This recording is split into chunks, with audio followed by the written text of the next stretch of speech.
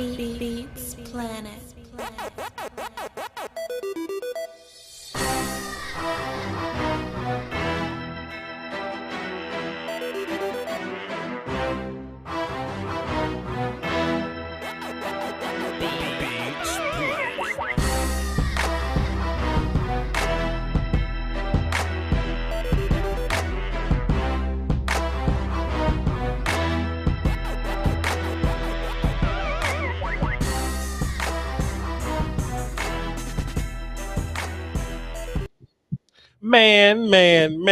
Man. Life is good. We are here with another one. We are here for day 2 reactions to the NFL draft. Let me just give a little war call for just being so comfortable with draft season, bro. Let me just one time. Oh no. Listen, so we're here. This is a all 32 production, you know what I'm saying? So this is more so us recapping what happened yesterday for a little bit, because once that clock gets going, we're going to be moving forward. And just some, general thoughts, answering questions, things like that. Is going to be a very interactive show like always. So, of course, we got a phone number right there. Tap in, let us know how you feel. 202-926-1127, access code 309104. And, of course, I'll be looking in the chat box, of course, because we will be getting busy over there as well, just in case y'all can't call in. Y'all may be in the time zone and it may be late at night and y'all can't wake your house up. I'm here for you. You understand? A few housekeeping things. Make sure you hit the like on everything, hit the subscribe on everything. I appreciate everybody that's migrated from the Voch Lombardi channel over to the volume. Live streams will be exclusive on the volume starting in May, so that's in like 2 days or something like that. So Monday through Friday we'll be going live at 3 p.m. Central. Be sure to tap into all of our live shows. Besides, and social media too. Look, the graphics team, the social media team, they've done such a fantastic job through the Twitter and the Instagram. Can we just get flames in the chat for our social media team, for our graphics team, for our editors, man, for holding us down? We got my guy Brum, point guard today, so salute to him. Get some flames for him as well. He ain't gonna talk to us today, but it's all good. One more housekeeping thing before we get started. This live stream is brought to you by Manscaped, the leaders in below the belt male grooming. They bring to you the Lawnmower 4.0. It is a wireless electric trimmer. You plug that mug up. No need for going to the store and getting brand new batteries. The heads are replaceable. As soon as they get dull, you pop them off. Go to manscaped.com. They'll send you some more. They have the ultra premium package. This is the collection of wet goods. Body wash, shampoo and conditioner, lip balm is in there. They got this spray on lotion in there, all top 10 stuff. They're trying to elevate your health altogether. Keep them nuts clean, man. If you're going to be inviting people to your man parties, you might as well keep them clean. You hear me? Now, Manscaped is not only trying to help your hygiene, they're trying to help your pockets, okay? Use promo code VOCH20, VOCH20. That is VOCH20 to get 20% off and free shipping. Manscaped.com is holding us down. We appreciate you. Let's get into this full-time work. You hear me? Yeah, hear me? Got flames in the chat, man. Look at the flames and look at all that fire. Y'all gonna burn something down, man. So like I said, man, if y'all want to give any general reactions to what happened yesterday, then cool, do your thing. Once the draft gets started, we're gonna move on. But listen, man, you can be upset at whatever pick that you made yesterday, but to be fair, me just being honest, as I am a Cowboy fan, but I'm draft guy first. I belong to the streets right this second. If we look at, the players that were taken yesterday, we look at some of the teams and how they drafted. The Cowboys weren't at the top in terms of first round production. And I got to be honest, you know what I mean? We wasn't the best. Normally I walk in this thing and I say, you know what, teams draft terribly. We're going to be at the back of the draft. That's what happens when you win football games. It just kind of is what it is, right? You just get the players that's at the bottom of the list. But, it was, we weren't the worst team that drafted yesterday. I mean, Cole Strange went to the Patriots yesterday, something like that. Cole Strange was a huge little reach, and I felt like the Cowboys pick taking Tyler Smith also was a reach. But just because you're a reach, just because you're a third round projected player, day 2 projected player, I had him at the end of the second, of course. Just because you're one of those guys doesn't mean you can't be a good player. It's just that It just is what it is, man. It's just that so we just look at my list right now. He's not on my top 10 list. And that is what it is. I'm going to be flat out honest with you. You know what I mean? Like it's he's not one of those guys that I would have felt great about taking in the first round. But he's here. That doesn't mean he's going to be a bad player. We're going to get a player in the second round, the third round, the fourth round that I think could be good players for you. It's just that we were in this weird spot that me and my other draft friends, my draft co-workers, internet people, whoever you want to, y'all in the chat, you may look and say, oh, well, we reached for Tyler Smith, but in real life, if we didn't get him, the team directly behind us was going to get him. And if the Titans didn't get him, the team directly after them was going to get him. That's just the reality of it. And we wanted to go hard on the interior. We wanted to address that early and at least get one of the guys that we felt good about. I'm assuming what in tarnation is going on this TV screen, bro. Regardless of how you feel, we only look at the player evaluation side of it, right? You look at the rest of the league, they value Tyler Smith a little more than the couch scouts, the YouTube social media scouts or whatever. So it is what it is, man. And maybe there was going to be this run on guards that we just didn't anticipate. So that's one thing to look out for today. When guys are gonna go. Now it's a gang of talent on the board left over. Some guys I thought was gonna go first round. We thought Boye Mafe was gonna be there. We thought Arnold Ebiketie was gonna be there. We didn't think Nakobe Dean was Nakobe Dean shouldn't be available day 2, but he is available day 2. I don't expect him to be around very long. If he's the 33rd overall pick, it wouldn't surprise me at all. So what I'm looking for today, and this is just from a Cowboys standpoint, because I'm a Cowboys fan. If y'all, whatever team y'all are, you can feel free to ask, and I can answer your question from your team standpoint. But what I'm hoping for is I'm hoping for a run on quarterback. I'm hoping for a run on running backs. I just want these runs to happen. So the draft is not on ABC today, so we don't have the local access. So we had to, find a way to watch the draft a little bit. Perfect. But my TV might be a little behind, but the rules stay the same. Chat, just do the best you can. By all means, from whatever little fibers is just floating in y'all bodies, please do not spoil the picks for the rest of the people in the chat. Now, once I react to it, that's ball game, because y'all here to watch. Y'all here to watch.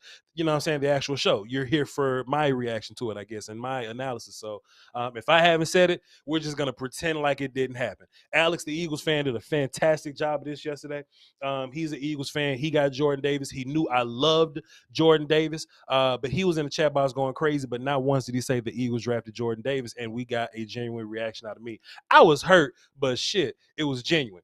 All right. So with that being said, though, we'll just get a few calls before we get a few calls on the line before the draft gets started, and we'll just hear from some of y'all till well shit, we on the board right now. Tampa Bay's on the clock. Interesting. All right, let's get James on the phone while I figure out why the hell Tampa Bay's on the clock. Go ahead, James. Hey, Voch, how's it going, my man? What's good with you, my guy? Day 2, you know how it go. Real quick, man, I just want to say just 2 things, and it's going to be short, but I just wanted to tell you, I first want to apologize for last night, man, because I'm going to tell you this much. I've been watching football for 41 years, but I'll tell you when it comes to drafting and all these other kinds of things, you know way more than I do. And I'm not going to lie, I was in my feelings too. I was on the ledge last night, and between you and Skywalker, you guys kind of talked me down.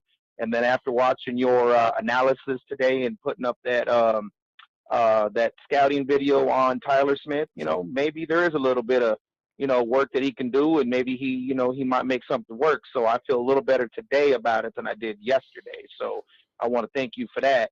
And when it comes to content and videos about players, I'm not trying to take anything away from anybody else, but you the best. Hey, man, listen, don't you worry. Don't you dare apologize to me. You take it back right now. This is just part of the game. We just talking. Love you to pieces, man. Don't even worry about it. What you think gonna happen? I won't even worry about it if you don't say nothing. But, hey, can I ask you a question? Please. I know you got a lot of guys that got nicknames, and I don't want to make it sound like I'm feeling kind of weird, but I've been a Cowboy fan for like 40 years, and I'm actually a Cowboy in real life, because I do go out and I do ranch work and things like that. Yes, sir. Would you mind maybe calling me like maybe Cowboy James or something like that? Hey man, whatever you want. I'm going to the phone right now. I'm hitting I'm set cool name, with that. All right, man. And I'm changing I'll holler at you. Don't hang up because I gotta set the name. Shit. Okay. Sorry. We're changing the name. I'm just excited about tonight. I'm just hoping that we can do something tonight, man. I got you, bro. Cowboy James. Appreciate you, man. All right, man. Yes, sir. Yes, sir.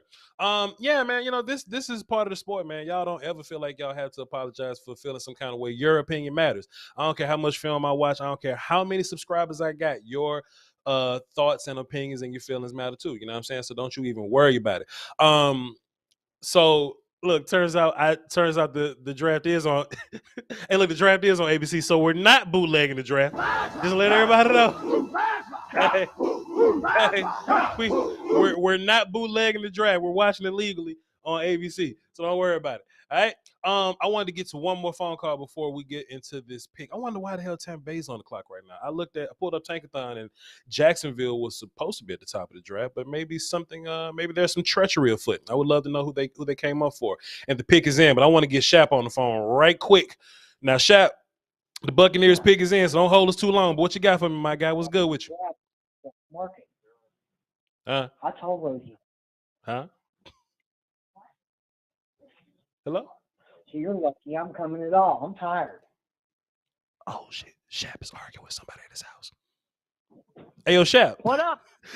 What up, dog? Hey, man, who the hell you arguing with, man? I was talking to my wife. Hold on, sorry. Don't put me on hold, dog. The pick is in. You're going to put me on hold. Sorry, brother. You good? Quickly, go ahead, though. Go ahead. I was talking to my wife about work because I got to go to work, and I'm putting on my work stuff, and they're allowing us to wear a Cowboys Shap, the pick is in. Work, so I was just telling her. I got you, Shap. She didn't know. Exactly. I got you, Shap. Dude, let's not have no marital arguments on my show. What you got for the show, man? Shap? No, cousin, we good. We're good. Okay. Anyway, what I was going to tell you, yesterday I was there live at the draft, right? Uh-huh. And all that mess, man, I was kind of shocked by the pick. Right.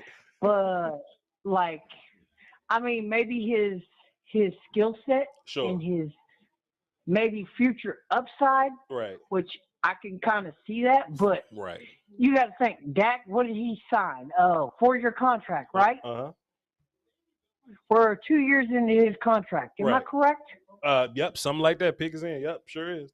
Okay, so speaking true facts and seeing the crystal ball, as Stephen Jones would like to say, right? We don't have time for 2 to 3 years of development. We sure don't have time. Hey, yo, Shap, hold your comment. Hey, yo, Shap, hold your comment. The Buccaneers pick is in. You're right. We do not have time. Shap is all knowing. The Buccaneers pick. Shap, not going nowhere. The pick is in, and somebody's walking to the podium really slow. Okay, that's old boy. Let's see what we got here.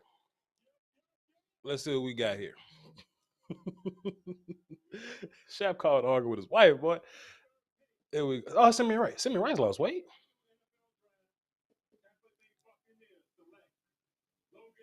Logan Hall, defensive lineman from Houston. Solid pick. And I'd imagine he was a guy that was being looked at the end of the first round. We heard some hype that Logan Hall would possibly be like an end of the first round guy. I think it's interesting that we get him here, though, that we get him at 33 overall. And I'm assuming Tampa Bay moving up for him kind of showed like what his stock was, I guess, or whatever. But hey, cool player. I think he's it depends on what you think of the player. If the player is good, then they're a hybrid player that's versatile. If they're bad, they're a tweener. So it depends on what your opinion of Logan Hall is, but he's a guy that can play inside and outside. You would imagine that since he plays for Houston that he hasn't had very much competition to play against, but they played Tulsa, they played Memphis, they played I think they play like Kentucky or something like that too, and he's gone against some pretty good talent. So Logan Hall is a player that I liked. Is he a guy that I would have taken at 33? I don't know, but I think he's going to be like a base defensive end for you that can do front side things and like pass rush from B gap and stuff like that. So that's what I think Logan Hall is. Y'all give me 2 seconds. Bro, you ain't gotta do nothing. Y'all ain't gotta go nowhere. Let me just cut my ceiling fan on because it's Texas and it's warm as hell. Y'all ain't gotta go nowhere. Just 2 seconds. Hold on. Y'all gotta go nowhere. We good to go. Here we go. We good to go. We back. Here we go. go. We didn't need that music. But yeah, man, Logan Hall, man. Cool player, fun player, man. He was on the list of, when you walk into this, you go, okay, what Cowboy guys would I like, right?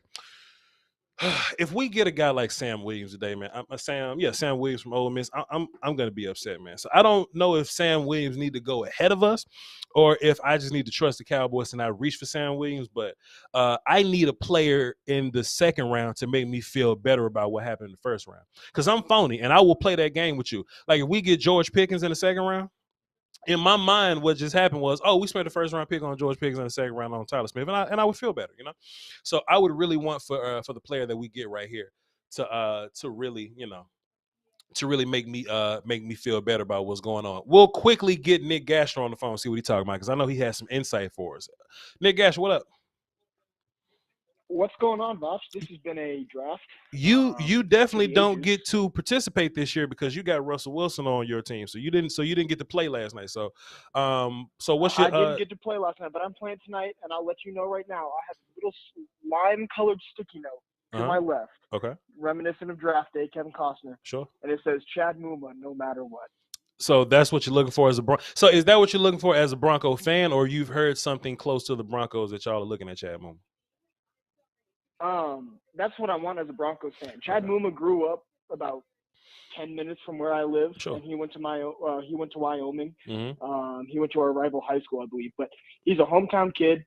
He's a good linebacker, especially at 64 at the end. Nick, you make me sick. Nick, time out. Nick, you make me sick because you're 17 and you talk about these people that's growner than you and you call them kid because we call them kid. You're 17. You can't call Chad Muma kid.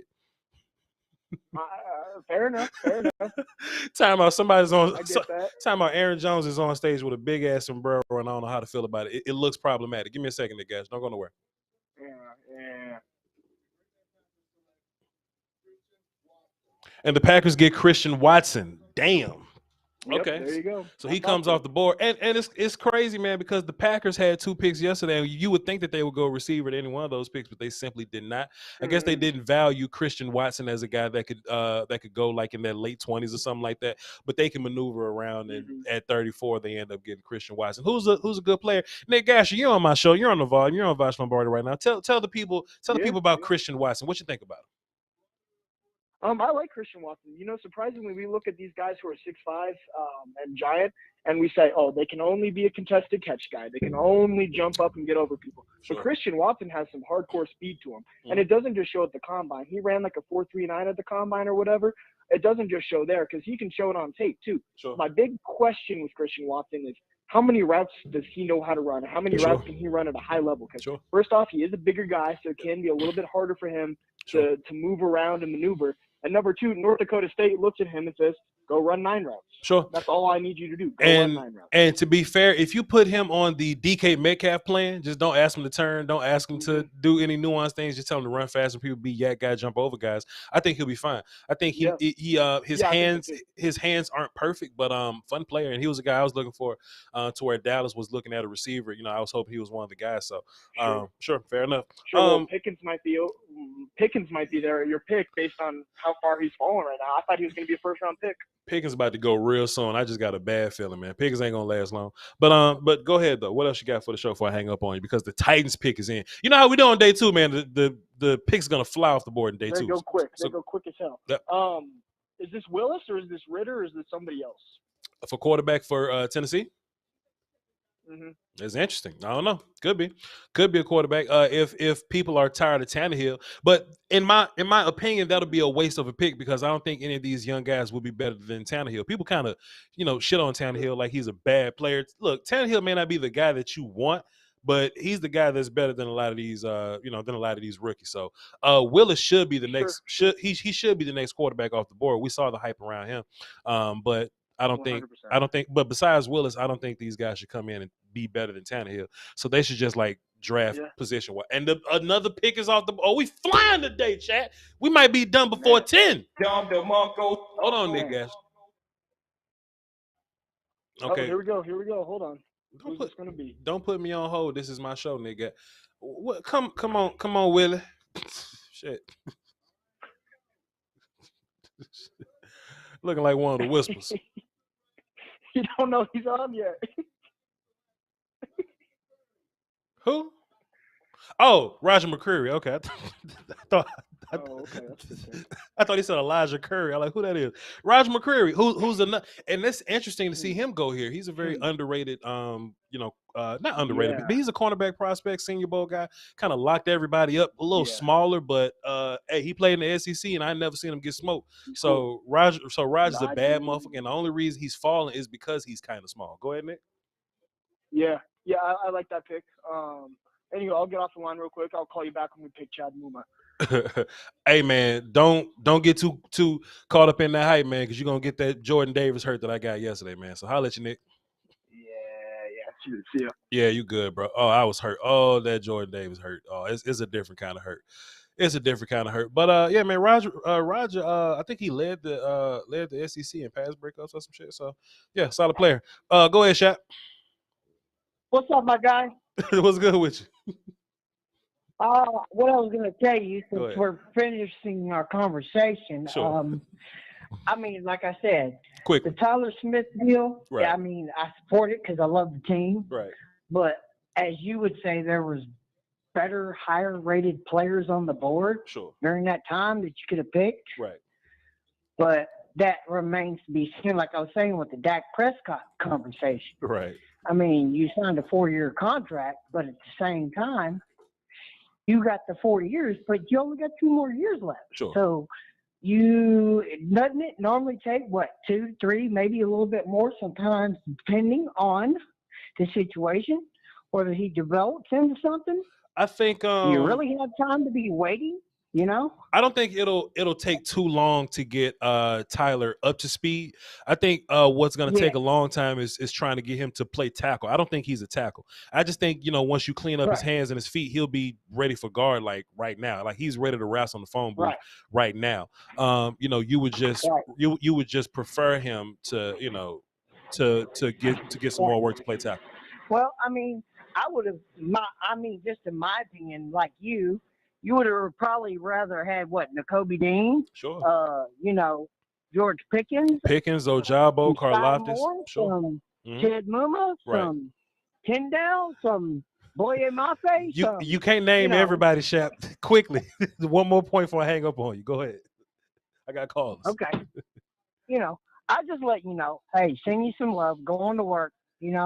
I just wanted to give you my thoughts. I mean, I was there yesterday and really didn't get to announce the pick like I was promised, but it is what it is. At the end of the day, I still love the team, and I'm going to rock with him, and I rock with you. So much love, fam. That's all I can say. Hopefully we can get things turned around. Yep. Yo, Shaq, appreciate you, man. Have a great day at the job, Doc. Yes, sir. Hey, man, look, Shaq. Hey, man, Shaq went from, Voch, I might be doing the pick to they promised me to pick. And I ain't get to do it, so I'm mad. Shouts out to Shaq, man. And look, man, Shaq started naming people. I was like, bro, if we'd have picked Channing Tindall in the first round, I'd have been mad too. Or Chad Moom in the first round, I'd have been mad too. But shouts out to Shaq, man. Shaq's my guy.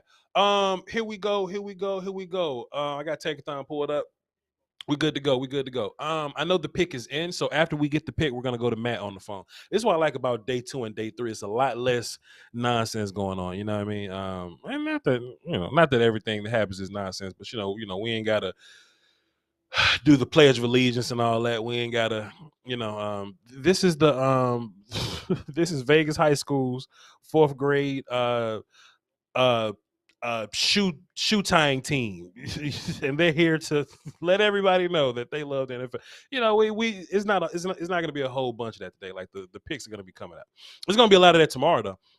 There's going to be plenty of that tomorrow. There's definitely going to be a mascot announcing who the hell Green Bay picking in the 7th round, but it is what it is, though.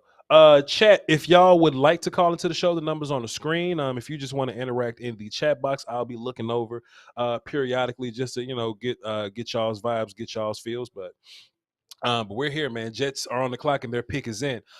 It's so much talent on the board, and based on some of the mocks that we saw leading up to it, and just hearing different rumors, it's a lot of guys that we thought could go first round. It's a guy that we thought could go round 1 that are like just sitting here, like Boye Mafe. We heard Arnold Ebiketie was around. Hey, there's Revis.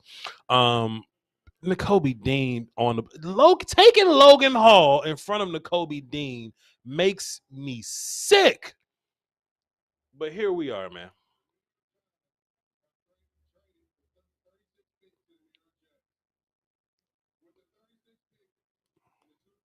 So the Giants traded back. Breece Hall, running back to the Jets. I know we were hearing a lot about Breece Hall going into the process that he was probably going to be like a Buffalo Bill type guy. And we're hearing rumors that Buffalo may go for him in the first round. Shouts out to Buffalo for doing the right thing and not taking a running back in the first round. But Breece Hall, he's my running back too, but he's a lot of people's running back one, in which I understand because he's more of a complete back than Kenneth Walker. I think it's going to be between those two guys of who's going to. Well, to be fair, we don't know who the better guy is going to be. That's going to be like situational stuff. Like whoever the better fantasy football dude is, that's going to be dependent on what team it is. But I looked at Kenneth Walker as the better runner, so that's why he was on my board higher than Breece. But Breece is the more complete guy. So if you want the guy that's the better route runner, the better catcher, blocker. Sure, blocker, whatever. And he's a good runner in open space. Keeps his feet moving, kind of like that. Hey man, good pick. Good pick. Now, this is the funny part, right? And I might take that back. I don't want to take that back. I don't want to take back the idea that I think Breece Hall is a good pick, because I think he's a good pick. But if you think that you're the Bills and if you're the Bills or whatever, and you're like a running back away, then maybe you take Breece Hall in the first round. You can like live your life with that. But if you're the Jets, I liked what they had with Michael Carter last year, to be fair. We're just talking about the Jets right now. I like what they had with Michael Carter. And them being a team that I feel they need more shit than a second running back that's just going to come in and crowd their running back room. I don't know, dog. I think this would have been a great time for the Jets to stockpile some other little picks or whatever, to do some other little things, man. But hey, if they wanted to go running back, then that's fine. But I like what they had at running back. Hey, y'all like it, I love it. You know what I mean? Not my team. Me as a Cowboys fan, I love the pick because I need running backs to go. I need linebackers to go. And to be fair, since I know we're not picking guards can go, to be fair. So there we go. But Voch, didn't Jacksonville trade up to the Bucks pick? I think that's why Tampa was at 33.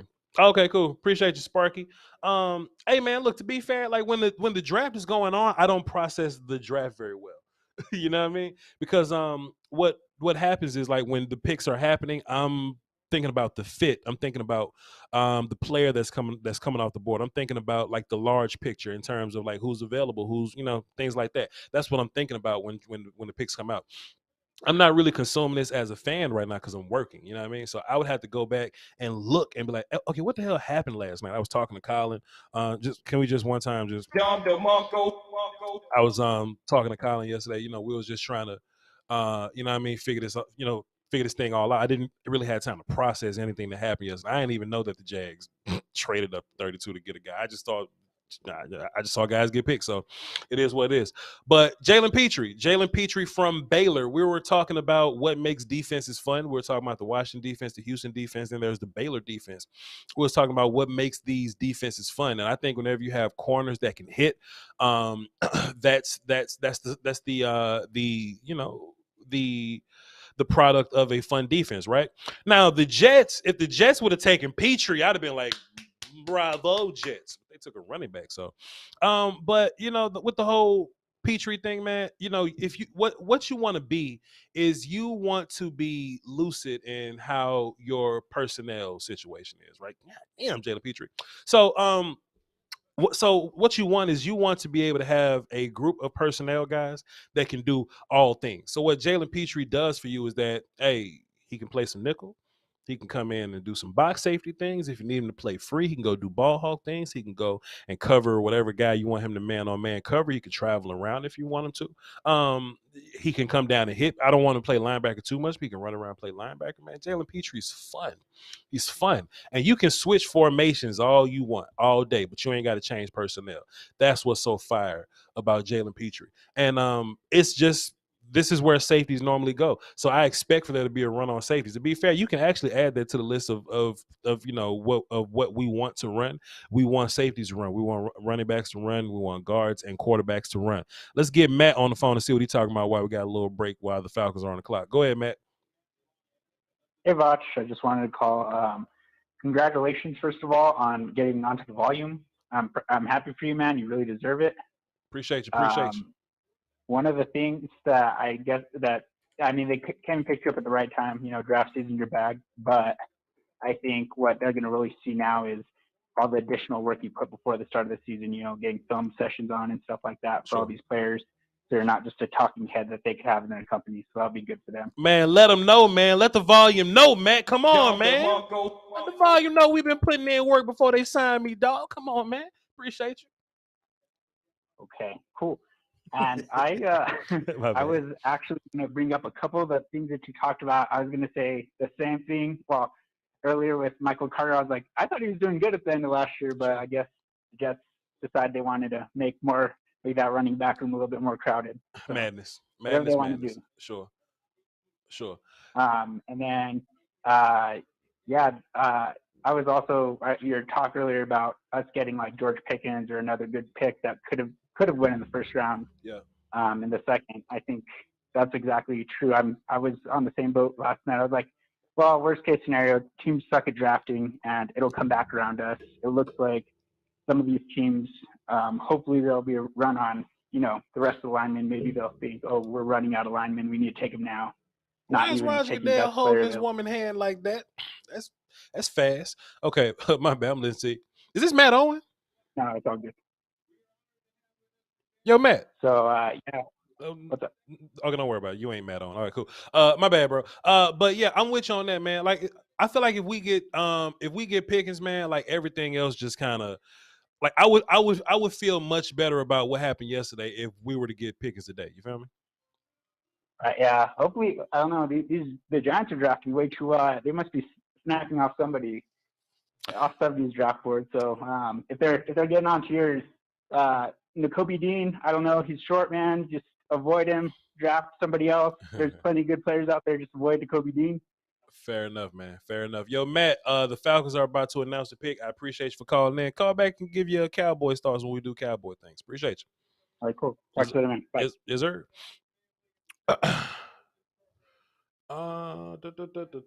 Let's see. Same. Carter was solid. Yeah, man. I feel like the Jets could have used that pick to, I don't know, like shit, do something to help they do something to help their goddamn young quarterback, like draft offensive line or something. Draft somebody. You know what I mean? Wide receiver or something. You know what I mean? I forgot who the Jets drafted yesterday. See what I'm saying? Like it all just runs together. I'll go look right now.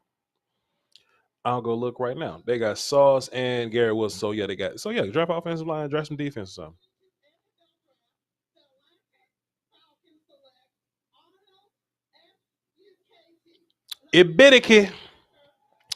Arnold Ebiketie. So we knew that the Falcons were going to be in the pass rush sweepstakes at some point. We thought that it was going to be like a Jermaine Johnson type deal. We thought that if Kayvon Thibodeau was there, that they were going to get him. But if they didn't get Kayvon Thibodeau, that they would be looking directly at edge with their second round pick. And to be fair, it's a lot of edges up in here, like right up in this little pot right now. So they can pretty much get whatever guy they want. Now, edges are coming off the board now, but going into their pick, you really have the luxury to just kind of pick whatever guy you wanted. So, hey man, shouts out to Arnold Ebiketie. I think it's a good pick, man. I think the Falcons are one of those teams where they can just draft whoever they want, man. They can just take any position because I think they're officially like a rebuilding team now. I think when you have Matt Ryan, and don't get me wrong, like even with Matt Ryan, you can lose ball games, but it's something about moving on from Matt Ryan or moving on from your franchise quarterback that just simply makes you a rebuilding team now. Kind of like the Seahawks are or whatever. So yeah, the Falcons are officially like a rebuilding team now. So, hey man, build a house, and don't take a quarterback till it's time to take one. Arnold is my 10th ranked edge player, which is cool. I think Cam Thomas, Boye Mafe, Arnold Ebiketie, Kingsley Enagbare, Logan Hall, if you wanted to look at him as an edge guy, I think all those guys are like bunched in similar or whatever. So it's like a flavor of ice cream kind of deal. Let's get Short Dog on the phone before we get the Bears pick. What up, Short? Kind of just chilling, bro. Trying to get up under it, Sure. letting everything get down. Hopefully that Pickens comes. And what you thinking with the rest? Why don't you tell me what's going to be? Would you like Travis Jones? Would you like Pickens? Would you take Dean? What are you hoping for right now? I don't think Dean's gonna make it. If Dean makes it, I'm humping the chair. Short Dog. If Dean makes it, the crime rate going down, Short Dog. If Dean make it to 56 and we taking him, we going to Golden Corral. You feel me? We're going to go to First and get some Salisbury, and I'm going to unload this 150-round clip that's legal right now. Yeah. I feel you with that, Voch. Right. All right. So that's what we're looking at right now. I just want to know what we're with. I'm going to get back in the call line, and when the Cowboys hit, then me and you hit, and we'll see how it's going down, bro. Last night was a little bit saucy. A couple guys got their jaws checked. Mm-hmm. No disrespect, but how it goes down, bro. Bad day for the Cowboys, bad day for everybody. Sure, Dog. Just hey man, just look out for Dean, look out for Pickens, and look out for Sky Moore. I think those are some guys that we can celebrate about. If we get Sky Moore, Voch and Jeff Kavanaugh will forgive all things that happened yesterday. So appreciate the show. Right, that's what I'm hoping for you. Hey, and I'm just thinking, bro, you know what? Everybody is just following your draft. Once you went on because I'm a numbers guy. Men and women lie, numbers don't. Sure. They were at 250,000, bro, when you first started. I think really that you have about 30,000 that just rock with you till it's over. And I've seen all of them come on your side. I need everybody from Voch. I don't know how the hell you guys are so crazy, bro. Listen to me. Come over to the volume side, bro. That's what we're trying to build up right now. Why 600 of you on Lombardi? I feel you. He's doing it for you a little bit slow, but come on, bro. Before it's too late for the rest of y'all. Come by and get it, dog. Well, the servants how before you lose, y'all see. Everything else is gravy. I'll call you when the Cowboys hit. And if you know Pickens Dean up, it's lit. Hey, Short Dog, appreciate you, man. Yeah. Hey, man, you gotta love Short Dog, man. You gotta love Short Dog to pieces, man. You say, look, women lie, men lie, numbers do not, man. So if y'all watching on the Voch Lombardi side, please be sure to come over to the volume side. We'll be going live exclusively on the volume starting in May, which is 2 days. Let's get we got a little more time. Let's get JR the mailman in here, see what he's talking about. What up, JR? Yo, what's going on, Bot? I ain't cool, my guy. Just trying to process day 2. What you got for me? Yeah, I'm gonna get to it real quick, man. I hadn't really been catching up with everything, but I was just wondering. I wanted to ask you: is there something with Nakobe Dean tape that's got him falling like that? It's definitely not his tape. I think what it is that he's first of all, he's a linebacker, and off-ball linebackers already get a bad rap. Then he's kind of small, but he played linebacker in the SEC, so I ain't trying to hear none of that. None of that small shit. But then, he had an injury in the offseason or whatever. So he really didn't test. Like, he didn't get a chance to run. He didn't get a chance to test athletically. But I've watched the man film, and based on his film, I've seen all I need to see. You know what I'm saying? So I'm not overthinking it, but I think some of these teams are. What are we like pick 60 or something like that? 46. I mean 56, pardon me, 56. It would be cool to see him fall that low, but I don't think we'll take him though. I think if Dean falls to 56, I think your hand will be pushed to take that guy. Your hand will be forced to take that guy. There's no other way that you can. Yeah, that was my only question, man. I ain't gonna hold you, but I was just wondering because I was seeing, I'm like, he constantly falling, and it's a lot of linebackers that were going like edge rushers. A lot of edge rushers going. Yeah. Before him. Yeah. So. Yeah. Appreciate it, JL. Good call, man. All right. Kyler Gordon right here. Yep.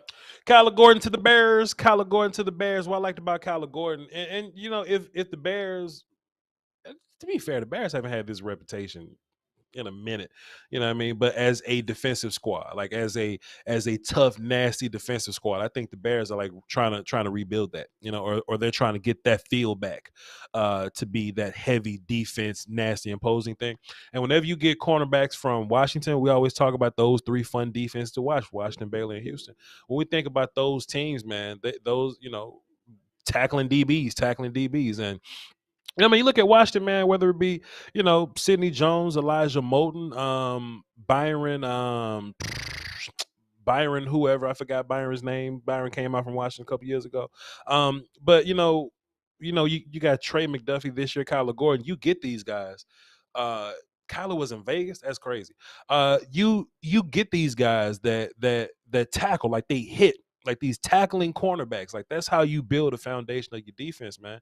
Like, we all know that linebackers hit, your front line's gonna hit. But if you get if you get corners that come up and tackle, man, like that's setting tones for your defenses, bro. And that's what you get from both of these Washington corners, really. Now, Trent McDuffie, I feel like Trent McDuffie was the better of the two. Trent McDuffie was the more versatile corner. Like he can do man and zone kind of things. I think Kyler Gordon is like purely like a cover 3 kind of guy. Like, can you coach him to do other things? Sure. But just based on his film that we saw in Washington, he's a cover 3 guy. But tackling. That's what we got from him. So shouts out to the Bears taking Kyler Gordon. Good pick. Keep letting Nakobe Dean fall. I ain't going to say nothing to you. Trey from Shreveport on the phone. What up, Trey? With advice, what you got going with that? Man, cooling, my guy, man. Just at work, chilling, Yeah. I was on the clock yesterday when the draft came on and shit. Sure. But I just wanted to ask you, man, what we got out of our draft, the dude we picked yesterday, because I don't really know too much like about college anyway. So Tyler. So especially offensive line, I know there's you all the way, so I know. Straight up. What you think about it? Straight up. So this is what I want you to do, Trey. Voch says this. After we have this call, I want you to go on YouTube, right? Type in The Volume. Right. Once you type in The Volume, Voch put out a film session this morning on Tyler Smith. It wasn't on the Voch Lombardi channel, but it's on The Volume channel. For everybody listening right now, if y'all wanted like a film session on Tyler Smith, it's over on The Volume. So go over there, check it out. The Volume on YouTube. Right. But he played tackle at Tulsa, and I don't think he'll play tackle very well in the league because he's just kind of stiff in the hips. He doesn't his footwork isn't refined. His hands aren't perfect. He's really a wild man. But if you just put them in guard, you can not worry about some of those things. Sometimes when guys miss with their hands, it's because they're thinking and they're anticipating, right? So when you're on that island, you may go kick, you punch, you may miss. If you're at guard, it's more so like kick, punch, because it happens so much faster in there. So you can get away with wrestling guys inside. So if people didn't like Connor Williams because he wasn't very physical, he was more of the athlete. What you get from Tyler Smith is you get a player that's big as hell and as athletic, not athletic as Connor Williams, no, but he's a good athlete, and not just for his size, but just in general, fantastic athlete. But he's strong and he's mean and he's nasty as hell. You're gonna see when you watch my film session over on The Volume. He's always trying to finish people. He's trying to smoke people. He's trying to explode people. Super angry, bully, physical type player. Some people looked at Trevor Penning and called him like the bully of the class. I just think Trevor Penning was like extra. I think the real bullies were Ikem Ekwonu and Tyler Smith. Did we kind of reach for him a little bit? I had him as a late second round guy on my board personally. But hey, he's on the team now, so he's gonna come in and play guard for you. He's gonna wrestle the shot of people, and hopefully he can play tackle for you if you refine his nastiness and his skill set. So one more question, man. What we looking for tonight? What you think? Something good. Something good. I'm looking for I'm looking for wide receiver mostly, but I'm looking for names, right? So if we don't get Sky Moore or George Pickens, then your wide receiver board kind of looks a little different, and you don't want to just reach for a receiver for the hell of reaching for a receiver. Both of them wide receivers, Sky Moore, George Pickens. Sure, 100%. If they there. But like Nakobe Dean is there. We end up with a guy like Boye Mafe at 56. I'm fine with that if you want to go pass rush or something like that. I think that's the Georgia linebacker. I heard his name. Georgia linebacker. Yeah. Okay. Which number? Shit, 17, something like that. I think 17. Yeah, okay. 19. Yeah, because Georgia they had a deep little defense. Okay, so we're not getting Boye Mafe at 56 because his ass done went to Seattle. So that's cool. It is what it is. Just keep letting Nakobe Dean fall down. I'm gonna call back Voch after, man, because like I say, I don't know what I'm looking at until they get drafted, bro. Hey man, I don't know nothing about the college. Yo, Trey, don't worry about it. That's why I'm here, man. You hear me? That's why I'm here, Trey. Don't worry about it. That's why I follow you, my guy. Appreciate you, man. Talk to you later. All right. Hey, yo, chat, man. You know, I ain't saying nothing, but, you know, so 41, 42, 43, 50, 51, 52, 53, 54. Yo, chat. Yo, chat. Hey, man, we got a long way to go, but it's looking all right, man. It's looking okay, man. I'm about to take a sip of my tea. Can I get my wide receiver board on the screen, Brother Brown, please? Just so I can see what my wide receivers looking like, see what we got left over here. I know that Pickens was the guy that we're looking for, and I know Sky Moore is the guy that we're looking for. The rest of these guys are kind of gone. Khalil Shakir is more so of a third round guy. Metchie is more so of a fourth, possibly third. Calvin Austin could be a third, possibly fourth. Jalen Tolbert is another guy that could be third, possibly fourth. So we got wide receiver options, man. We got wide receiver options. Alec Pierce is a guy that, you know, you'd be fine with, but he's not in my top 15, so that is what that is. If y'all want to call into the show, the number's on the screen, and I'll give y'all an opportunity to do that. 202-926-1127, access code 309-104. Let's get this call in, see what they're talking about. 480. What's up? Who this? This is Mr. Domino right here from Arizona. Mr. Domino, what's good with you? What you got for the show? Chilling. I was wondering, is there any defensive lineman or other offensive lineman you'd want to take? Obviously not in the second round, but later on in the draft. You know, if the Cowboys want to look at Cam Jurgens at center, fine. But what I want to do is I don't want to draft redundancies, right? So I like the idea of trying to upgrade center. But if you can't get it, what is Seattle doing? What is Seattle doing? What in the shit? What in the shit is Seattle doing, man? Listen, my bad, bro. Shit. No, you good. Domino, Mr. Dom. Listen, what's the question, dog? Seattle blowing me, bro. They got 7 running backs on that damn team. The running back they just spent the first round pick on, Rashad Penny, finally doing something. Finally's doing something. Finally. And you only crowd that room up a little bit more. What kind of fucking? I don't get it, man. What is Seattle doing, bro? I thought y'all was rebuilding. I thought y'all was rebuilding. What y'all doing? My bad, Domino. Look, man, ask your question again because I forgot it because Seattle bothered me, man. But go ahead, though. What you got? My bad. Yeah, is there any defensive lineman or offensive lineman you would take in the later round? Yeah, I don't want to draft redundancies or I don't want to not improve. So if we draft a center and he's not going to be better than Matt Fournier, then I don't want to draft center. You see what I'm saying? So, you know, we look at a guy like, Travis Jones, you know what I mean, from UConn. If we can get him, that'll be a good D lineman we can get. And we mentioned some edge guys earlier. Cam Thomas is a guy that we like. Offensive line. If you want to go swing tackle, I mean, guys like Abraham Lucas is there. Kellen Dyche is there. You wouldn't want to get too redundant with like guards or whatever because you just got a guard that can play tackle. So if you were to go offensive line, it would be center. But if the center's not better than Fournier, I'm not trying to go there. You know. Gotcha. Yeah. All right. Well, that's all I have for you. Keep doing your thing. Go Cowboys. Hey, appreciate you, man. Tap back in with me later, bro. Yes, sir. Chat. Y'all want to call into the show? The number's on the screen. What is Seattle doing? What is Seattle doing? And look, don't get me wrong. I like Kenneth Walker. I love him to pieces. I'm a fan.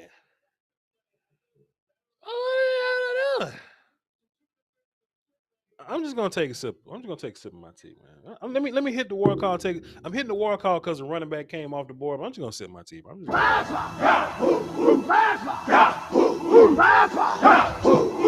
Bro, I don't know what incarnation the Seahawks are doing, bro. But you know what, chat?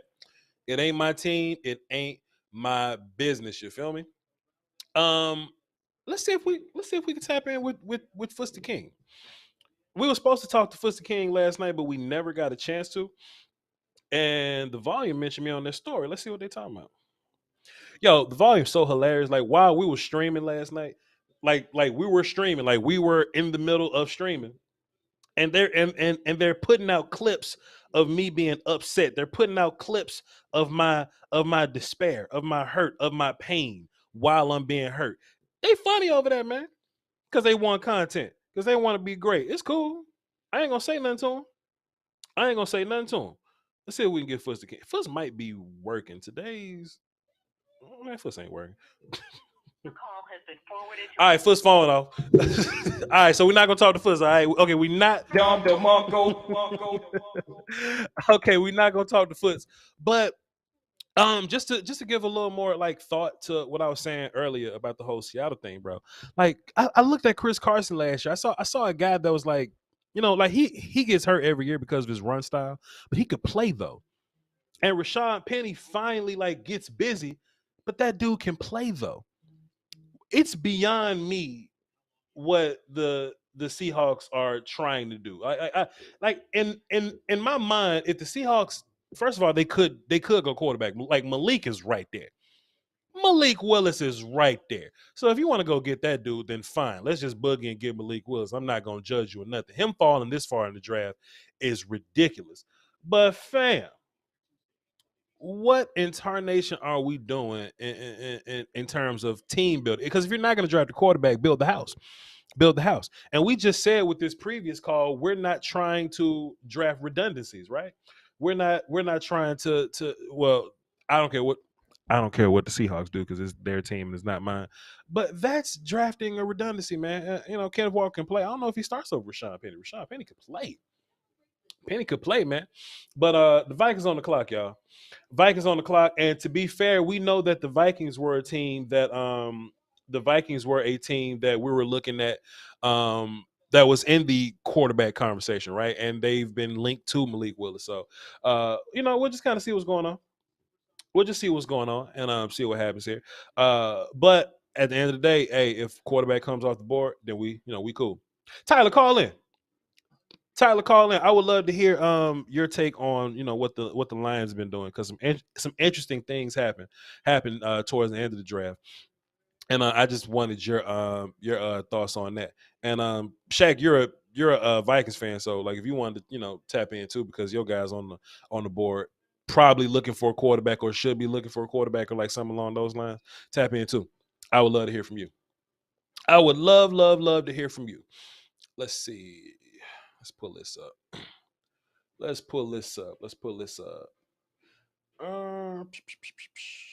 Oh snap! Went from Voch stream to the volume stream. Philippe, that's what we need from y'all, man. Like and don't get me wrong. Like it's not like the Voch Lombardi stream or the Voch YouTube channel is gonna shut down or anything. You know what I mean?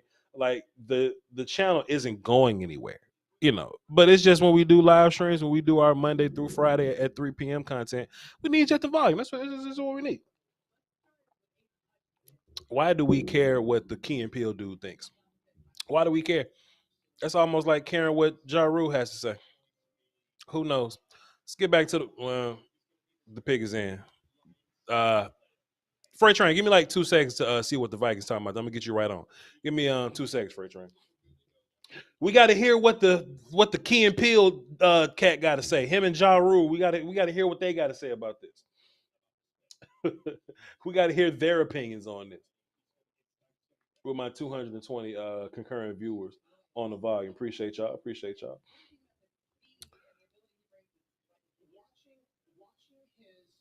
Are we really asking the Key and Peele dude what we think about prospects? Are we really asking the Key and Peele dude? The Vikings pick is in, and we was doing such a fantastic job of moving at a the lady holding the microphone is appalled. She don't even want to be there no more. We were doing such a fantastic job of moving at a really good place. But the Key and Peele character... Let me get Freight Train on the phone. Let's get Freight Train on the phone. If y'all want to call it, time out, Freight Train. Hey, hold on, time out, Freight. Hold on, Freight. If y'all want to call it to the show, number is 202-926-1127. Access code 309-104. Numbers on the screen. Go ahead, y'all. Go ahead, Freight Train. My bad. Hey, man, what's going on? I'm just sitting here watching the draft, and I just love how a lot of these players are going to have such nice big chips on their shoulders that are falling. And I'm just excited because we're still going to be in good position. We got 8 picks. Sure. And my thing is, we just use our head and let's get what we need to get. But I'd love to get Travis Jones right here. Sure. And just go ahead and get him and use them other 7 picks to do whatever we need to do, man. Sure. Travis Jones from UConn. He's the Jordan Davis consolation prize. If you couldn't get Jordan Davis at the top of the first, then Travis Jones in the second round would be a good little party for you. We're going to Golden Corral if you can get Travis Jones. So I hope the Cowboys like him as much as we do. Go ahead. Man, I hope so. And my thing is, I mean, I just can't wait to see I'm looking at our 56 pick, and then what we're gonna do at 88. I just want to see what's the future gonna be. Sure. What they're doing. Cause I know everybody wasn't happy last night with what I was, because I had been watching that dude a little bit. I said, man, just put him in that guard and call it a day. Sure, good play. And let this maul, man. But I'm gonna let other callers get in.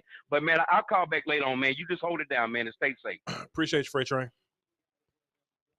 Yes, sir. Yes, sir. Yes, sir. And there go y'all's guy, Andrew Booth from Clemson. Now, who is this lady jumping on in front of the camera? Sit down, woman. Who is this lady Who is this woman? Woman, get out what is y'all get out the way. What y'all doing while Andrew getting drafted in front of the TV? What's going on over there? What was I saying? Andrew Booth, cornerback, Clemson. Now, when we break down players, when we have these conversations, man, the one thing that I don't want people to do is hold one game again. This woman's still jumping up trying to get in front of the TV. She in front of this her 15 minutes. This ain't about Andrew. This ain't about Andrew. It's about her. This is about her and her braids. This is about her and look at her. Look at her. All in front of Andrew. Sit down. What was I saying? Andrew Booth. I don't want people to get too caught up in like one performance. You know what I mean? I don't want people to get caught up in one game and they make an assessment on a player. They're not gonna show it on this because it's the highlight reel. But when Andrew Booth played against Ohio State, when Clemson played against Ohio State, Chris Olave just kept running past him. Chris Olave could not help himself. Every time Chris Olave took 6 steps and Andrew Booth was lined up on him, Chris just found a way past him, and it looked bad for Andrew Booth. And that was the first game I watched, because sometimes when you watch film, you go, okay, what's the best game from him, or like what's the best competition from him? And when I looked at him, I was like, okay, Booth versus Chris Olave, and Chris Olave smoked.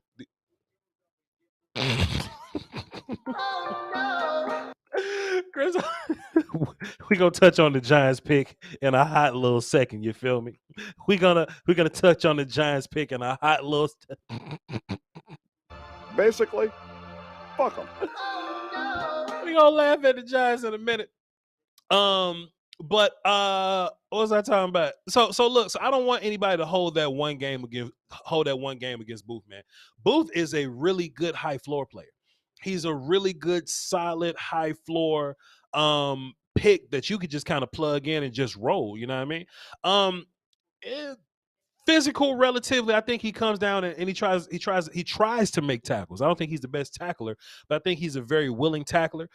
Great size. I think he'll be great as a cover 3 guy. Y'all tell me what the hell the vibes are over there, system wise or whatnot. But Andrew Booth, just as a player, just as a size guy, just as a run around guy, hey man, fun player. I like the player. He wasn't in my top 50, and he wasn't in my top corners list. But just because you don't make those lists, it doesn't mean that I hate you as a player. It just means you just didn't make that list respectfully, right? But I just want to hey, look, when y'all go watch film on, Andrew Booth, man, just don't take that Ohio State game too seriously. There's some better film out there of him. I think this a little high for Andrew Booth, in my personal opinion. I think there's some better players on the board than him. But hey, if that's y'all guy, go ahead and take him, man. I ain't mad at you. Y'all want to laugh at the Giants real quick?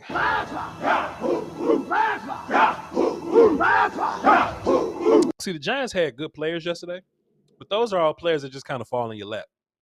When I was talking to Colin Cowherd yesterday, when I was talking to Colin Cowherd yesterday, I explained to him that sometimes when you're in these top picks or whatever, the picks pick themselves. So if you're the Giants and Kayvon Thibodeau falls to you, or your favorite offensive lineman kind of falls to you, it doesn't take skill. It doesn't take skill to. The Texans are on the clock. Did they trade or something? I don't know. It doesn't take skill to draft Kayvon Thibodeau if he fell to you. It doesn't take skill to draft Evan Neal if he fell to you. You see what I'm saying? But this is what I like. Voch love this. Voch love this. The Lombardi loves this. I love when you a team that can't draft and you in the middle of that deep ass water, you start making mistakes. That's what I like. I actually forgot to mention something, right? And look, Wan'Dale is in my top 15 wide receivers. He's on the list. You're at the bottom of it, but he's on the list. And that list reflects, first round guys, second round guys. But once you get past like pick number, once you get past like wide receiver 12 where Calvin Austin is, I think that's where like the fourth round guys are kind of going. Jalen Tolbert and Calvin Cook going to third. But I looked at Wan'Dale as a fourth round guy. But when you sitting in the middle of that, when you sitting in that draft water, and all the picks start to look similar, and you look at Wan'Dale Robinson on the board, and you look at some of these other players, and you choose Wan'Dale over them players, Voch get to laugh at you. Now, this is my whole thing about Wan'Dale Robinson. If you bringing in Wan'Dale Robinson to try to be what Kadarius Toney was to your team, this is the funny shit about it, chat. There wasn't even time. Kadarius Toney wasn't even a Giant long enough for him to be a replaceable Kadarius Toney. Oh, well, Voch, is he going to come in and be the new Kadarius Toney? Kadarius Toney wasn't even the damn Kadarius Toney for the Giants. So now the Giants are sitting, they just sitting there looking and say, hey, man, what are we going to do about this Kadarius Toney situation? What are we going to do about this Kadarius thing? We're going to draft somebody that's not as good as Kadarius, that doesn't fit as well as Kadarius, that's similar to Kadarius, but not as polished of a receiver as Kadarius, and can do less things versatility-wise as Kadarius. And not only are we going to take that guy, but we're going to take him at the top of the second round. I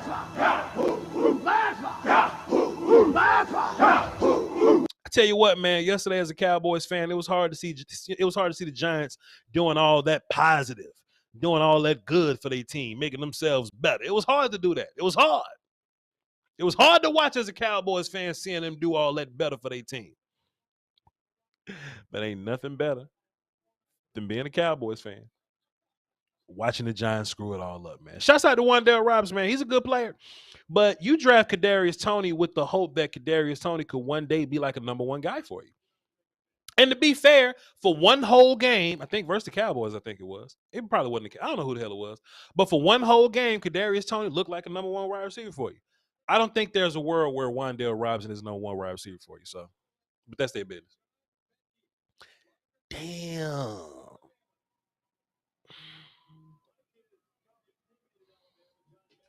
Oh, no. So this kind of like another one of them picks, right? This is another, but this is a little weirder, right? I'm a little more upset about this. I think John Metchie at 44 is kind of reaching too. I think John Metchie at 44 is a little reachy, in my personal opinion. I think even if he didn't get injured, he'll be more so of an early third round guy, maybe later or something like that. I'm kind of liking the idea that teams don't like George Pickens. Just keep letting him fall to 56. I ain't gonna say nothing to you. Cowboys like to take chances on, players like that at 56. Let's take a chance on, let's just not even touch George Pickens till the Cowboys gonna clock. I ain't gonna say nothing to you. I'm not gonna judge you. But John Metchie's a player that I was looking for as a Cowboy fan. I was looking for John Metchie in the sense of if he's injured, I was hoping he could fall so that my team can get him in the fourth. I like John Metchie, but as a third round guy. But John, but John Metchie right here. Oh, no. But that's what happens. Now, yesterday, if you the Houston Texans, and you at number 3, and you take Derek Stingley, you can't miss. You take Derek Stingley, you don't miss. Hey, man, but when you the Texans and you in the middle of this draft water, you got to make them picks, buddy. When you in the middle of this draft water, you got to make them picks. And you got to make them properly, man. I like John Metchie, bro. I thought it was gonna be a late second guy, but to see the Houston Texans take him early in the second like this, I mean, I thought he was gonna be like an early third guy, but with the injury, I thought he was gonna be like a late third, early fourth guy. But with them taking him at 44, blessings. Blessings to him. Cornelius Edwards, appreciate you, bro. He dropped a diamond super chat, says, Big Voch moving on up like elevators. Me and you like Tony. That was a good look yesterday with Colin Cowherd. Hey, man, appreciate you for tuning in. Appreciate Colin Cowherd for, coming on to the show and, blessing us with a little bit of content, you feel me? And Family for God dropped 5 of the super chat, says Pickens. Appreciate you for your super chat contribution. Another trade happened? That's crazy. Let's get V from Dallas on the phone while I figure out what's going on with the trades and stuff. What up, V? My guy, how you been, man? Man, coolin', man. Just watching this draft, trying to make it all make sense. You know how I do. Word. So I'm a Cowboys fan. Sure. I gotta ask, man, with the tackle that we took yesterday. Sure. Does that say more to you about Connor McGovern and how the Cowboys view how they have to protect Dak Prescott versus trying to improve the defense? And I'm looking at this in totality of they also let Randy Gregory go. Sure. They have a stud in Michael Parsons. I know they signed Fowler, but I just want your thoughts on that as far as like the upside of improving the offensive line versus trying to help out the defense. So I tell you what, man, if we had a choice of which coach you want to have the better talent, it would be Kellen Moore, because we've seen Dan have the expertise to take players that we didn't think that highly of and turn them into something. Like Malik Hooker wasn't a guy that was like high, but with Dan Quinn, you know what I'm saying? Or Carlos Watkins or J-Ron Kearse, or just like pick a guy, you know what I'm saying? Or Dorrance Armstrong, bash him, So we know that Dan Quinn has the uncanny talent to turn shit and turn it into sugar. Kellen Moore can turn sugar and turn it into shit. You feel me? So if I want anybody to have the more talent, I would want Kellen Moore to have the more talent. So I'm perfectly fine with that. Gotcha. The only other question I had, I'll let you go and maybe call back later, man, was George Pickens. I know I've heard you talk about him or Sky Moore. George Pickens or Sky Moore? Right. I think I got George Pickens over Sky Moore. But if we end up with either, we going to Golden Corral, dog. You feel me? I appreciate you, man. Stay up, brother. Appreciate you, man. Yo, man, the Ravens just, you know what I mean? The Ravens just, they get richer every year, bro. I think the Ravens are really tuned into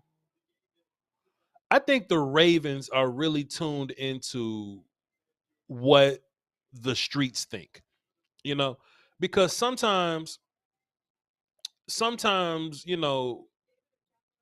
the scouts are always different. Scouts think different than what than what we think. And ultimately, if the scouts think different, then the teams ultimately think different. When we watch the Ravens draft, bro, it's always in line with who we like. David Ojabo may not be able to play for you this year, but the upside of that dude to be future guy, to be excellent pass rusher of the future guy, it's irreplaceable. The Ravens walked away from this thing with Kyle Hamilton, Tyler Linderbaum, and effing David Ojabo. Bro, y'all can hit me with that Voch. He not going to play right now shit all you want to, bro. The Ravens, the rich just keep getting richer, man. They just get it done. The Ravens just sit where the hell they at. I think they moved around here, but they ain't give up too much. The Ravens just sit where the hell they at. It must be fun being a Ravens fan during like drafts. It's just anytime, really. They sit where they at and they get shit done. Look at these dudes, man. Look at the Bravo Ravens. I was saying yesterday, if you take David Ojabo at 24, then you just got Ojabo at 24. Modern medicine, man. Like yeah, that dude's hurt. He tore his Achilles, but Cam Akers tore his Achilles and played in the damn playoffs the same year. David Ojabo, if he's back for the playoffs, then fine. But next year, the Ravens got David Ojabo with Kyle Hamilton behind him. Linderbaum at center. Bravo Ravens, man. Bravo Ravens, man. Them dudes just, they get it over there. They simply get it over there. They don't do dumb shit. They, you know what I mean? They stick to their board. They don't care about the politics. They don't care about position, value and shit. Like, they don't care about need. They just get guys, man. They get guys. They may not even have needed David Ojabo right now. They may not have needed him. But they got him. And we're just gonna casually this year forget that David Ojabo is a Raven. We're just gonna forget. We're just gonna casually just go on in life. The Ravens are gonna be a good team, and David Ojabo is not gonna exist. But next year, fucking David Ojabo just gonna show up like, hey. So whoever they draft, whoever the Ravens draft next year, add David Ojabo on top of that as a pass rusher in that class. It's just like having 2 first-round picks, bro. Just like having 2 first-round picks. Bravo Ravens. I'm a Cowboys fan. Bravo Ravens, dog. Bravo Ravens, man. Shouts out to them dudes. And the Lions drafted Josh Pascal. All right, cool. Let's get Tyler the scout on the phone to tell us about this. Tyler, what up, man? The Lions took Josh Pascal at 46. What you think, man? I'm a little underwhelmed, I'll be honest. I wish I felt better about it. Sure. But I mean, I love the first round. I'll be honest. It's rare to see the Lions make moves and to be aggressive on draft day. I'm used to back in the old days of us kind of just sitting back or trading back. So sure. I like that we did something. I mean, Jameson Williams is going to be a hell of a player, I think. Hopefully he's healthy, like we kind of talked about yesterday. I don't know what's going on here in the second, but let's wait and see on what this whole draft looks like. But I know D-line is certainly a big need for us, and they're trying to fill it with bodies. And, you know, you got Hutch there at number 2 overall, so you feel great about that. Yep. Pascal, I honestly did not watch much of him, so I'm going to have to probably dive back into the tape and watch him again just to kind of refresh myself. I mean, he's cool. But yeah, just my gut instinct is he's fine, right? Like he doesn't blow you away. Nothing. He's fine, which I don't love in the second round. Yeah, you want a guy that you at least feel good about in the second round. And, you know, when I watched him, man, he just was a guy that he was solid. He just kind of disappeared a little bit. He's not a bad player. It's just that if I was to pick a guy, I would have just picked a different guy. And, you know, drafting Aiden yesterday, I wouldn't even think that y'all were in the edge conversation. I thought y'all would be looking for something else. You know what I mean? Y'all got Jameson Williams and freaking Hutchinson yesterday. So, like, I mean, do you add the offensive line to aid with, like, Sewell or whatever to pair along with Sewell to keep that thing going? Do you go Malik Willis that's sitting on the board? I mean, do you just do some other defense things besides Josh Pascal? I mean, sure, but I don't know, man. That's up to y'all. That's y'all thing. That's y'all. I would have loved Nakobe Dean here, I'll be honest. I would have loved me some Dean. Of course you would, player, but he's finna be a Cowboy at 56. Man, you hear me? Yeah, man. It's tough watching Dean fall. I hate it. Wherever that dude goes, did he call it a pound of like baking powder or some shit? Like, what happened? Wherever that dude goes, I'm gonna instantly be sick. If it's not my team, I'm gonna instantly be sick. I'm gonna be happy for him because I know Nakobe Dean is a gangster and he's gonna be just fine. You can call him small all you want to, but like it ain't like SEC, running backs are terribly smaller than league running backs. They're actually very similar. You know what I mean? And there's many power running backs in the SEC that I've seen Nakobe Dean just light up in the open field with no help. So. Teams can overthink this shit if they want to, man. But wherever that guy goes, it's going to be fantastic value. I hope it's for the Cowboys, man. I hope it's for the Cowboys. Voch, you know what I miss doing on draft day? What's that? It's a time-honored tradition, and I miss it. I miss laughing at the Raiders. I miss it. I wish we could do it more. But well. We'll get them. We'll get them later. We'll get them later. And look, I was just about to say, man, it's not our fault that we're not laughing at the Raiders. They just didn't have a pick for us to laugh at. But if they would have drafted by now, or if they would have had some picks, trust me, man, we would have we would have been able to just laugh right at him, man. I don't think they just learn how to draft overnight. So don't you worry, my guy. Our time is coming. You feel me? Always great talking to you, buddy. Great job on the volume. Super proud of you. Come a long way, put in all the work. So nothing. It's great seeing you. Great seeing you being rewarded this way. I gotta jump off. We got a game here in 15 minutes. Appreciate you, have man. a good one, buddy. I'll try and call tomorrow. We got to talk about your Tulsa guy when you call in tomorrow, man. Appreciate you. Yeah, we do. Yep. Yeah, we do. Holla at you, my guy. Yeah, man. Tyler the scout. Big Tulsa guy, former NFL scout. Lions guy, Lions fan. So shouts out to Tyler, man. He's one of my most trusted callers. I listen to Tyler whenever he calls in. I like to hear his take on things. If y'all want to call into the show, the number is 202-926-1127, access code 309-104. We would love to hear your thoughts, man. You can react to your team, or you can tell me some preemptive thoughts on whatever, whoever the hell y'all want to draft. So up to y'all. But in terms of like Josh Pascal, Wandale, John Metchie, Andrew Booth, Kenneth Vogt, I'm fine with all these guys coming off the board. I'm fine with that. I'm fine with those guys coming off the board. The Washington football players are on the team. Now, where does he fit? What's going on? Where does he fit? Where does he fit? That's interesting. So the Washington football team, mind y'all, I refuse to say Commanders. So if y'all just keep hearing me say football team, like it's not an accident. I'm not, it's not a mistake or anything. It's just how we feel. But for Darian Mathis,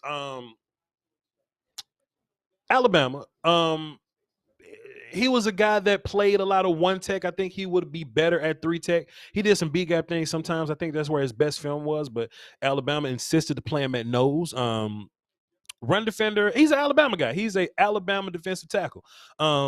If you're an Alabama defensive tackle, you're either going to go extremely high or you're going to go extremely low. I don't really believe in like the middleman defensive tackle coming from Alabama. So for Darian Mathis, I thought he was a guy that was kind of going to go round 3 or something like that. I thought for Darian Mathis was more so of a round 3 or 4 kind of dude, Did I think that he was going to go in front of Cam Thomas? Did I think he was going to go in front of, guys like Travis Jones? I didn't think that he was going to go ahead of them dudes, but he's ahead of them dudes. So listen, bro, when you the Washington football team, dog, and who they get in the first round? Let me see who they got in the first round. It's they traded back Jahan Dotson. You can make comments about Jahan Dotson at 16 if you want to, but I don't hate the pick relatively, Jahan Dotson. But that's what I like about day 2 the most. It's really good to build your team in day 2 because it's that deep water, man. These teams are in that deep ass water and they just start picking dudes. Now, if you're the Washington characters and you get for Darian Mathis, you just drafted a rotational defensive tackle in the second round at 47. Like, we know they got Deron Payne and Jonathan Allen and all that, you know what I mean? So I don't know where Fidarian Mathis would fit in that equation, but it's y'all team. It ain't mine. You know what I mean? And I'm just thinking about these picks, bro, and it's just my favorite players ain't really flying off the board like that. Y'all got it though. Y'all can draft who y'all want. Hey, Voch ain't picky. Voch ain't picky. It ain't no fun if the homies can't have none. Voch ain't picky. If y'all want to draft the way y'all want to draft, fine. Don't touch Sky Moore. Don't touch Nakobe Dean. Don't touch George Pickens. Don't touch Travis Jones. Any one of them characters fall to my team. I'm picking 3 random people in the chat box, and y'all know where we going. Where my goddamn glasses at? If we pick any one of them 4 people, I may not hump the chair. I may not climb on top of the chair. I may not go to jail.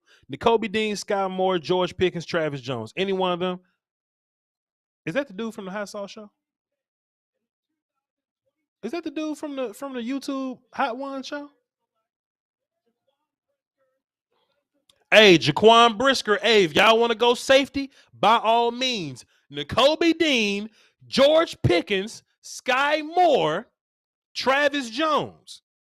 If any of those characters end up in Dallas, I'm picking 3 random people, from the chat, and y'all know where we going. You know where we going. Saints, Kansas City, Eagles. I really feel like Kansas City may be looking at wide receiver, but we got a note from a little birdie yesterday that Kansas City really values wide receiver, or they value Jameson Williams. They super value Jameson Williams. I don't know what their secondary wide receiver market's looking like. We know that they value right tackle. That right tackle is something that they're looking for. And also, they were looking, besides Jameson Williams and right tackle, they were looking to go all defense. So do I think that Kansas City is necessarily a threat to the George Pickens sweepstakes? I don't think so. Because I think if that was the case, they probably would have taken him earlier, in my personal opinion. So I don't think they're scary. I love to talk shit about the Eagles, man, but they ain't really been drafting bad. So it could be some danger there. Pittsburgh do some weird shit, but hopefully they go offensive line or something like we hope. Cool. Colts may go quarterback. Patriots may do dumb shit. Arizona, I don't think they're in the wide receiver conversation. Yo, chat, I think we got some wheels, man. I think we got some wheels, bro. Man, if we get Nakobe Dean, y'all know where we going. If we get Nakobe Dean, hold on, let me pull up my chest, y'all, so I can see what y'all say about where we going. Let's see. Some people say jail. Some people say we're going to Disney World. Blake got it right. Man, we're going to go. We ain't going to jail. We might go to Golden Corral or something. You know what I'm saying? We ain't going to jail. We go to jail for Jordan Davis at 24. That's what we're going to jail for. We go to jail for Kenyon Green at 24. That's what we're going to jail for. These guys, we're not going to jail. We're simply going to Golden Corral. How is Dean still on the board? Team's overthinking. Aaron Stanley dropped 5 super chat, says it looks like we're going to get one of those. I hope. I hope. JP say we need that Golden Corral. Oh, we better not. We're gonna get this card that we're not familiar with. Then we're gonna go to Tariq. 956. What's up? Who this? This is Juan, man. What up, Juan? What's good with you, bro? What you got for the show? My question is, at 56, who are you taking, man? Who are you taking? Nakobe Dean, Travis Jones, George Pickens, Sky Moore. Juan, you know where we going if we get any one of them players? Yes. Where we going? Where we going? Jail. We're not going to jail. We're going to Golden Corral, Juan. We can't go to jail. We can't. What'd you say, Juan? I love me some Nakobe Dean. Shit, yeah. But I'm picking. Yeah. Hey man, you ain't saying nothing wrong to me, man. You ain't saying nothing wrong to me. But go ahead though. Give me your thoughts. Go ahead and say what you was gonna say though. You called us. Go ahead. To be honest, I go Pickens because if you could go third round, get a linebacker. I still like the board is still full of linebackers, and I'm pretty sure, we could get a tight end late. Jalen, Watermeyer. I don't know. I think there'd be some good tight ends later on in the draft. Sure.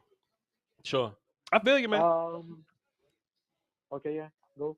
No. I just think as long as we don't overthink this thing, and I don't think we do too much overthinking in the second round. I think sometimes with these first round picks, there is a little pressure to go for need because just the nature of the second round, like guys running out. But in the first round, I mean, but in day 2, the board opens up really, really wide. So I think if the good player is there, I think that that is worth going for that player. But I don't know. We'll see. What else you got, Juan? Okay, so what do you think are the Cowboys gonna do? Trade the fifth round picks, or like what do you got in mind that we might do? I'll let you know. I'll let you know Saturday. Saturday we're definitely gonna have a good idea. But as of now, I have no earthly idea what's gonna go on in terms of like trading and like things like that. But hey, I'm really only concerned about those 4 players and the next 8 picks. That's really what I'm more so concerned about. But yo, Juan, this was a good call, man. I just put you down as a platinum caller. So next time you call in, we'll know it's you, man. I appreciate you. Go ahead. Real quick. I'll let you talk. Real quick question, real quick. I'll let you talk. Go ahead. My bad. No, you good. Let's say we go on receiver. Would you rather in 3rd round go linebacker or tight end? I think I already know what you're gonna pick, but if we go wide receiver in the 2nd round, do I want linebacker or tight end in the 3rd? At that point, I'm really just BPA guy. I think the biggest need was guard and wide receiver. So if we take wide receiver in the 2nd, then the needs are done. So if it's really the best linebacker versus the best tight end versus the best defensive tackle versus the best safety. You see what I'm saying? And you can just kind of pick whoever you want. You feel me? All right, Vacho. Have a good day and shoot, peace, man. Appreciate you, Juan. Next time you call in, I will know it's you. You're platinum now. Congratulate yourself, man. Peace. Yes, sir. There's a move to button. What's this move to button on my phone lines? What's this? To main room. Oh, we got rooms now in the phone system. That's interesting. We got quarterbacks sitting around waiting to be picked, and that's something that I didn't even think about in terms of like quarterback, for New Orleans. So hopefully this could be quarterback. So let's go see. Well, let's figure this out. Let's see what's going on here. Let's see what's happening.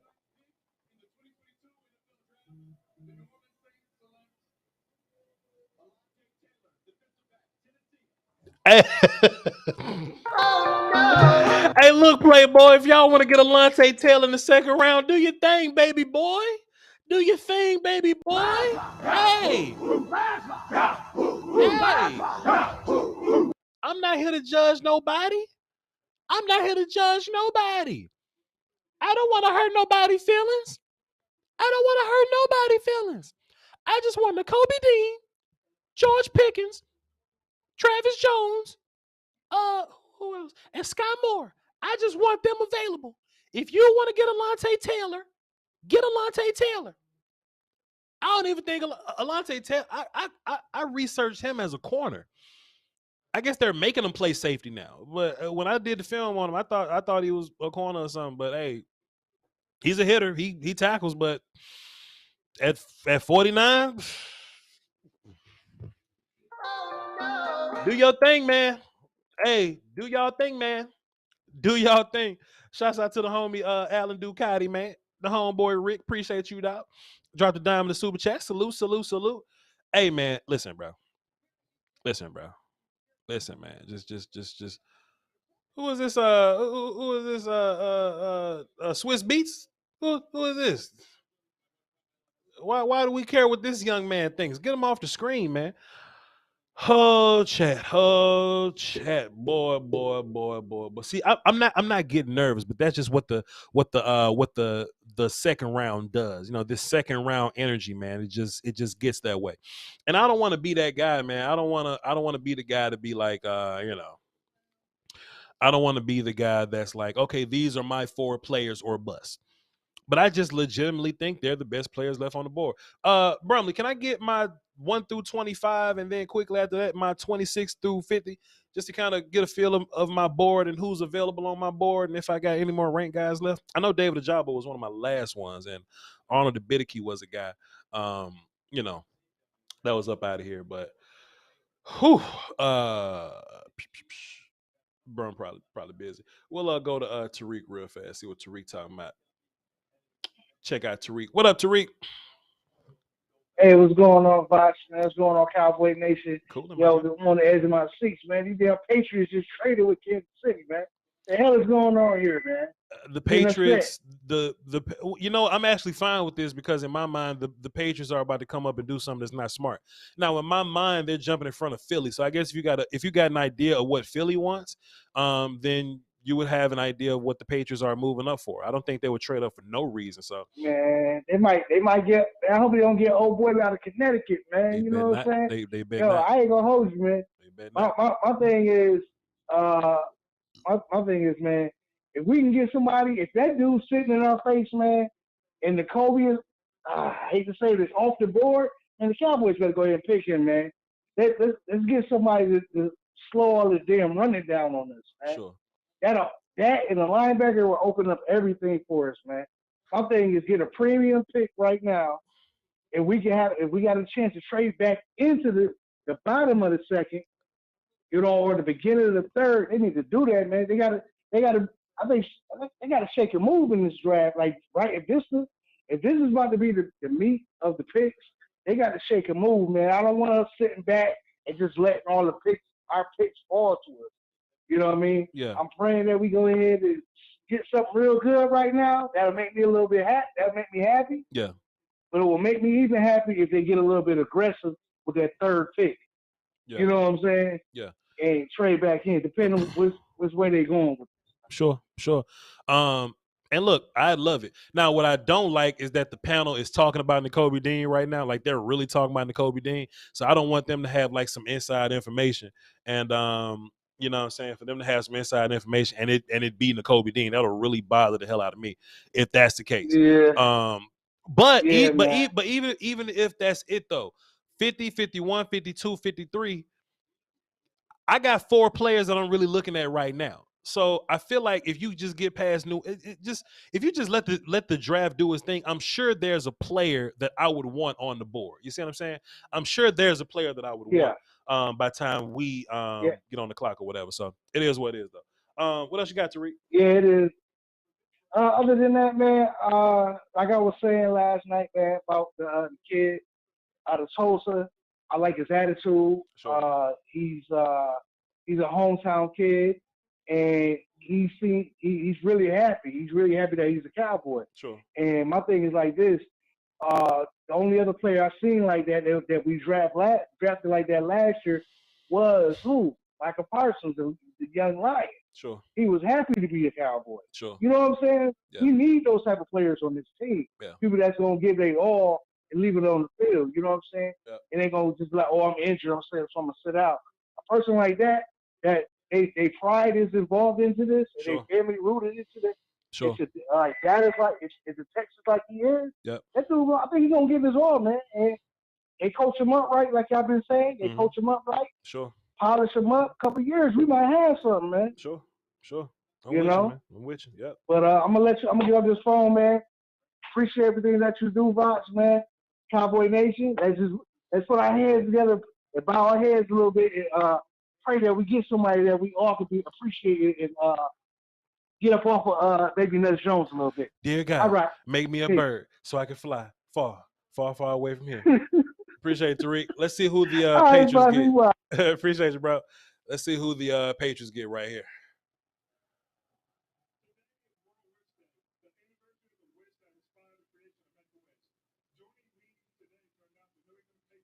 Okay. Whew. Don't take one of my guys, man. Do not take one of my guys. You know what's so weird about being older? I remember being 20 years old and I thought I was like grown as hell at like 20 years old. Nowadays, I look at 20-year-olds and be like, man, y'all are kids, man. Y'all are kids, man. I just know I'm getting old. We got 2 callers on the phone. Don't y'all go nowhere. I want to see what the Patriots are doing, and then we're gonna get busy and all that. Let's see.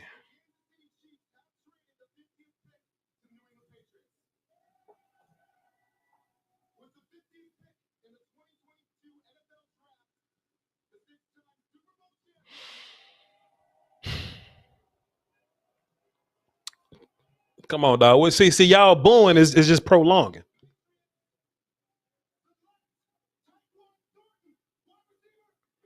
Hey, man, let me tell y'all something, dog. Hey, man, let me tell you something, man. I like Tyquan Thornton. I like him. Fun player. Super fast. Can come in and do some gadgety things for you. Can probably do some 9-route stuff. You know what I mean? Some underneath things. 4.3 speed. All that kind of stuff. But, hey, yo, Playboy. It's something different when they put you in that water. Let me tell you something. Let me just tell y'all something. We getting close to... I'm sorry, hold on. 54. Hold on. Time out. Give me a second. Hold on. Time out. Hold on. Time out. Ain't the Cowboys picking at 54? Did they trade or something? Hold on. Wait. Oh, the Cowboys picking at 56. My bad. Okay, back to what I was saying. Hey, yo, listen, man. Let me tell y'all something, bro. I just want to tell y'all something, bro. Hey, when you in that first round, when you doing first round picks, it's easy when the picks fall to you. You know, if Garrett Wilson falls to you, it's easy to get Garrett Wilson. You know, it's easy to get Kenyon Green. It's easy to get Jordan Davis. The Patriots getting Cole Strange and shit, so apparently it wasn't easy for them neither. But listen, when we get into that second round water, it get hard for some of these teams, man. It get hard for some of these guys, man. They start taking all kind of strange ass picks and shit. Hey, I like Tyquan Thornton. Fun player. Thought he had like a 4th round grade on him, maybe late 3rd. I ain't gonna say nothing. That's y'all business. That's for Patriots fans and shit. The Patriots are currently keeping the Cowboys in the game. The Patriots are keeping the Cowboys in the game. Chat box, can I get a collective hashtag? Oh no. Chat box right now. Let me get fire in the chat and a hashtag. Oh, no. Please. Because these teams are keeping us alive. These teams are keeping us alive. Alive. George Pickens might make it. Nakobe Dean might make it, man. And my grandma just texted me and said, wish you success tonight. Boy, I love my grandma, man. Can we get flames in the chat for my grandma, man? I know I just said old nose. Drop your old nose too, but let's also get some flames in the chat for my grandmother, man. She just learned how to text last year. You know what I mean? Love my grandma. Love you, grandma. If you listen, you probably listen. You was on the phone yesterday, listen. I love you, grandma. Love you to pieces. Let's get into the phones and see what y'all talking about. I hope my grandma ain't heard me cussing nobody out. I don't want to hear that part. 516. What's up? Who this? What's up? What's good? What's up, Voch? It's Kevin. What up, Kev? What you got for the show? Yeah. I was looking at the linebacker from Montana. Troy Anderson. Troy Anderson, Montana State. Yeah. Yeah. Mm-hmm. If he there if we just sit there and he's there, would you be mad if they took him? Or I mean, that's the guy I'm looking at. At what pick? Or the wide receiver from Memphis, Calvin Austin. At what pick? Looks like wide receiver going. At what pick? At 2. Shit, I'd be mad as hell. That's too early, you think? I'd be mad as hell. We got Troy Anderson in the second round. With Nakobe Dean on the board, I'd be sick if we got Calvin Austin in the second round with George Pickens and Sky Moore on the board. I'm cussing somebody uncle out. You hear me? I'd be mad as hell. I like the linebacker because I like his coverage skills. Sure. I think you can move Parsons. You know, if you want to move Parsons and rush him, you got somebody back there that I feel like it kind of cover. You know, used to play quarterback, so I think he'll probably be a nice fit for us. You know. If we pick any of those cats in the 3rd or 4th round, I'd be super happy for that. I'd be 4th round in particular. I'm really into Calvin Austin or Troy Anderson in the 4th round. But it depends on it depends on how the board looks at 3. These teams keep drafting terribly. There's gonna be some gangsters on the board at 3. Just letting you know. And what about this? I'm sorry. I throw one more at you. Sure. I'm sorry. I throw one more at you. Sure. How about Tyreek Woolen? From UTSA? I don't know if he's there. The cornerback from San Antonio? Why you want all these day 3 people in the second round, man? What's wrong with you? You all right? Because I don't think they're gonna be in the 3rd round when we pick. They're gonna be there. Trust me, they're gonna be there. Actually, I don't know because teams drafting like shit today, so they might take them in the second round. I don't know. They might take them early, but I don't know. Boy, Desmond look upset. 6'4" with that speed. Yeah. Coach him up with the. I bet, but boy, it's some gangsters on the board right now. So if we take him in, I ain't with it, but I figure though. none of those 3. Nope, not in a second. I'm shopping too rich then, man. No, that's cool, man. I mean, you on the right track with the players though. I like all those players. But in the second round, like if you get a guy like Travis Jones, George Pickens, Sky Moore, Nakobe Dean, that makes me feel great. If there's a world where you take Tariq, if there's a world where you take Tariq Woolen over Nakobe Dean, I don't want to be in that world, man. It's not great. It's not a great world. All right, man. Thank you, man. Thank you, man. I appreciate you, man. Listening to you, bro. I appreciate you, man. Salute to you. And I hope we do get one of those three, though. I hope we get one of those three. We get one of those three, I'll be happy, man. Yeah. Appreciate you, my guy. Great call. And if you want to call back whenever we pick in the second round or pick in the third or pick Troy Anderson in the fourth, then cool. Call back. All right, man. All right, my guy. Appreciate you. Cam Jurgens.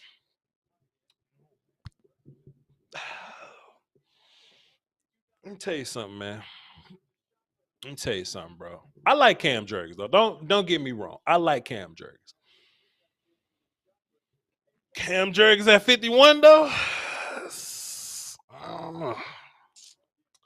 But don't get me wrong. I like Cam Jurgens. Don't get me mistaken. I like Cam Jurgens. Give him an internet hug. Wakanda forever. I rock with Cam Jurgens. Cam Jurgens right here. I feel like they drafted Landon Dickerson last year, who was a center, but he ended up playing guard because they like who they had at center. So not only do I think that, let me go, I'll go to our lads or something. So not only do I think that Jurgens is kind of overdrafted, but I don't think he fits in with the Eagles. I don't know. Pittsburgh on the clock. Let's go.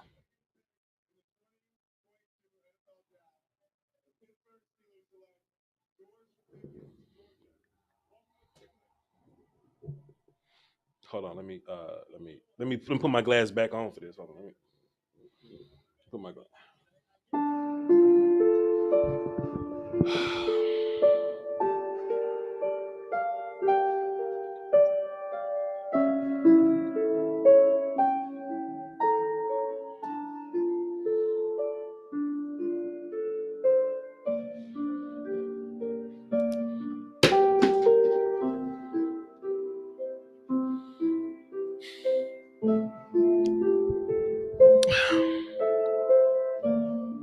And one other part that hurts the most, the fact that Pittsburgh got him. If Pittsburgh got him, you know he's going to be good. Because if Pittsburgh can draft anything, they can draft some receivers, man.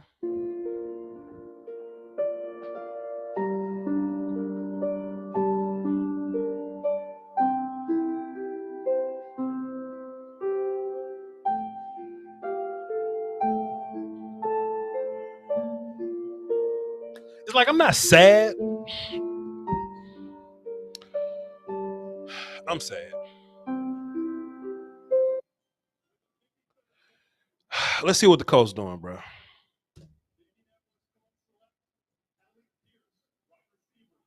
Oh, they can take Alec Pierce. I'm fine with that. I'm cool with them taking Alec Pierce, but George Pickens, bro. Oh, I'm such a fan of George Pickens. I wanted to do it on my team so bad, man. George Pickens was the number 5 receiver for me. Definitely on my top 50 board. Big fan of George Pickens, man. That dude, for his size, being able to move the way that he moves, man, what a dude. What a dude that dude is, man. Just a big sudden dude, big route running guy. I'm just a fan of George. I'm a fan of Alec Pierce also. But if this is where the run on receivers, starts or whatever, Arizona just spent a first round pick on Hollywood Brown, so I doubt they go receiver. Kansas City could start a whole nother run. If Kansas City goes Sky Moore here, I'm going to be sick. If Kansas City goes Sky Moore here. Sky Moore is the last receiver in my top 10 since George Pickens comes off the board, man. But I like Alec Pierce, man. What I really like about him the most is, his movement for a taller guy.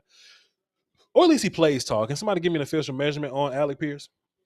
Alec Pierce always feels tall. Like he's super jump ball guy. He's vertical guy. He's catch radius guy. So he feels tall. He feels long. But I don't have the official the official like measurement on them or whatever. So Kansas City's on the board. I think Kansas City is a barrier for your Sky Moore selection or whatever. So or at least it's a hurdle or like a roadblock or whatever. If we don't get Sky Moore, I don't expect him to be there in the third round for us. So that's one thing. But Travis Jones is available, Nakobe Dean is available, and with the Eagles off the board, I don't think that they'll take. I don't think that Nakobe Dean is in much danger unless. Okay, and we know Kansas City wants to draft defense, so there could be danger here. Arizona could be dangerous. Arizona could be in the one tech market.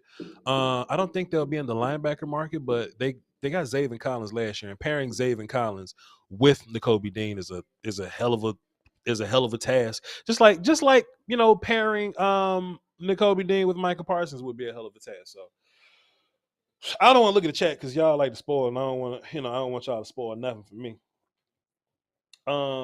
My dad just sent me a text and says, I'm watching you live on TV. Salute, Pops. Are we doing good in the draft? We did solid yesterday. We did relatively solid. If we have a good second and third round, then we'll be doing good. If we have a good second and third round, then we'll be doing fantastic. But that's, that's if we have a good second and third round. We'll see what's going on. Man. But George Pickens coming off the board, man. George Pickens hurts coming off the board, man. A child commits the murder that he did not commit. Oh, okay. That's the what would you do guy. That's the what would you do guy. Bro, this commercial making me sad. Get this off the screen, bro. This commercial making me sad. If the Cowboys get DeMar Leal, I'm gonna be sick. I just saw his name pulled up. If we get DeMar Leal, I'm gonna be, man, I'm gonna be mad, bro. People saying Nakobe Dean tore his pectoral. That mean nothing to me. That don't mean nothing to me, player. As long as that thing gonna be healthy by the season, it don't mean nothing to me. Let's get Jalen on the phone and see what he's talking about. What up, Jalen? Man, Nakobe Dean hurt. I'm a Ravens fan. Mm-hmm. I was praying. We had our chance, so I like Ojabo, but man, Nakobe Dean hurts. Not Nakobe Dean. I'm sorry, George Pickens really hurts me. Yeah, I am praying we steal Dean from y'all. I can't lie. I think Dean and Queen might be a nice little combo. I like even how it just sounded when I said it. That Dean and Queen. I know you don't like how it sounds. I hate how it sounds. I can't stand how it sounds. I look. I hate a Dean. I hate a Queen. I hate Herb Dean. I hate Jimmy Dean sausage. I hate Queens on the chessboard. I hate Queen Elizabeth. You ain't saying nothing wrong, man. You ain't saying nothing wrong, man. But we'll see though, man. I just. Man, like, gotta love it, man. Man, for our luck, bro, like Dean will be on the board. Travis Jones, you know what I'm saying, Sky Moore, some of my favorite players, they'll be on the board. We wouldn't even take them. We'll mess around and take Drake Jackson or something, you know what I mean? That's just how Cowboy land work. And I think Drake Jackson's a cool player, but Travis Jones and Nakobe Dean's on the board. It's crazy that Dean is falling like this, but it is what it is, my guy. Go ahead. Can you tell me why the Patriots are hustling backwards this year? Like, what's going on with them? Because they hustle backwards every year. I know they're not a good drafting team, but man, they've been taking the Raiders spot. Like, Jalen say, this has been great just to watch them. Hey, Jalen, you say the Patriots don't normally draft, like they normally draft bad, but they drafted terrible today. I agree. I think they getting a little weird today. I don't even think they getting cute. I just think that they board built bad. Man, where's my boy Stove guy, man? They ain't step on it. They got it bad, man. They Usher Raymond. It's horrible. Like, this is a terrible day for them. All right, man, I got to get you up out of here. Eagles drafted Cam Jurgens. Yo, I feel you, but the Kansas City Chiefs just took Sky Moore. I'm sick, bro. Jalen, I'm about to go. Yo, right. I'm about to go ahead and get you off the phone. I appreciate you. I appreciate you.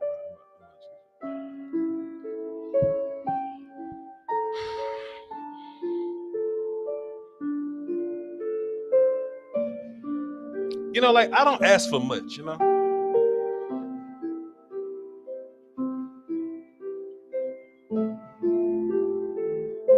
I wonder how much it would have cost to move from 56 to 53. At this point in the draft, you probably could have got it for like a 4th round pick, bro.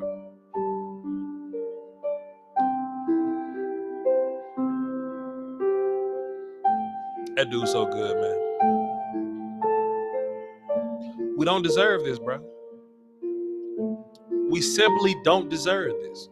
We deserve Golden Corral. We deserve Golden Corral. This is ridiculous.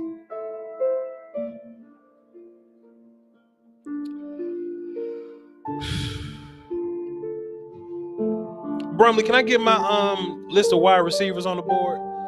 Because I don't even know who we got left. Khalil Shakir is all we got left. It's all we got left.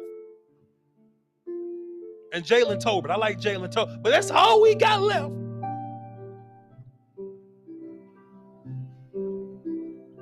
Who the Cardinals picking, man?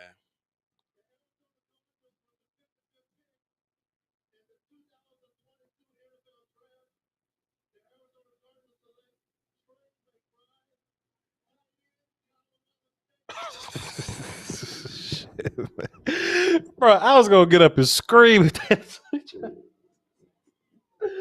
Boy, they done took Travis Jones. I'd have got up and screamed. I like Trey McBride, though. I wasn't in the tight end market necessarily, but they took Travis. Let's go into the phone, man.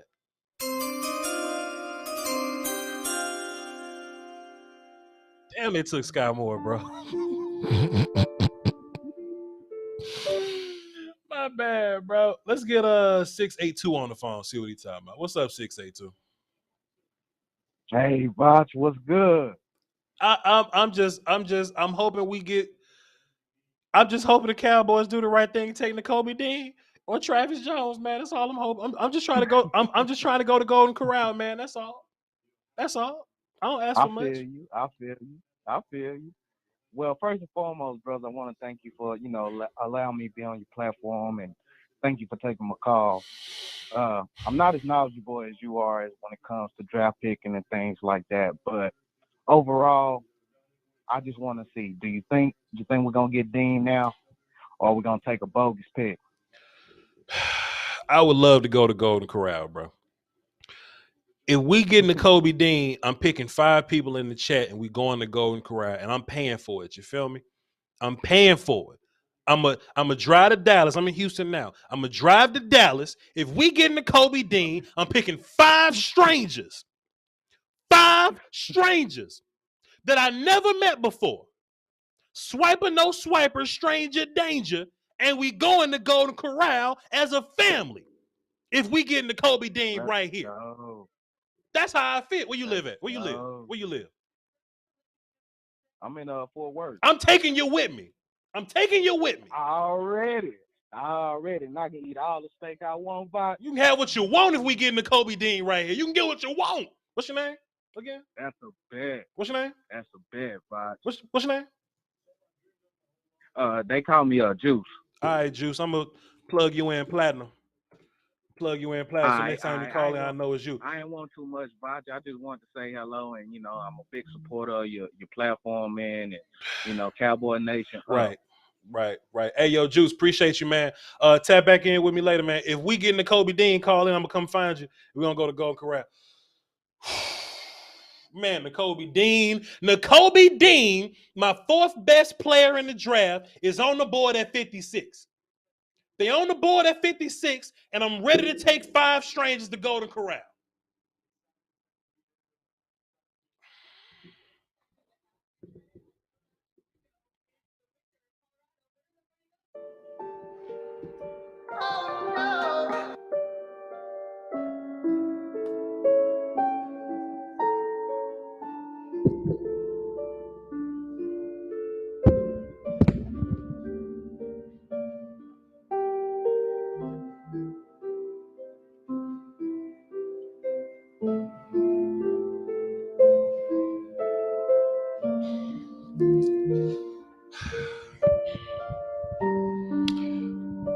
Let's go to Twitter.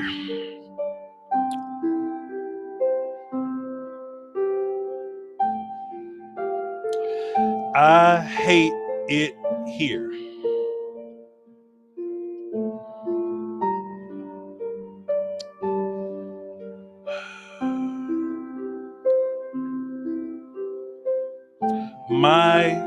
karma can't be this bad.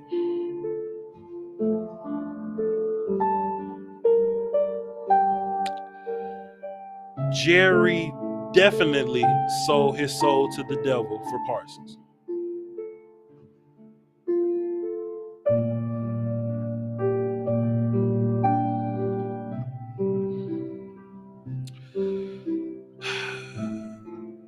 This is how people get on drugs.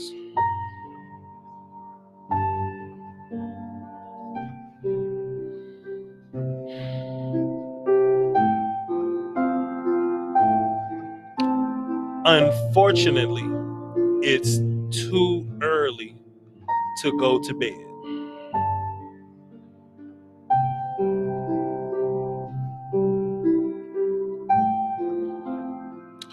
Matter of fact, I'm going to find that tweet. I'm going to quote tweet it. No, it's not. I'm going to bed.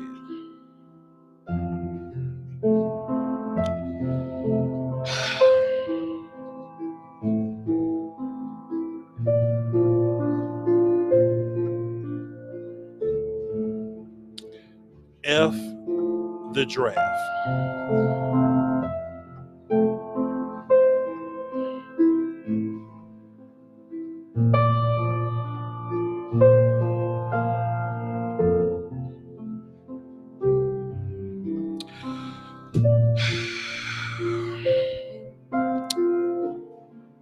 How y'all feeling, chat? Cause I'm not in a great place right now. What the business is, chat? I don't feel too good about what's going on here. I need an adult man. I need an adult man. I just need an adult man. I just need an adult, bro. I need somebody to just console me. I had a 4th round grade on Sam Williams. I'll take late 3rd. I had Sam Williams around the same place I had Tyler Smith, to be fair. JR say, I'm about to snort a line. Good night. I'm with you, bro. Alex says, remember teams suck at this, Voch. You goddamn right.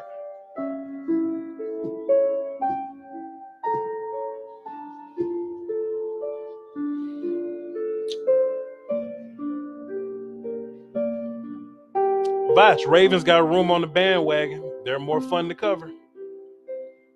I don't cheat, dog. I don't cheat.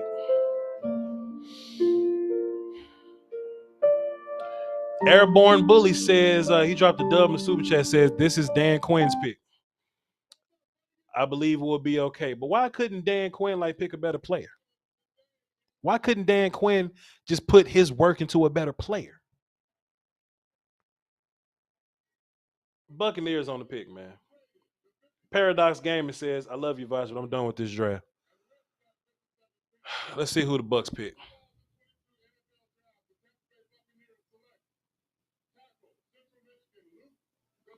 Luke Godeke. All right, man. Let's get set it off. Chris on the phone. Man, God damn, man.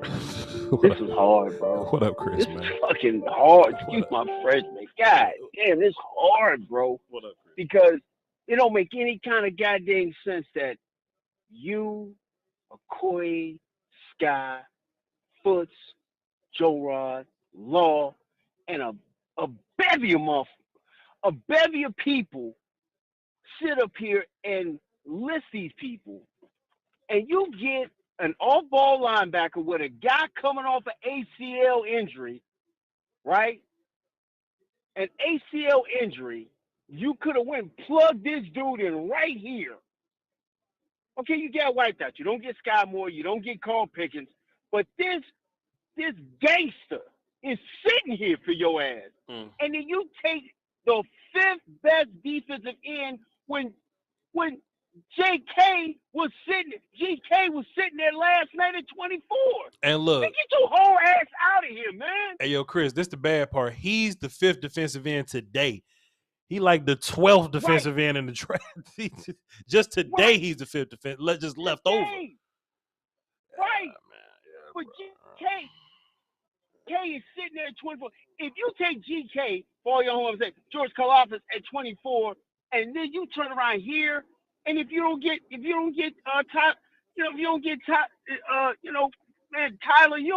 Tyler, man, so what? Yep. So what? You still got Ed Ingram on the board. You still got all these other cats on the board. God damn, man. I'm sorry, bro. God damn, man.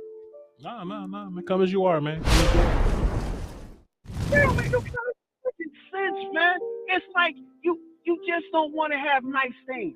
Like you just don't want to be good. You just don't want to be damn great, man. Crazy. Unbelievable, man.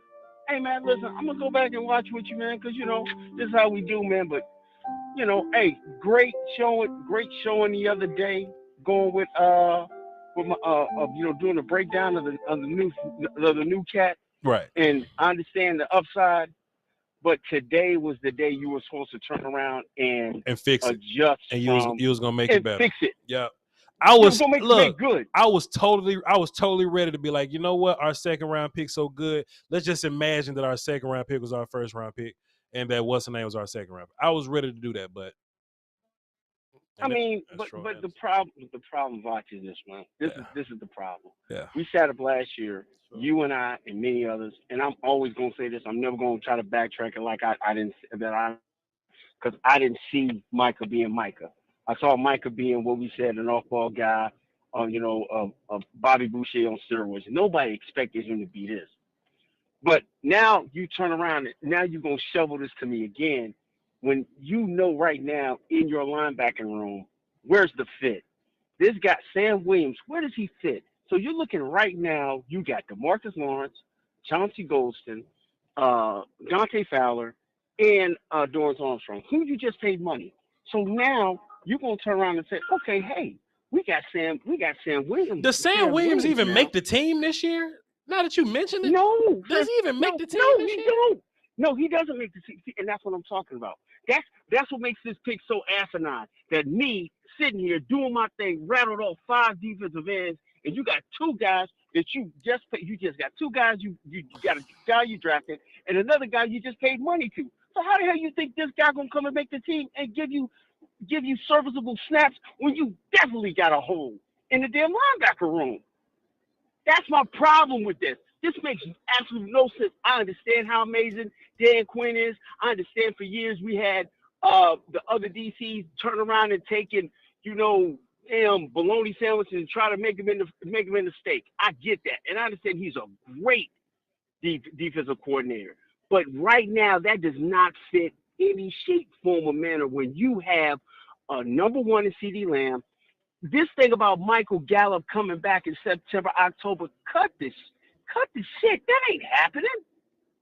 He ain't coming back that soon. Yeah. He ain't coming back no time that soon, bro. Yeah. Because at the end of the day, it's still an ACL. Yeah. It's still an ACL, bro. Chris, man, I appreciate you. I appreciate you. And Ed Ingram goes to the Vikings. Ed Ingram's at the Vikings, so the Vikings know how to draft. Oh yeah. Yeah. I mean, Vikings know how to hey, draft. man, Yeah. you said it before, man. Yeah. You need to go and trademark it. People suck at this. Yeah, definitely, we do it now. Yeah, man. People suck. Appreciate you, Chris. Appreciate you more, bro. Yes, sir.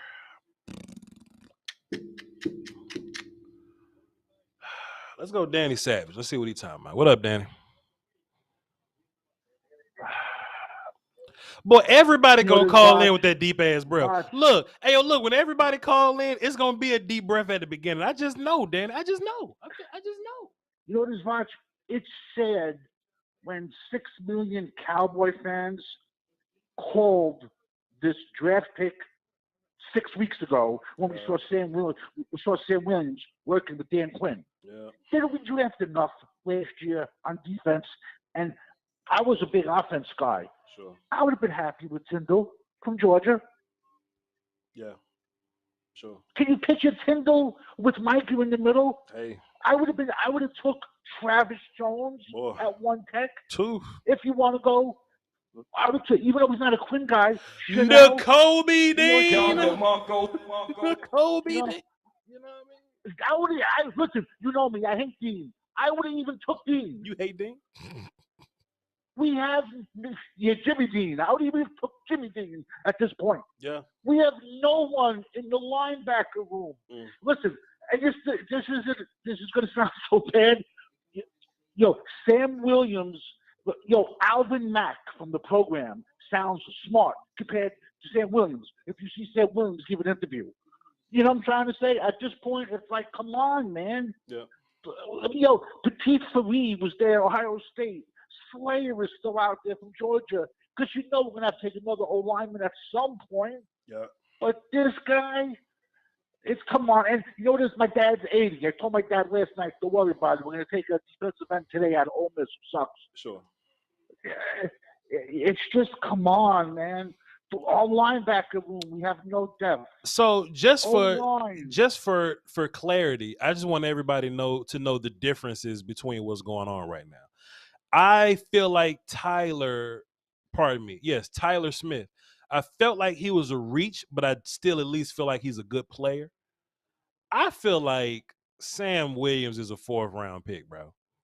I wasn't even really a fan of him when I watched his film. He just kind of wasn't the guy. He just didn't do much on film for me at all. I like Tyler Smith a lot, but I'd have been better off right now with Lloyd. And now I could have took Ingram. I could have took Slayer. I could have took 10 other offensive linemen. And I knew this was going to happen. It's just so frustrating, But you see, now if the thing with Randy would have worked out, we don't make this pick. So look, signed Randy. So look, this is my thing, right? I'm no GM, but we walked away with Tyler Smith and Sam Williams. I'm no GM, but Voch was gonna draft Karlaftis yesterday, and I probably would have took like Ed Ingram. Like no, that's a lie. I would have took Dean right here. And all the guards we've been talking about, they look like they gonna be available in the 3rd round.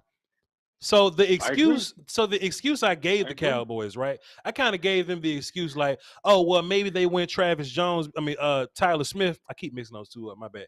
Maybe they took Tyler Smith because they feel like, oh well, all the guards are gonna run out. Salyer and Kennard and Ingram are all gonna go early.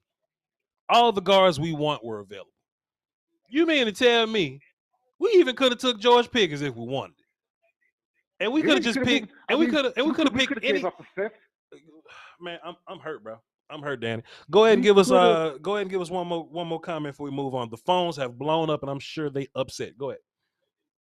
I'm ready to start sniffing glue. Danny Savage is ready. Really Danny Savage is ready to start sniffing blow, ladies. I'm with you, Danny. Actually, no. No, sniffing glue. Sniffing glue.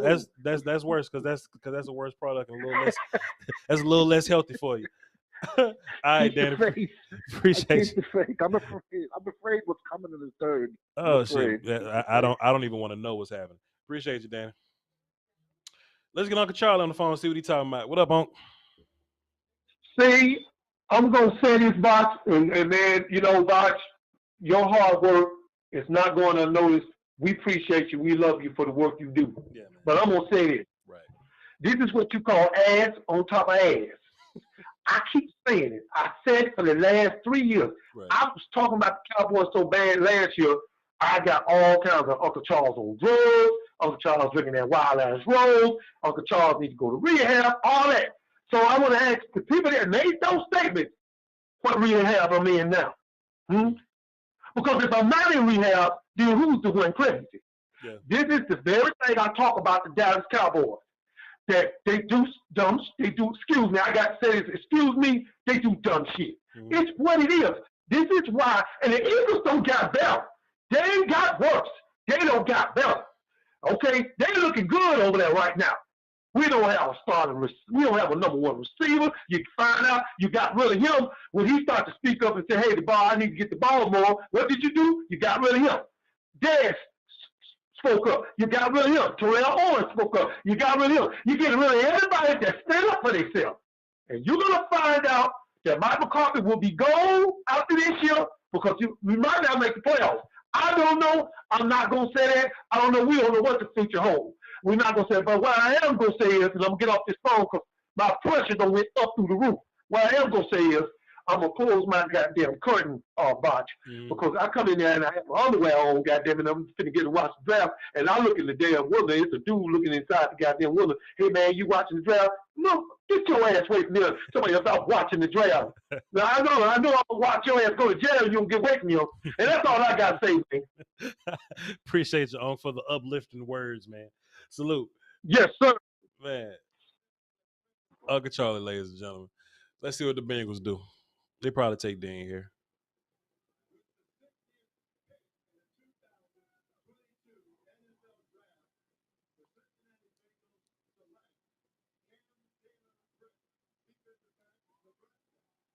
Oh, okay, hey man, whatever.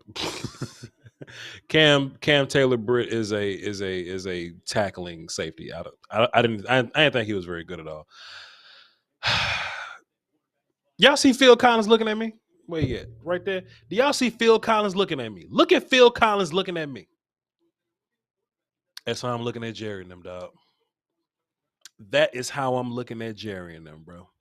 Look at Phil Collins looking at me, man. Look at Phil. Look at how Phil look. Look, Phil like.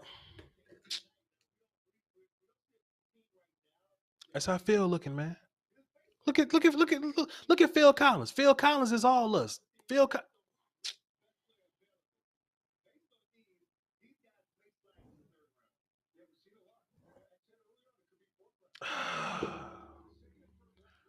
Let's get Short Dog on the phone, man. JR up next, Theo on deck, Xavier in the hole. What up, Short Dog?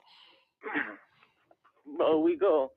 It's like putting hot booty ass cheeks with a Coronado hot dog, bro, and telling us to put mustard and ketchup and eat that shit, dog. You know, one thing, Voch, I'm going to tell you right now, to all my ops, anybody, bro, keep it up. Don't play with me, bro. I ain't looking for body. I got headshots tonight, bro. Right. I ain't feeling it, dog. I'm looking over here. I'm saying we're going with Nakobe Dean. I can mess with Tyler Smith. They come in passing for Sam Booty Cheeks Williams, my guy. Yeah. Oh, my God, Voch. If you only knew the pain inside of me right now, bro.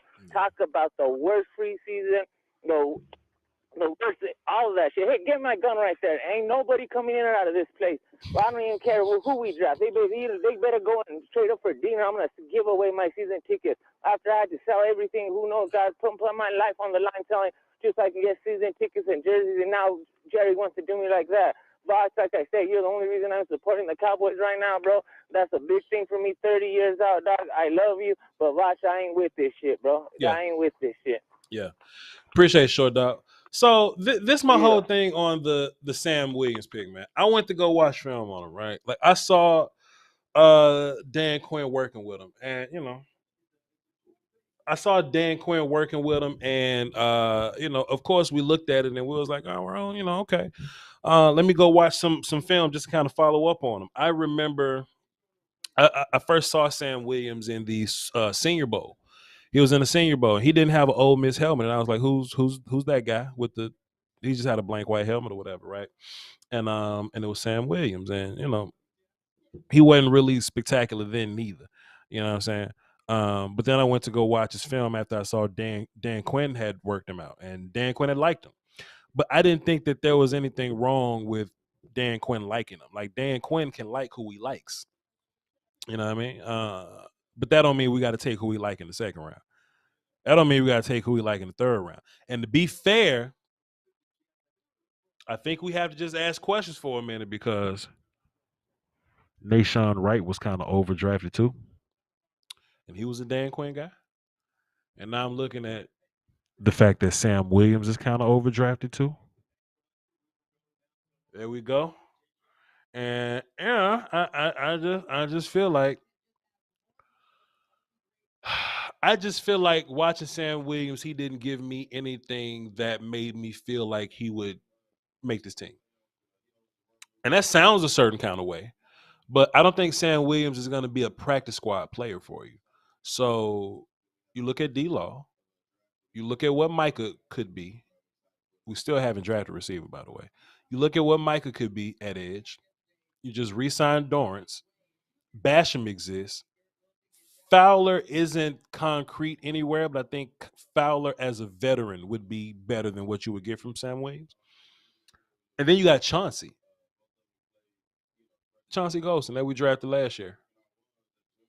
In the third round, we got a player I like more than Sam Williams we got in the third round last year. Crazy. I think Sam Williams is a very unrefined player. So now we got two unrefined players, two very raw players. My problem is if you're going to be raw and not very refined in technique, I need your natural ability to be like crazy. Sam Williams kind of stiff. He's kind of stiff. You know? If anybody can fix him, I'd imagine it's Dan Quinn. I've seen him take worse players and do wonders with them. I just don't see Sam Williams as one of them guys. I rather would have taken Drake Jackson than Sam Williams. Or Kingsley Enagbare than Sam Williams. Or Cam Thomas than Sam Williams. I don't know. I don't know what to say. Let's get back to the phones, man. Let's see what JR talking about. Time out. Family for God dropped the 5 of the super chat, says Cowboys can run on one leg. Cowboys can run out one leg Jalen Smith and broke neck Leighton Vander Esch, but can't stomach a pectoral injury on Dean. Go ahead, JR. What you got for the show, brother? Man, hold on. All right. Now, I heard everybody. First off, you know what I'm saying? Let me shout out to my brother, Short Dog. Short Dog, hold your head, baby. We're going to be all right. You know what I'm saying? I want to bring a little bit of optimism here, you know. I'm going to say I like this pick, Sam Williams, more than I like Tyler Smith yesterday. And I'm going to just explain why. Simply put, Sam Williams is going to have a cast around him that's going to allow him not to be dependent on vital snaps. He can come in and give dudes a blow or rest. You know what I'm saying? If so happens somebody get hurt, he don't have to be dependent on. He could be a rotational guy. Tyler Smith, however, we're going to look for him to come in, compete day one, hopefully take one of them starting jobs at guard, sure, you know, or take the starting job at guard or something like that, you know. And I feel that that's a bigger climb, a bigger hill to climb than for Tyler Williams and then for Tyler Smith and Sam Williams, you know. So honestly, I think I mean, of course, we had better players there, but I think what we're doing, when I look at this, we are addressing need. I think these first 3 picks are going to be solely on need, sure, and that's going to make that, and it's going to look bad. You know what I'm saying? Sure. But I like the pick because he doesn't have to come in day one, sure, and we're not relying on him to be Randy Gregory replacement. We got other people for that, you know, who got a year, who got the peanut butter like you talk about, Voch. Sure. You know what I'm saying? Who been a year in Dan Quinn's system. You know what I'm saying? So, yeah, I feel you. Hey, good call, JR. Listen, let me Yes, say sir. this for the chat box too, though. Y'all don't have to agree with a thing that I'm saying. I encourage everybody to watch your own film. I encourage everybody to do your own research. Y'all have heard me say this millions of times. So just because I think something don't mean y'all got to think something. You see what I'm saying? There's a lot of reasons why I'm not a fan of Sam Williams. You could be a fan of Sam Williams. If you like raw football players, like if you like raw, long football players with production, then that's fine. Production don't bother me. I seen Ewan Price lead the nation in sacks. I seen it happen. That doesn't mean it's going to translate. I'm making projections here. I'm making translations here. I don't see Sam Williams as a guy that translates. You see what I'm saying? So I look at Dorrance Armstrong, who had the best year I've seen from him, the best year I've seen in his life. I see Chauncey with NFL peanut butter, who definitely has a role in this defense. Fowler, like I said, Fowler's more so on the fence. Basham can play. Y'all got Basham messed up. What does Sam Williams do for you day one? What does he do for you? And it's not like it's going to be, well, he's automatically on the team. Like, we're not just going to say he's automatically anything. If you disagree, you just disagree. It's cool. I don't mind anybody disagreeing with me. I don't mind it. I don't mind that. I love y'all to pieces. I love y'all to pieces. I just didn't see it when I watched the film on Ole Miss, the Ole Miss film, and the Senior Bowl. I just didn't see it. If Sam Williams was in the third round, if we'd have got him in the third round or something like that, my tone would be a little different. We talk about players that we take at 56 to be players that I feel like can come in right now and do something for you. If you feel like Sam Williams comes in right now and does something for you, I simply disagree. I simply disagree. Somebody in the chat, it was Kyle in the chat. What Kyle says, Sam is much better than Barno. I agree, Barno overrated. But Kyle says something else. It looked decent. It looked like he bent decently well when Dan Quinn worked him out. I feel you, but I'm watching the Ole Miss film. I wasn't a fan. He probably had a good workout. Yeah, he did have a good workout. Probably, sure, probably. But I'm entitled to my opinion. Y'all entitled to y'all's, but shit. I mean, shoot, because my granddad and my grandma and my dad watching. Perry Locke says, Voch, trust Quinn. This is my thing. I trust Quinn.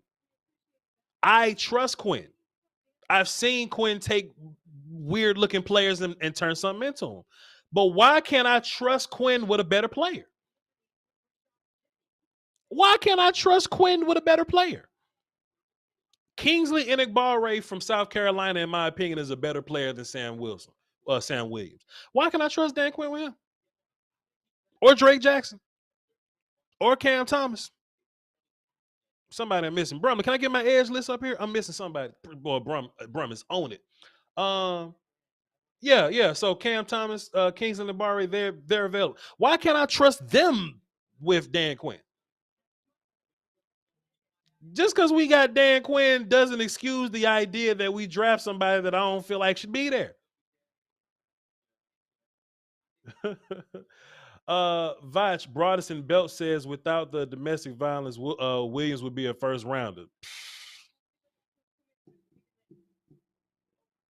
Kyle, you think that? Kyle, you a Sam Williams fan. Is Sam Williams a first rounder without the domestic violence thing? I don't see it, man. Let's get Theo on the phone and see what he's talking about. Theo, what up? Hey, brother Voch, hang in there, man. I'm chilling. I'm with you. I feel you. I feel like this year we're reaching for talent. We're reaching for high-ceiling guys. I see the potential in Sam Williams. I'm a huge A&M fan. I've had to watch him playoffs the last 2 or 3 years, and he's had some pretty good games against us. Bro, but James Cook look high as hell on TV right now. Why do James Cook look high as hell on TV right now? He looks either high or tired. Like he could be exhausted, so pardon me. But goodness, go ahead, my guy. The thoughts and opinions of Voch Lombardi does not directly reflect the volumes. Go ahead, go ahead, Theo. I really feel like this is the 2017 draft all over again. Sure. We got so high with everything we hit in 2016, and then 2017 came around and we just plummeted. I feel like we got so high and so lucky last year with our 2021 draft, and this year it just seems like it's plummeting. It's like we overinflated our success last year, and now we're trying to apply it to this year, and we're trying to reach for guys that are super talented, but they're refined. They're a fraud, like you said. Sure. Smith in the second round is better than he is in the first round. Sam Williams in the third round as a designated pass rusher to take over, say, the Dorrance Armstrong role that he took over for Randy Gregory last year. Sure. Is a better pick. Sure. But in the second round, what are you doing when Nakobe Dean's there, when Benito's there, when Travis Jones is there to keep your linebackers clean? Yeah. Like, come on. Yeah. But then look though, also too, this ain't like I'm mad that we took Sam Williams because somebody else was on the board. I just think Sam Williams don't belong in this draft slot. That's my personal opinion. Y'all can think whatever y'all like. Y'all can think I would have took Nick Benito over Sam Williams. I forgot about I'd have took Nick Benito over Sam Williams. Because Benito can play the middle linebacker position so we can keep Parsons moving around. Now we got to force Parsons to stay in the middle and not let him do what he does best and float around. Like, we just I don't understand this draft this year. I just don't get it. Yeah. And I really think it's that whole ceiling versus floor conversation. Me, you, and a lot of us that are want to be a talent evaluator, we like to have some sense of a floor that we know they can come in and do something and produce something without having to try to overcoach it out of them. And it seems like this year they're just going, oh, no, we're not going to do that this year.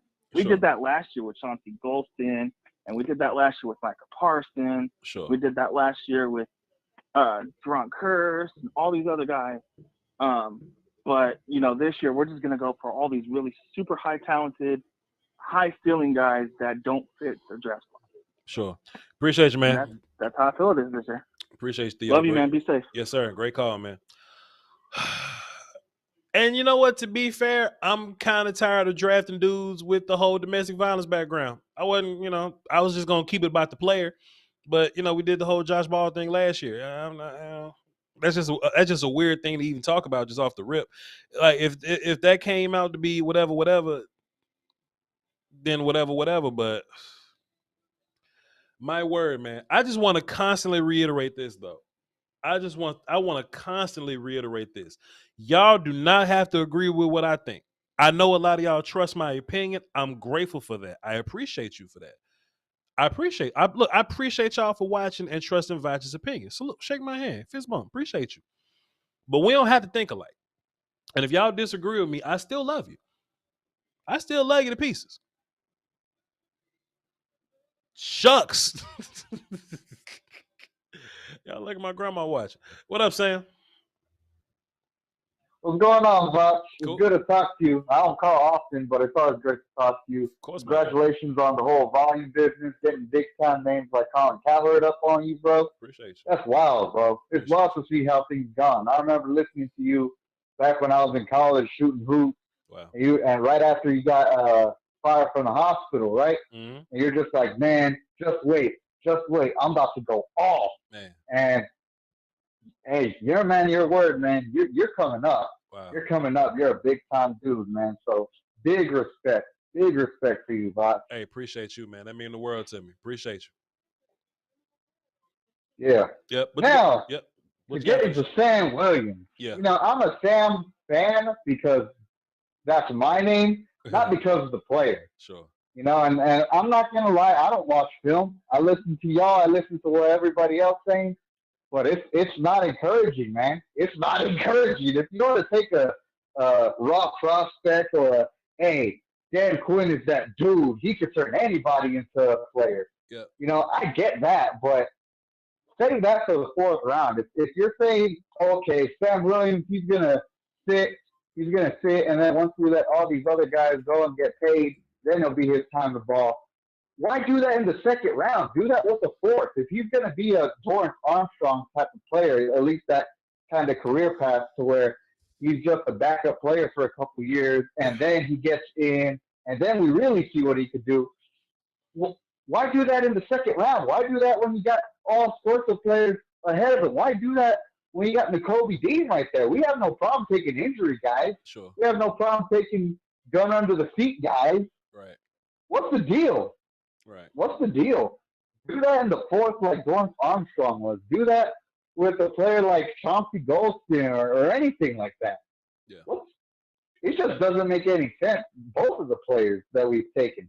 Sure. Tyler Smith, I get it. Okay, let him develop and all sorts of that. So I'm just gonna wait and see when it comes to Tyler Smith, right? Sure. But for 2 players in a row, it's just what's going on here? What is going on here, man? Yeah. Hey, man, I would love for Sam Williams to come out and prove me wrong, but ain't looking good. Appreciate you, Sam, for coming on and almost defending Sam. Appreciate you, my guy. Hell no. All right, bro. And then even my whole thing with Nakobe, bro, like even if he's injured, man, like that's not enough. That's not enough, bro. Like, how bad you got to be hurt to be like, yo, we're just gonna skip over Dean 2 whole rounds. That's crazy to me, bro. That's ridiculous to me. Let's get Xavier on the phone. Xavier up next, 318 on deck, 323 in the hole. What's up, Xavier? What's up, bud? Now, Xavier, because some people in the chat think I'm tripping. Don't let me influence you any kind of way, man. I want you to think for yourself and don't worry about my opinion. Tell me what you think about Sam Williams. No, trust me. I don't think you're tripping. I think you're very you think about things on a very high, in a very smart way, and you help me determine how I feel about. And not that you influence me, because I have my own opinions, obviously. Sure. But at the same time, I understand. I kind of understand the Tyler Smith, cool, you want someone physical, because the fans were talking about physical throughout the whole year. And when we got to San Francisco, people were talking about physical. So they're thinking about, ceiling or whatever, which leaves them not really thinking about floor. But at the same time, I also think, and I don't want no one to come at me for saying this, but I don't think no one wants to. Jerry doesn't want Mike to win, but he'd rather Sean Payton do it instead with the people that he's trying to bring in. Sure. And I think that's what they're trying to do. That's my personal opinion.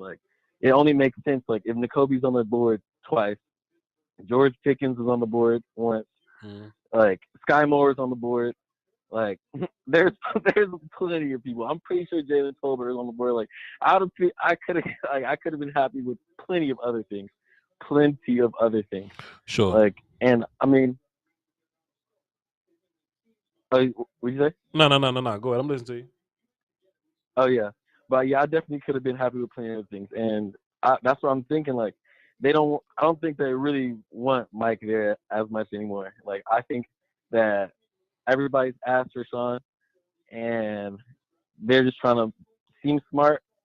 And also, I mean, they might be smart. You never know. You never know till you get there. Yeah. But also, I do know that Jerry's talking about trading up, and Jerry's talking about that he wants us to be better and all this stuff, but he's passing on the best players possible. Yeah. Yo, good call, Xavier. Appreciate you, man. And I saw thank you. Appreciate you. And I saw somebody in the chat earlier, and they was like, "But Voch, what about 12 sacks, Voch? 12 sacks in the SEC, Voch." Well, Voch watched the film. A lot of them sacks was running free. A lot of them sacks was holding the ball. A lot of them sacks was effort. 2 sacks was against Liberty or something, and that don't count. You know what I'm saying? Just y'all know I'm floor guy. I'm very much so floor guy. I'm not ceiling guy. And sometimes ceiling guy is cool if the floor is cool. I'm just we just disagree, man. Somebody in the chat, who's this 360 Sport Media? They said Voch, Sam Williams will prove you wrong. Don't get me wrong. I'm a Cowboys fan. I hope Sam Williams proves me wrong. But I don't belong to the Cowboys right now. I belong to the draft streets. And just as a draft dude, right?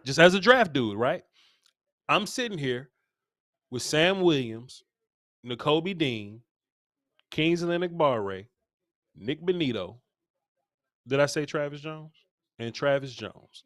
All those gentlemen are on the board. Khalil Shakir. Brandon Smith, linebacker from Penn State. All those guys are on the board for you. Chad Mooma's here, available for you. Who y'all picking? Out of those players I just named, who y'all picking? Just curious. Just curious who y'all draft, and I'll just look down both chat box and get y'all opinions, right? You know, I don't want y'all to think I'm mad for no reason. I ain't mad for no reason. I don't like to get mad. Cam Thomas is there. I ain't getting mad for no reason. Josh is Voodoo. He was one of the Cowboys 30 visits. He was a guard from North Carolina. I definitely thought he was a day 3 guy. But hey, what does Voch know? Hey, look, somebody was like, "That's why you behind a microphone and not in Dallas." Fair. That ain't gonna make me like Sam Williams. Scrub. The views of Voch Lombardi are not those of the volume. So and then look, something else too. I'm kind of out on Dean at this point, and I'll tell you why. The same thing with the whole like Marvin Wilson, Ardarius Washington thing last year. Sometimes you have a player that you like so much, and you want to lean on the film, but if nobody in the league has them on their board because of injury or because of size or the position that you play, then I think Nakobe Dean is probably going straight to priority free agency. He's either going to be an early 4th round guy because that's where hurt guys go, gun under the sea guys, trouble guys go, or he's going to be a priority free agent. Because that same thing happened to Ardarius and Marvin Wilson last year. And I don't want to just keep being in every single Justin Ball, do me a favor and not spam the chat, please. I don't want to be just looking every pick. Is this Nakobe Dean? Is this Nakobe Dean? Because by the looks of it, we've gone through 2 rounds, so it's probably not going to be Nakobe Dean. You see what I'm saying? So I'm already moved on from Nakobe Dean. No, Timothy, it's not 12 coverage sacks. No, it's a lot of weird sacks. It's a lot of not earned sacks, but I would have loved Tolbert. You kidding me? I'd have loved Tolbert, man. But I'm taking Dean, Chad Muma, Tolbert looks like Travis Jump. I don't know, man. And look, I don't want y'all getting mad because Voch mad. I want y'all to have your own opinion about this thing, man. But and who are these 2 jabronis just screaming for no reason, bro? Just come on, man. Let people know he's not just I'm so well. Don't be depressed because life is good. Life is good regardless. And at the end of the day, Voch ain't gonna lose no sleep over Sam Williams being on the team. We still going to Super Bowl. Like you shouldn't lose sleep because I'm not losing sleep. Don't be sad. Nobody be depressed here.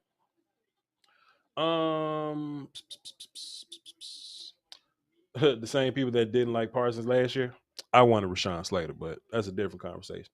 And I don't think this is a Parsons situation. This clearly ain't a Parsons situation. Let's get 318 on the phone. 318 up next, 323 on deck. Then we'll go Vic in the hole. 318, who this? This is greatness, boss. How are you, man? What's good with you? Nothing much, man. I appreciate you stealing my thunder right before you let me on. Oh, man, I apologize, man. But go ahead and say it again, and we're going to act like I ain't say it. Go ahead. Yeah. First, no, that ain't what I was going to say. First and foremost, I mean, we knew for, 3 days that those were going to be the first 2 picks. But what I was going to say is Nakobe Dean, I mean, it's just like Cormore last year. Everybody loved him until the league didn't, Yeah. Like, Nakobe Dean's a small guy with some injury concerns, like you said. 4th round, somebody will get a great linebacker. Sure. But right now, I think everybody's just kind of walking around him because they know the rule is the 4th round, somebody's a great linebacker like the Browns did last year. So, maybe we take a flyer in the 3rd. We normally do it in the 2nd, so I thought we would have taken him there. But it's crazy though. And look, I feel you on that, but it's crazy. It's crazy the amount of players coming off the board that I just simply don't like right now. You know what I mean? Like it's just dudes coming off the board. Like, how did y'all get drafted right here? You know what I'm saying? So a guy like him, a national champion who sat in the middle of the defense and did nothing but kill people. The best defender in the SEC can't go before Martin Emerson. That's crazy to me. I don't care nothing about his pectoral being hurt. You mean to tell me you can't draft a hurt, short, didn't run a 40 Nakobe Dean over Martin Emerson just to see how it looked? Just to see if it hit? Over a whole lot of guys. People saying Voch.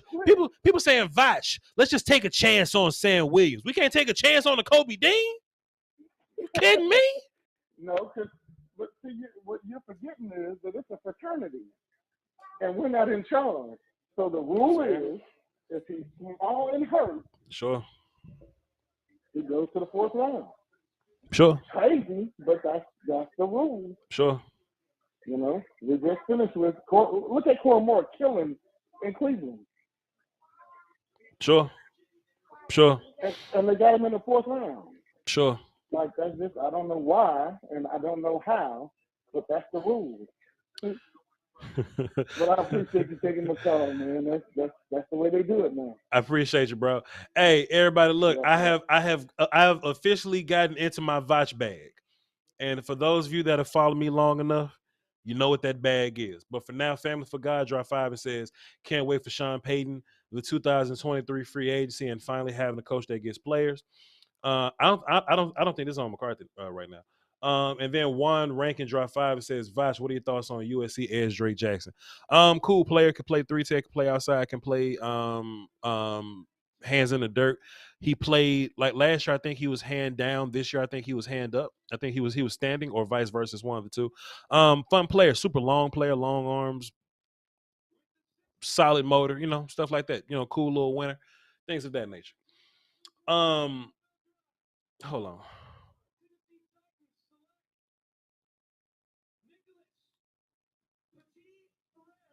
There go Nick, little brother. Going to the Titans. Fantastic pick. Shouts out to Nick, little brother. I've officially gotten into my Voch bag. And for those of you that don't know what my Voch bag is, it's when I have a thought on a player, and it's when I have a thought on a player, right? And somebody go, "Voch, you tripping. He's a good player." I respond to you with, "Tell me what film I need to watch." I put a lot of people on blast with that one. So I'm on a Twitter machine right now. Somebody just hit me up. "Voch, you tripping. Sam is a beast." And I will immediately follow up with, "What film should I watch?" What I say? Let me see exactly what I said. I want to see exactly what I said, because I want to see what you've seen. What film you watching? Just tell me what film you watching. You can basically disagree, but tell me what game I need to watch. Honestly, I've heard a lot of people, including the Bengals, say he's got first round talent without the charges. He would have went there. He looks nice on tape. I don't know about first round, but the talent is there. Even if the talent is there,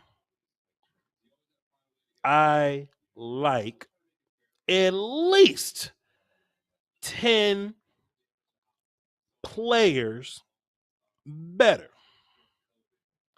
He's not trash. Here go Fuss the King here. Yo, Fuss, I tried to call you earlier, man. Your phone wasn't even on. Hey, bro. Yeah. I've been doing so much work. How you feel about him? How I feel about the drive, or like how I feel about life? Because God is good and life is good, and I can't complain about nothing, brother Brad. You know what I'm saying? So like I'm just blessed. I got 10 fingers, 10 toes, 2 lungs. You know what I mean? I'm straight. You know what I mean? But if you ask about this draft, I got a whole nother answer for you, brother. Dan Quinn special, Voch. Fuss, but Fuss, let me say this though before you even get into that. I've been telling my chat this whole time. Just because we got faith in Dan Quinn doesn't excuse us from drafting poorly or just reaching, in my opinion. Because because look, Dan Quinn can fix a player, but why can't he just work on a better player? Why he got to work on a player you know what I mean? Go ahead. There's no way I'm trading away from Christian Harris. You know how I feel about Harris, but it's just clear that him, the league, a couple, everybody just doesn't feel a certain way about these backers, some of these back end players. And you know what, Voch? And it was just like, I was texting, I was tweeting with James, and it was like he said, well, you didn't like when he gave him Sam Williams in the second. I said, well, no, it's not that I didn't like it. It's just we just knew it was gonna happen. We just knew it was gonna happen. Yep, for sure. Yeah, and it's just like I just hate when Dallas goes into a draft predetermined. This is who I'm going to draft, no matter who's on the board. Yep. Because that's what this draft feels like. Yep. And I will give Dallas a lot of credit for drafting well, but I just don't like when. And listen, I respect what everybody does. I respect all of the scouts they have, and I respect Will McClay. And I think that this could work. Like I tweeted, him and Micah could be special, but the off the field concern is real. Sure. And so, like, and I see your concern. Like, why not just get a guy who's clean, who can be an athlete, who can help you in different ways? But see, Foots. Now. But see, Foots, for me though, it's not even really about the off the field for me though. Like that's a thing for sure. But like Kingsley Enagbare, Cam Thomas, Nick Bonito, Christian Harris, Brandon Smith, Travis Jones, Nakobe Dean. Like it's guys I like, Foots. It's guys out there that I Chad Muma. It's guys out here that I like, Foots. And you know, I don't think Sam is a terrible player. I reserve terrible players for like it's a certain kind of cat that I call terrible. But we're at 56, and you can get a dude at 56. And I just think that we just got a dude that wasn't as good just because Dan Quinn likes him. I don't like him. And not only that, like I tweeted, I see some stiffness to his game. Now, the motor is amazing. Sure. The motor is great, and the first team All SEC is great. But I just the first team All SEC, they weren't going to draft another small school guy today. So he played in the big conference, trying to make sense of it. That's where I'm at with it. Now let me ask you this, Voch. Sure. What can they do in your opinion to save this draft? Who do you want to see in the third round? Foots, I have no clue. And look, Foots. I'm kind of the same way. Cause look, Foots, I walked into this saying, you know what? If we get a gangster in the second round, I'm just gonna go in my mind and be like, okay, well, Nakobe Dean was my first round pick, and Tyler Smith is just my second round pick, and we just had to do this to get it like that. I was gonna be that guy, Foots. But I just don't have. And then, Foots, the bad thing about it, all the teams in front of us started drafting bad. I was like, this shit's shaping up to be something nice, Foots. Yeah. This shaping up to be something nice. But we got Sam Williams, a guy. Okay, Foots, prior to him being a Cowboy, and look, we're not talking about that we knew that they liked Sam Williams. What was your grade on Sam Williams? And, like, just give me two players that he's between. A player that's better than him and a player that's not better than him in terms of, like, ranking and stuff.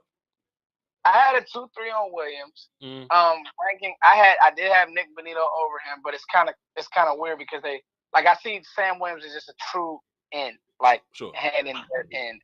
Sure. And I mean his hand can be out there, but he's not gonna spot drop or anything like that. Sure. I did have him over Cam Thomas, so I guess if you like the Thomas pick, I get it. I mean if you liked him over Thomas, I get it. But then, I had a 2-3 on him. So, I mean, I guess now there are people out there who say, hey, first round talent. No.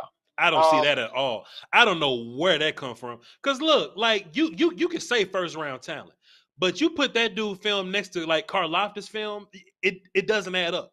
It don't add up at all. Or Boye Maffei's film or Arnold Ebiketie's film. It don't add up. Sam Williams is a so you had him as a 2-3 guy. He's a 3-4 guy to me, Foots.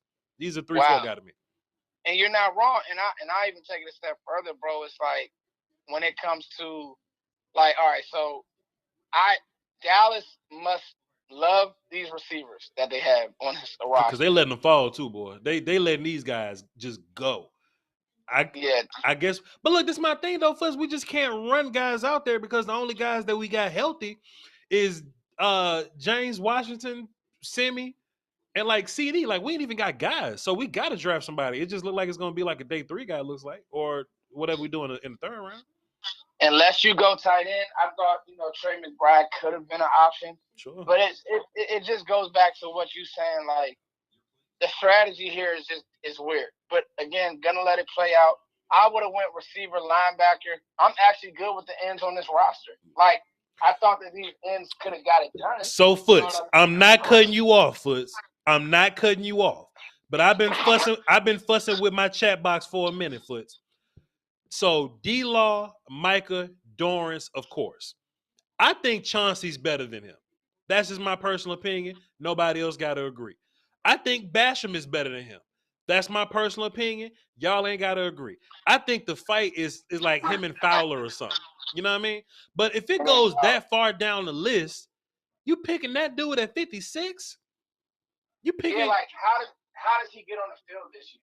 That's what I asked my chat box, but they say I'm crazy, Foots. I don't know. Maybe they can call you crazy too. Foots the King. Foots the King said he don't know how he gets on the field neither. Go ahead, Foots, because the chat say I'm bugging. Go ahead, Foots. Go ahead.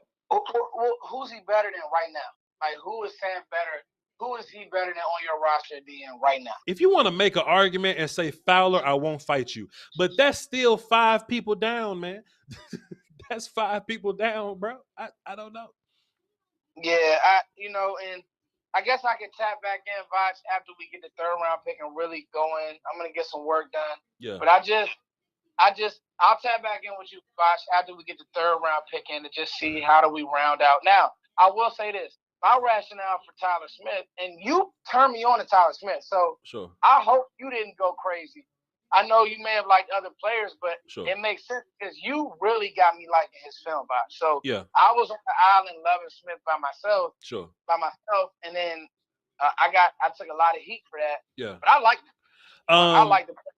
Tyler wasn't the best player for me neither, but I do like, what we have in him. You know what I mean? I think that he was a guy that if we would have took him he wasn't going to be there at 56 because the Titans would have drafted him directly after us. So he wouldn't have been there.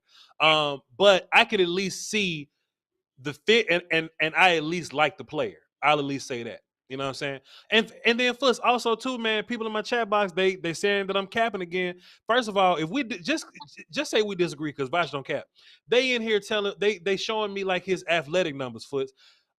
Did you see like a stiff player when you watched? Like he was just kind of stiff to me, like he didn't really have tools in his tool belt. Like he wasn't the most bendy guy. In the drill work. Sure. In the drill work. The hips. I just saw no flex in the hips. But the film is not bad. Like, and I know you're gonna find some good film. Yeah. So I'm just really, really interested. I'll say that. I'm really, really interested. Sure. Film is not bad at all. I agree. He has some good productive film. Shouts out to Shaquem making the pick and all that. He got good film, man, but it's just taking him at 56 is weird to me. He's a very raw player. He's a dude that you're gonna have to develop. If anybody can do it, Dan can do it. But damn, I'd rather develop a dude that's better at being developed, like Kingsley Enagbari or something. I don't know. There you go.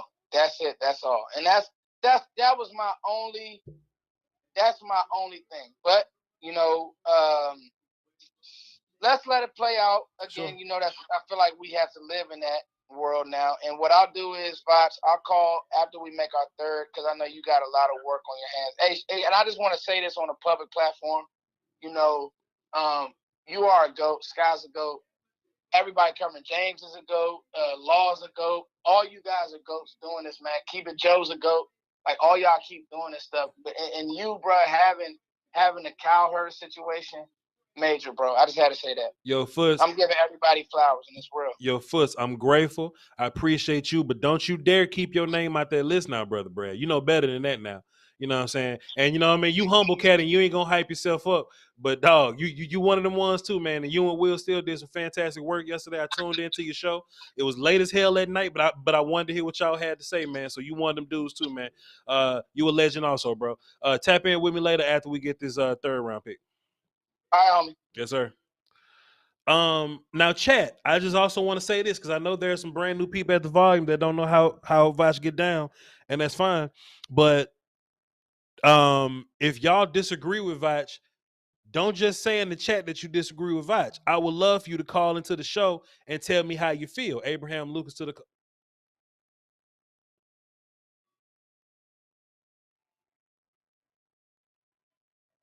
What's going on screen? Oh, they're doing a bit. Okay, cool. I thought something weird was going on. Look, chat, this is a safe space. I'm not gonna dog nobody, y'all. I'm not gonna fuss and fight with nobody. If y'all disagree, call into the show so I can hear your point. I know it's hard to they're TikTok people. Okay. I know it's hard to, get your thoughts out in the comments, in the chat box, whatever, right? But if you legitimately disagree, and there's Jelani Woods, more heartbreak. If you genuinely disagree, tap in with the show so I can at least hear your point. Change my mind. I'm open to you change my mind. So it's cool. It's cool. Big Game James said he was a second rounder. That's cool. I disagree. That's fine. Call in and tell me what you feel. Like I'm not gonna disrespect nobody. I'm not the big bad wolf. I like dialogue. 702, what's up? Who this? 702, what up? Who this? OG. Hey, you was about to get hung up on. What's up? What you got for the show? Man, don't do it. Man, bro. Check it out, man. What happened to BPA? Shit, I don't know. Shit, BPA gone, player. We ain't done BPA in a minute. I don't know, but go ahead, man, bro. I feel we got our talent, man, from BPA. That's how we got CD Lamb. Yeah. That's how we got Micah Parsons, man. Well, what's this new strategy, man? It feels like we drafting for depth, man. Who drafts for depth in the first couple of rounds, man? We need to draft for some players to start right now. Sure. I agree. I feel like Stephen Jones is drafting thinking about the cap, man. This look like some cap shit, man. Like, okay, we don't want to draft players too good because we're gonna have to pay them. What kind of shit is this, man? Not drafting and thinking about the cap. Not drafting. That's hilarious. That's what it sounds like to me, man. It sounds like we drafted for the cap, man. Yeah. Because I don't know when this guy Sam Wood. What is he gonna get on the field, man? Like you said, man, I like Basson better than him, Doris Armstrong, Chauncey Golston. I feel they all better than him. Mm-hmm. Sure. So I'm very disappointed, man. I would have went Linderbaum, then I would have tried to get Pickens, man, because we need some receivers, man. How do you get rid of Amari Cooper? Mm-hmm. You got Gallup with a torn ACL. I mean, you got Washington. I like Washington, don't get me wrong, but I mean, come on, man. We need some receivers, man. Yeah. So I feel you, bro. I'm just, man, I'm very disappointed, man. I mean, all these draft picks, man, we was in perfect position to move up, I feel, and we got what, three third rounders? We got 1/3, 2/4, and like 3/5 or something. Okay, yeah, man. I feel we was in good position to move up and really get some players, man. But how this draft is just panning out, man. I'm like, it's just very underwhelming. I mean, what you think about it so far? About the drafting just in general? Yeah, kind of in general. I mean, with the players on the board and with the picks we got, man, it seemed like the best I'm gonna be able to get a Cowboys is maybe a seat for this draft. If you wanted to I can't really see going above that. If you wanted to go edge and guard, I think Karlaftis and Ed Ingram was a better combo than Tyler and Sam Williams. Like, if you wanted to go that combination, there were better combinations of guard and offensive guard and edge on the board. So man, if we just got our guys I like that they liked and they didn't want to go BPA at all and they just like took the dudes that they like or whatever, then fine. But it hurts, man. It hurts. That dude Tyler Smith, man. I mean, just watching this film, I feel he do got potential. I hate his technique. I like his nastiness. Mm-hmm. His technique is trash. I mean, I was watching highlights and I thought he was holding on something. So I didn't even see the 14 holding calls he got, but just the highlights, I'm like, damn, that could have been a hold. Sure. So I'm like, man, but he's nasty though. We do need nasty. You know what I mean? I don't really like Biotis, man, at center, man. I was hoping we kind of got Linderbaum. Sure. But I mean, I don't know, man. It's just underwhelming, boss, man. I just want to highlight the OG big homie, man, and just get my thoughts, man. I needed somewhere to vent. Hey, man, appreciate you, sir. You have had the Manscaped joke of the day when you said we are drafting like we're trying to save cap money. That's hilarious, bro. What's your name again, bro? You know the funniest stuff is the true stuff, man. I'm L Swift, man. I'm calling out of Vegas, man. But yeah, man, this is my first time calling, man. Pleasure, man. I've been listening to you forever, man. I see, bro. I just put you down as L Swift. Appreciate you, my guy. Thanks for the call, man. Appreciate it, man. Have a good one. All right, big dog. Yes, sir. That is hilarious, man. This caller ain't watched no tape. I tell you what, this YouTuber did, and I agree with him. This YouTuber watched some tape. Vic up next, 754 on deck, 910 in the hole. Now I don't want the chat to just, I don't want the chat to just be talking mess to me and not giving me a chance to defend myself. You know what I mean? So if you disagree with me, don't just say Voch, you capping and walk away. Call into my show and tell me how you feel. Call me show and tell me how you feel. Let's just recap the draft for a second, because I've been fussing for the past Past like 20 minutes or something like that. And Brumley, you could just like hit the scroll up, but there you go. Help the people out. Appreciate you, my guy. So since we drafted, what's the name? And I got upset. Sam Williams, edge from Ole Miss. Luke Goedeke. He played on the opposite side of Bernard. Luke Goedeke got drafted before Bernard Raymond. Am I missing something? Did Luke Goedeke really get drafted? Did he really get drafted before Bernard Raymond? That's crazy. Chad, Chad, make sure I'm not missing nothing. Make sure I'm not missing Bernard Raymond. But there's that. Then Troy Anderson, the special teams player of the decade. He went 58. Ed Ingram went 59. Hurt.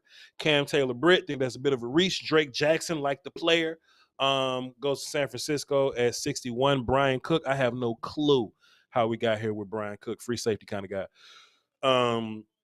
At 62, James Cook, in which I think he's a fantastic running back. He goes 63. And Nick Benito, who I like more than Sam Williams, goes 64.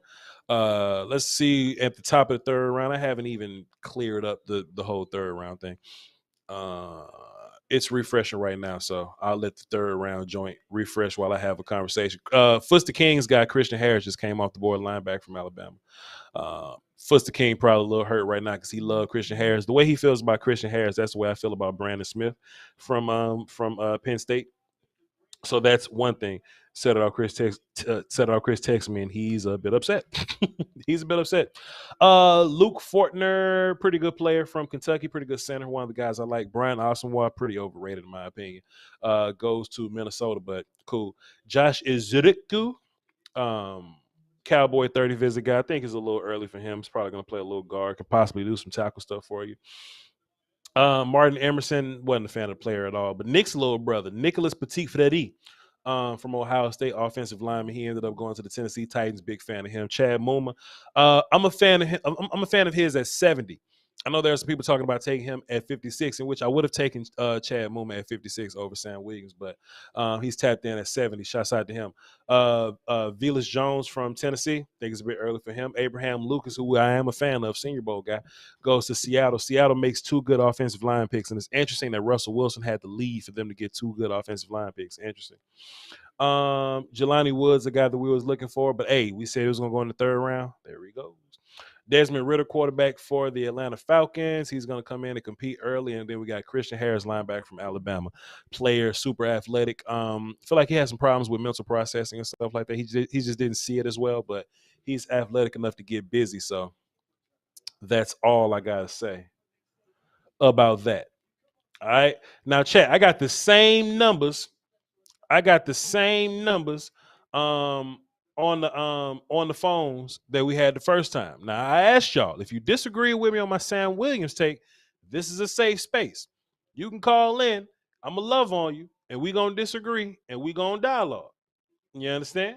But I saw somebody in the chat real fast. It was like, do you think Ridder is like Dak Prescott? We just can't take all of the day 2 quarterbacks. You know what I'm saying? And just compare them dudes to Dak Prescott, man. That's a little different. That's a little different. We can't let that fly. Let's give Vic up next. 754 on deck. 910 in the hole. Let's talk. Vic, what's up? What's up, Voch? Coolin', my guy. Trying to figure it all out. What you got for the show? Just chilling. First of all, I want to say shout out to you for the whole volume, John. Appreciate you, bro. Appreciate you, bro. I really appreciate, like, you always been, like, the same person since day one. A lot of people got to switch up. A lot of people got to, pretend they was cool to get views and all that. And you're one of the most genuine day ones that show that, you know, you can stay true to yourself and still make it in this shit. So sure. That's dope as hell to me. Sure. I want to get on this Appreciate Williams you, man. pick. Appreciate you, bro. Go ahead. Appreciate you. Third round grade on him. Oh, also, like, maybe a little less than 2 years ago, you started making me want to like watch film a little bit. Okay. Not on everybody, but the people that the Cowboys were like interested in, kind of. So I know what we get into. So I did watch a little bit on Williams. Third round grade on him. Really stiff player. Sure. Not good bend. Sure. He plays too high. Sure. Very raw. he relies on his motor and his strength way too much. He don't really have good technique. And I don't mean to knock him or anything like that because I'm not that type of person, but this is what I see when I was watching film with him. Sure. Not really good at reading the plays, misdirections and stuff like that. Get lost a lot in the traffic. Mm-hmm. Yeah, it's just a reach pick. I like the day one pick with Smith way more now. Sure. Because at least if everything goes right, he's going to be contributing day one at guard. Right. If it goes right, you know? Right. With this guy, he's not even going to be touching the field like that. And with a round 2 pick, you want someone that's going to be contributing day one. And there's a lot of players on the board that could have been contributing day one. Sure. I got a question. What's up? Do you think like we give Dallas like too much credit of drafting good? Because like the more I think about it, a lot of the good players that we end up getting really like fall on our lap. And we be reaching for a lot of other players. Like I'm not saying we don't do our research and do good shit, but sure.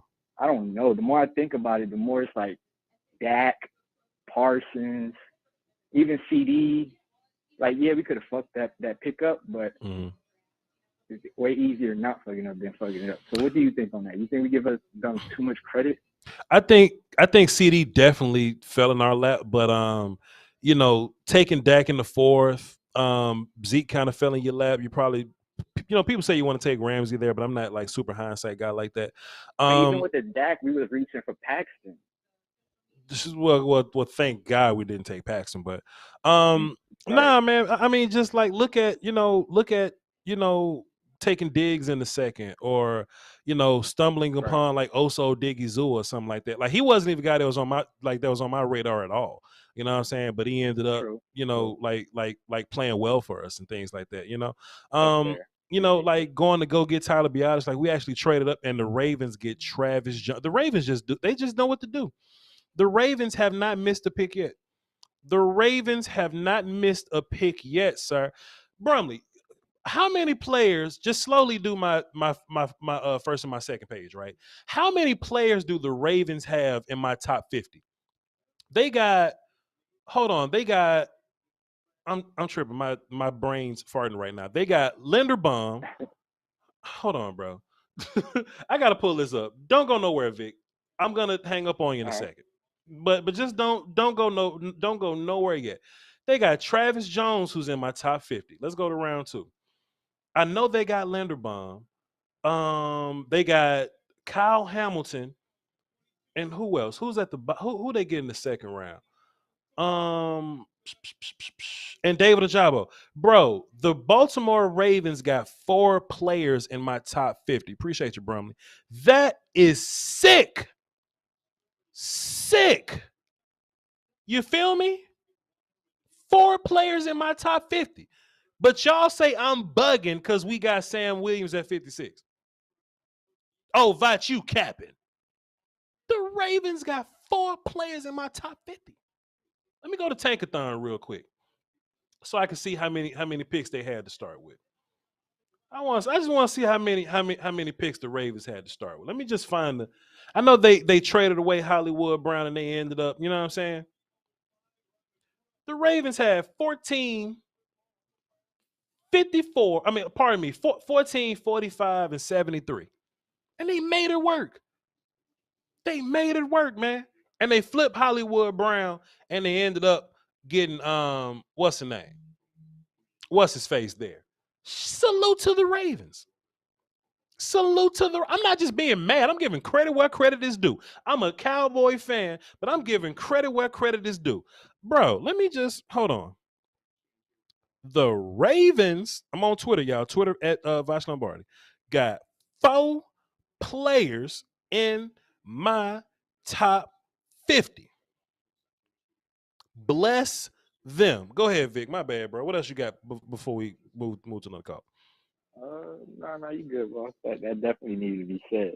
But salute to the Ravens. Oh yeah. Yeah.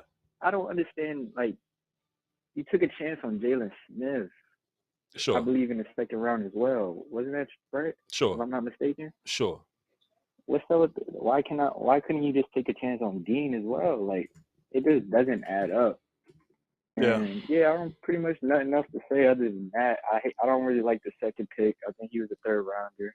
Yeah. He just plays too stiff, high motor guy. Really like a Rob Marinelli guy reminds me. Yeah. Yeah. Yeah. Vic, this was a good call, man. I just appreciate you so much for calling, man. I just appreciate you. I appreciate you, man. Keep doing your thing, man. Yes, sir, man. Bro, we just have to look at what the Ravens doing and just applaud them people, man. Let me see if I can find Coach Evans. Let me see if I can just find them people, man. Just see if I can find them people, bro. Let's see if I can just find. Coach, you busy? What up? What up? Coach, you busy? I'm on live. What's good though? Okay, my bad. My bad, man. You live on the volume also. I just wanted to give you and your Ravens credit. Y'all got 4 players in my top 50. In my personal top 50, y'all got 4 players in there. And it ain't like y'all was the first overall pick or something. It ain't like y'all flipped a whole bunch of picks to move around and be like Kevin Costner or nothing. You know what you know what y'all doing? And tell your audience this, because I hope your audience is happy. Y'all are simply sticking to BPA, taking the best players on the board, and you're letting the draft fall to you. I just want to say congratulations, and I hope you're happy over there. That's all I want to say. I'm very happy. Just think about this before we go. Mm-hmm. We got the number 1 center, the number 1 safety, and I think the number 2 defensive nose tackle. And look, David Ojabo was like barring injury or whatever. David Ojabo was like my 4th rusher or something like that. Brumley, can I get that up on the screen? He was like my 4th or 5th rusher or something like that. So even if he don't play this year, think of him as an extra 1st-round pick next year when he does come back. Bravo to y'all. Bravo to y'all. Go back to your show, man. Killing it. Yeah. Costa killing it. I didn't want nothing, man. Yeah. Love y'all. Appreciate you. I'll see y'all soon. That is Sip to Tally on YouTube. Go over there, check him out for Ravens content. Appreciate you, Coach. I just wanted to just show some love, man, to an organization that's just doing it right. They're doing it right. They're simply doing it right. Appreciate you, Brumley. They're doing it right. They're doing it right. They doing nah. I don't applaud no one else's team. Like, shut up. They doing it right. You ain't that big of a hater. All the time out. Let me just go ahead and fix this. Let me move this over a little bit, and let me hit that little button. Bam! Got you up out of here. Appreciate you. Hey, they doing it right, bro. Shouts out to them. They doing it right. But I ain't that much of a hater. I'm a Cowboys fan, and you ain't gonna never see me like root for the Ravens like in the regular season, especially not versus the Cowboys and nothing like that. But bro, just as a draft human, look at what they doing, bro. They got 4 players in my own top 50, and it's only by just taking who's on the board. Kyle Hamilton, Tyler Linderbaum, David Ojabo, Travis Jones. I'd be in jail right now if that was it's. I'd be at Golden Corral right now just cashing tickets. I'm paying for them. These 6 people right here, that and them 2 kids right there, and that old lady. Can this old lady get the discount? Can she get just to save me some money? Sure. And then I got this Groupon for these people over here. These are some college students. I'm paying for them too. I'd have paid for 20 Golden Corral tickets today if I was poor. Please, shouts out to the Ravens, man. Shouts out to the Ravens. Calvo says your top 50 isn't reliable. Respectfully, shouts out to you, Calvo. Love you to pieces. Love you to pieces, Calvo. You can say what you want to. You can say who is Calvo? Look, Calvo. Look, you ain't got like my top 50. That's fine. That's your own personal opinion. But Linderbaum, Kyle Hamilton, David Ojabo, Travis Jones. If you look at those 4 players and don't think that they top 50 players, then your top 50 boy trash. Respectfully. Scrub. The hell wrong with you? Short dog, what up, man? That boy be smoking some fentanyl, bro. Everybody in the damn mama knows those are top 50 players on any kind of draft board you're looking at in the NFL. Oh my God. Right. I was just on my way to call you and tell you, hey, look, if we can get Travis Jones or we can get Nakobe Dean, I'm gonna come back, and there's still a little bit of hope. I ain't gonna stomach Sam Williams right now, but hey, we can get with Tyler Smith, and they take him from us. But you gotta understand not only what they're doing, bro. These guys they've jumped him so many times, sure, knowing, thinking who they're gonna get, and they're still pulling aces out. It's like the 2020 draft for us. except they do it every year. Voch, I don't know, bro. We got Dean or bust. It's all in, Voch. It's all in right now in this third round. So we'll see what happens. And granted, we still got Darian Kennard. There's still guys out there that we could have got in that guard spot. Ain't nobody was going to touch Sam Williams.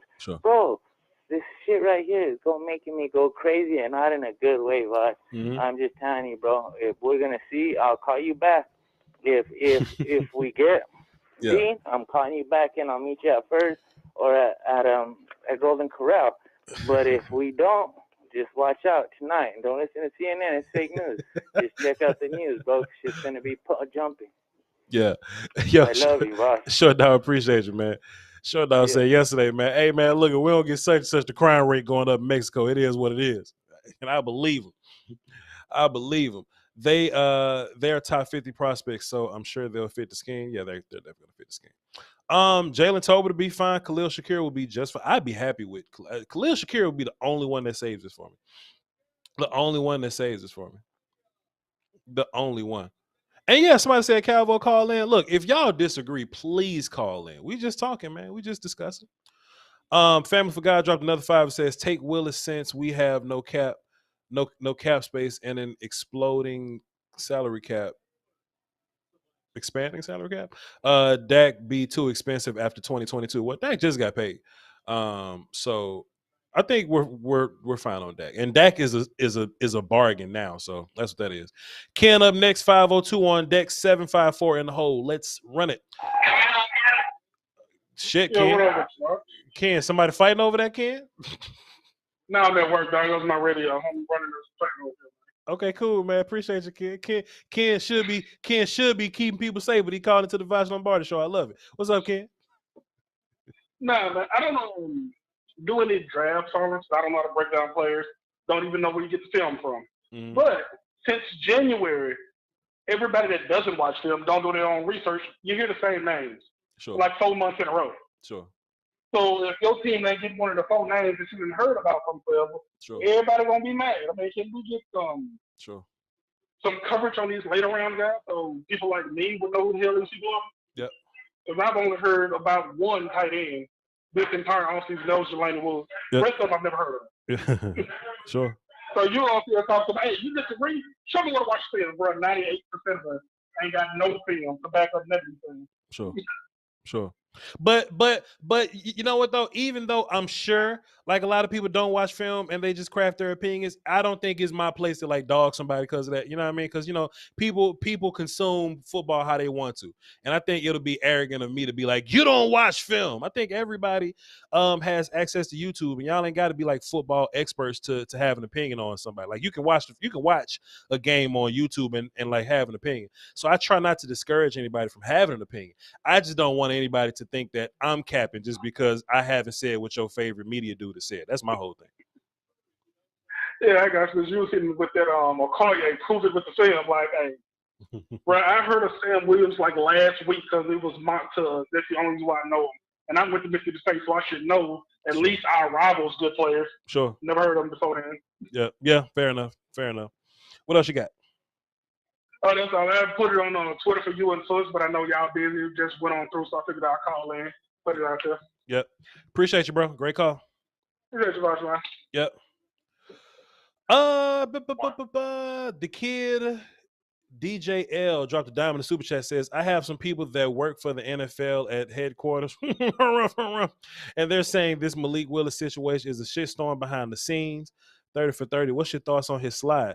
Well, the kid DJ L, if you got some sources, why don't you tell us? Why don't you tell us what's going on with Malik Willis? I don't know what's going on.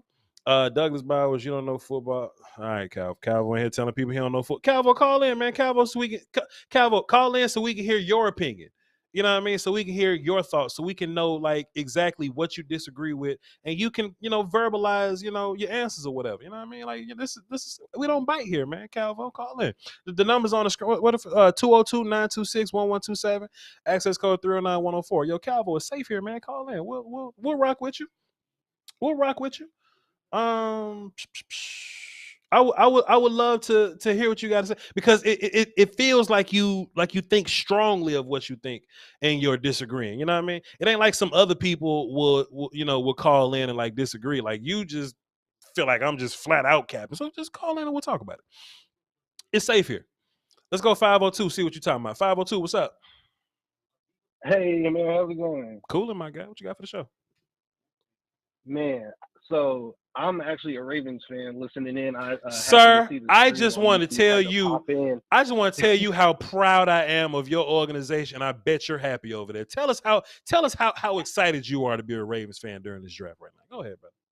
Dude, absolutely. So like, as a Ravens fan, the first 3 picks at some point within the offseason, all 3 of those guys were people that we were considering taking at 14. Sure. Kyle Hamilton, like, he was the absolute reach. We're talking about if we had to trade up, if we're talking about all these forces that EDC has gotten, we're thinking maybe he's going to package up some force, a potential like 2nd or 3rd from next year or something with the first. Sure. Try to trade up, get Kyle Hamilton, but then we see Marcus Williams get signed. So we don't even think about safety being an option anymore. Sure. Then we think about David Ajabo, because we absolutely have a deficit at edge rusher because Tyus Bowser's injured. Adafe Owe had flashes, but like after those 2, there's really nobody else on the roster that we can really rely on. So we think about David Ajabo, and then we think about the McDonald hire for defensive coordinator. Sure. Perfect fit with David Ajabo, but he tears his Achilles. So don't even think about that. Yep. We're also thinking about Jordan Davis, and jump us. And pardon me. And if David Ajabo didn't get hurt, he would be a candidate to get picked at 12. So shit, or at 14. Absolutely, my bad. He would have been in that conversation. Linderbaum would have been. Everybody y'all picked except Travis Jones, like the first 3 guys. If Linderbaum, David Ajabo, pre-Achilles, and Kyle Hamilton, if they would have gone 14, we would have been like, that's a good pick right there for the Ravens. And they got all 3 of them. Every single one of them would have been a good pick. And then the crazy part is the person that we got jumped for, because I'm sure that the Ravens would have picked up Jordan Davis if the Eagles had not jumped us. Sure. We got the great value Jordan Davis with Travis. They just picked up in the 3rd round. So I'm happy. They're about to try to stack this defense. They're about to go crazy. And they got Mike, it's either Mike McDonald or I can't remember his name, but he's brand new. Sure. McDonald just played with Jim Harbaugh.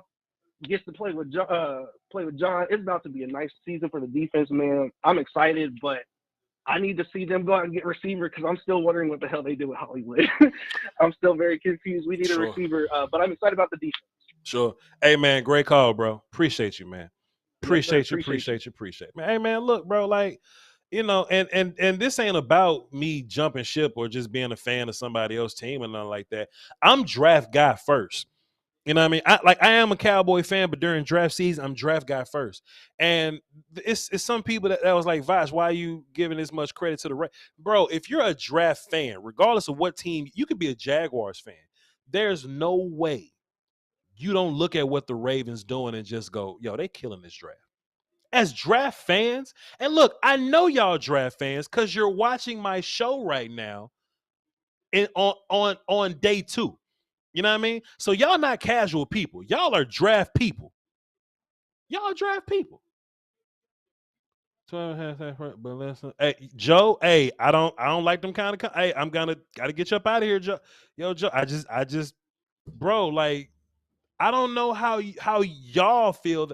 I don't know how y'all can't look at just from a draft standpoint, right?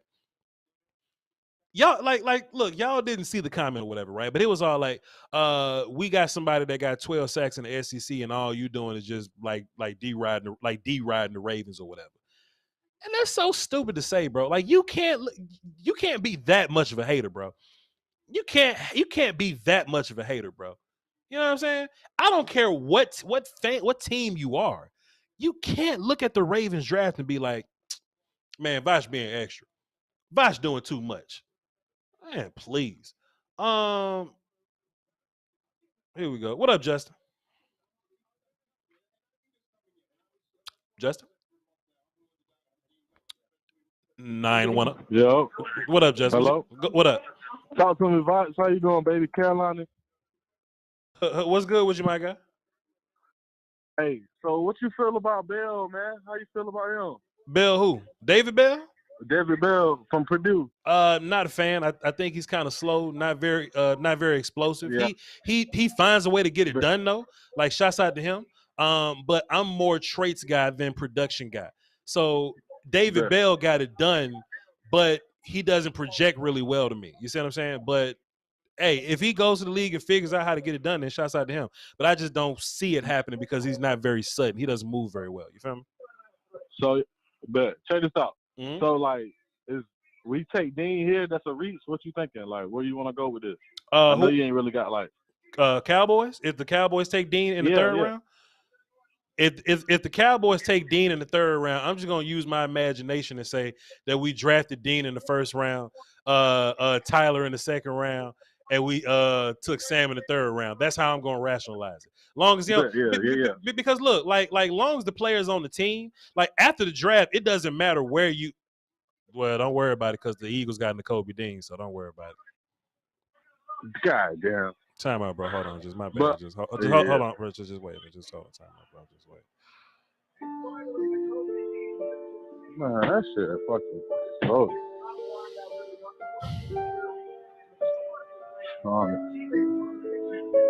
So the only player that could have saved this draft for the Cowboys, and not even like saved the draft, but the only person that could have made me feel better. Not only did he not go to the Cowboys, but he went to the Eagles. And let's keep it funky, though. Let's keep it funky. I'm draft guy. If the Eagles, like, I think the Cam Jurgens pick was kind of weird. But besides the Cam Jurgens pick, the Eagles kind of been killing it. Am I lying about that? Am I lying about that too? Am I capping about that?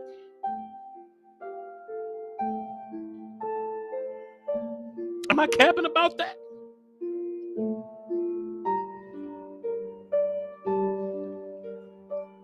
At this rate, we're never going to Golden Corral. Never. At this rate, we never going to Golden Corral. Damn.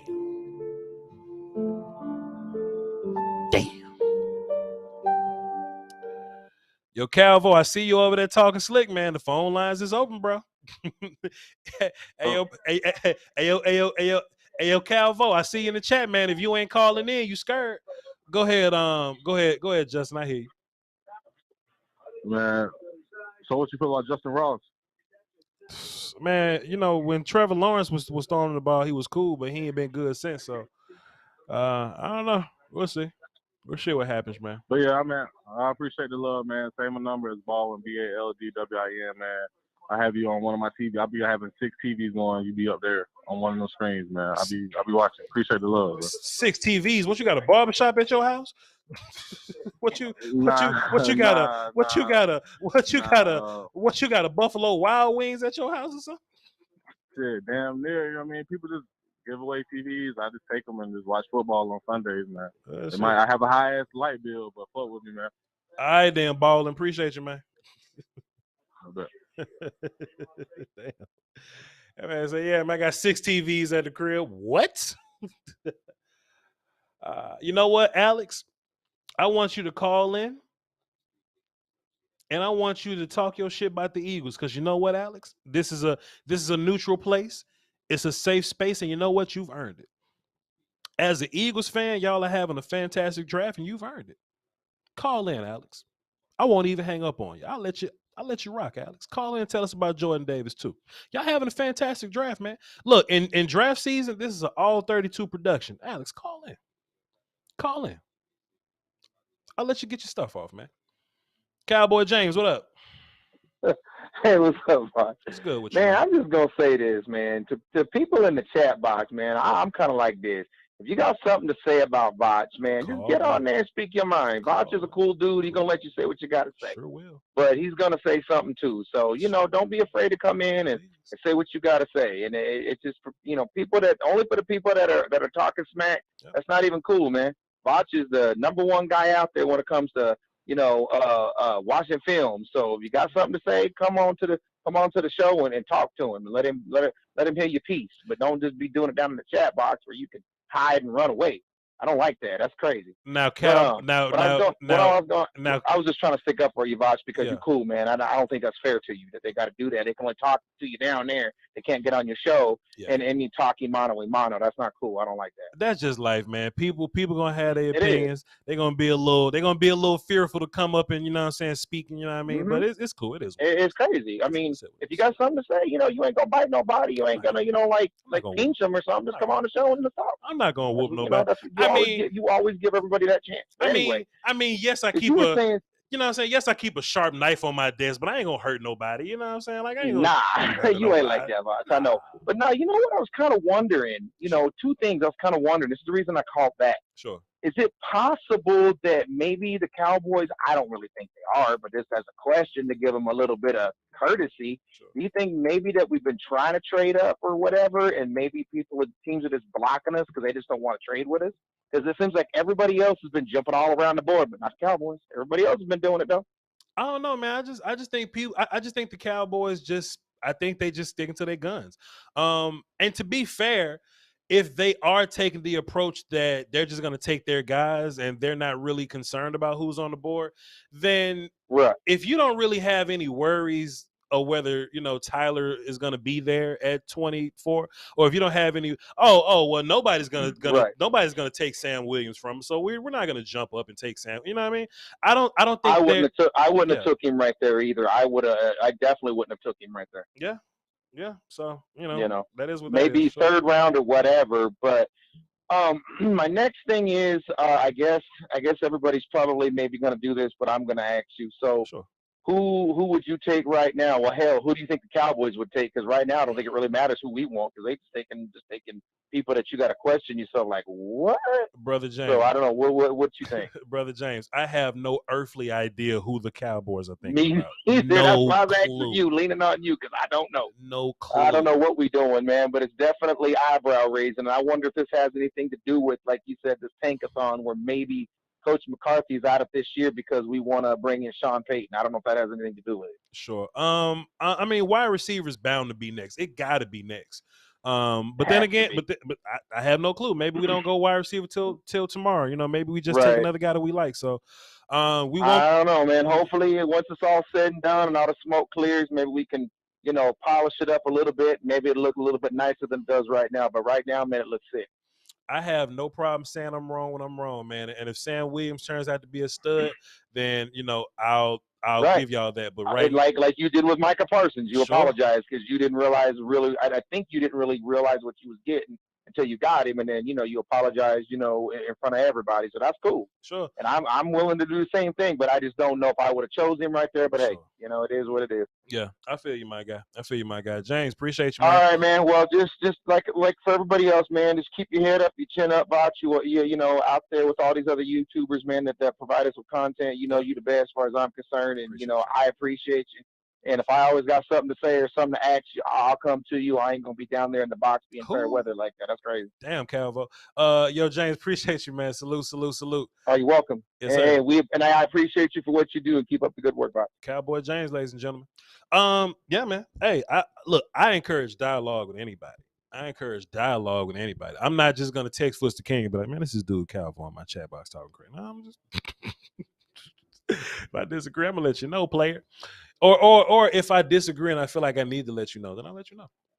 But it is what it is, though. It is what it is. We all can disagree, man. It's all some fantastic little dialogue here.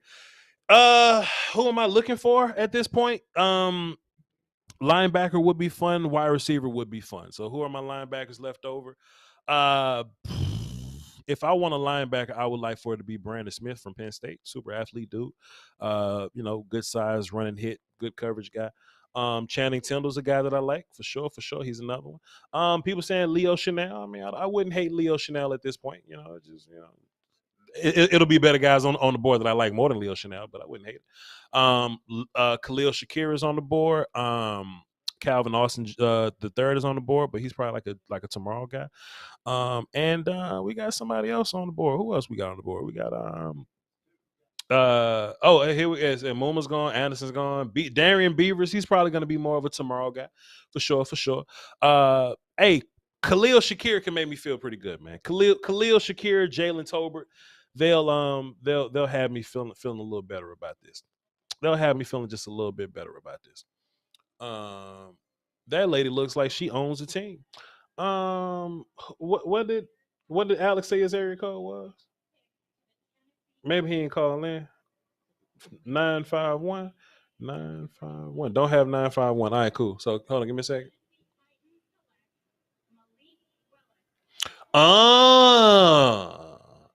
And the Titans go Malik Willis. Amen. Ooh, and that young man looks motivated too. That young man looks motivated. He looks pissed off. Let's go, bro. Shouts out to Malik Willis, man. I think that dude's gonna do great things in the league, and he just gets to hand the ball off to Derrick Henry and just figure it out. He gets a Traylon Burks to throw to. Oh goodness, man! Give him some more help. Give him some more help too. Draft some more help for him. Shouts out to Malik Willis, man. Shouts out to Shaq, the Vikings fan. Drop 5 in the super chat. Appreciate you, sir. I haven't called in yet. Waiting on the Cowboys to pick first. Hey, you know how content work. Appreciate you. This what we're gonna do. Yo, don't nobody go anywhere. Bromley, can you put the screen on the Voch's waiting screen? Voch got to run to the bathroom real fast. Y'all give me like a minute and 30 seconds. I'll be right back. Bromley, put us on the intro screen, please.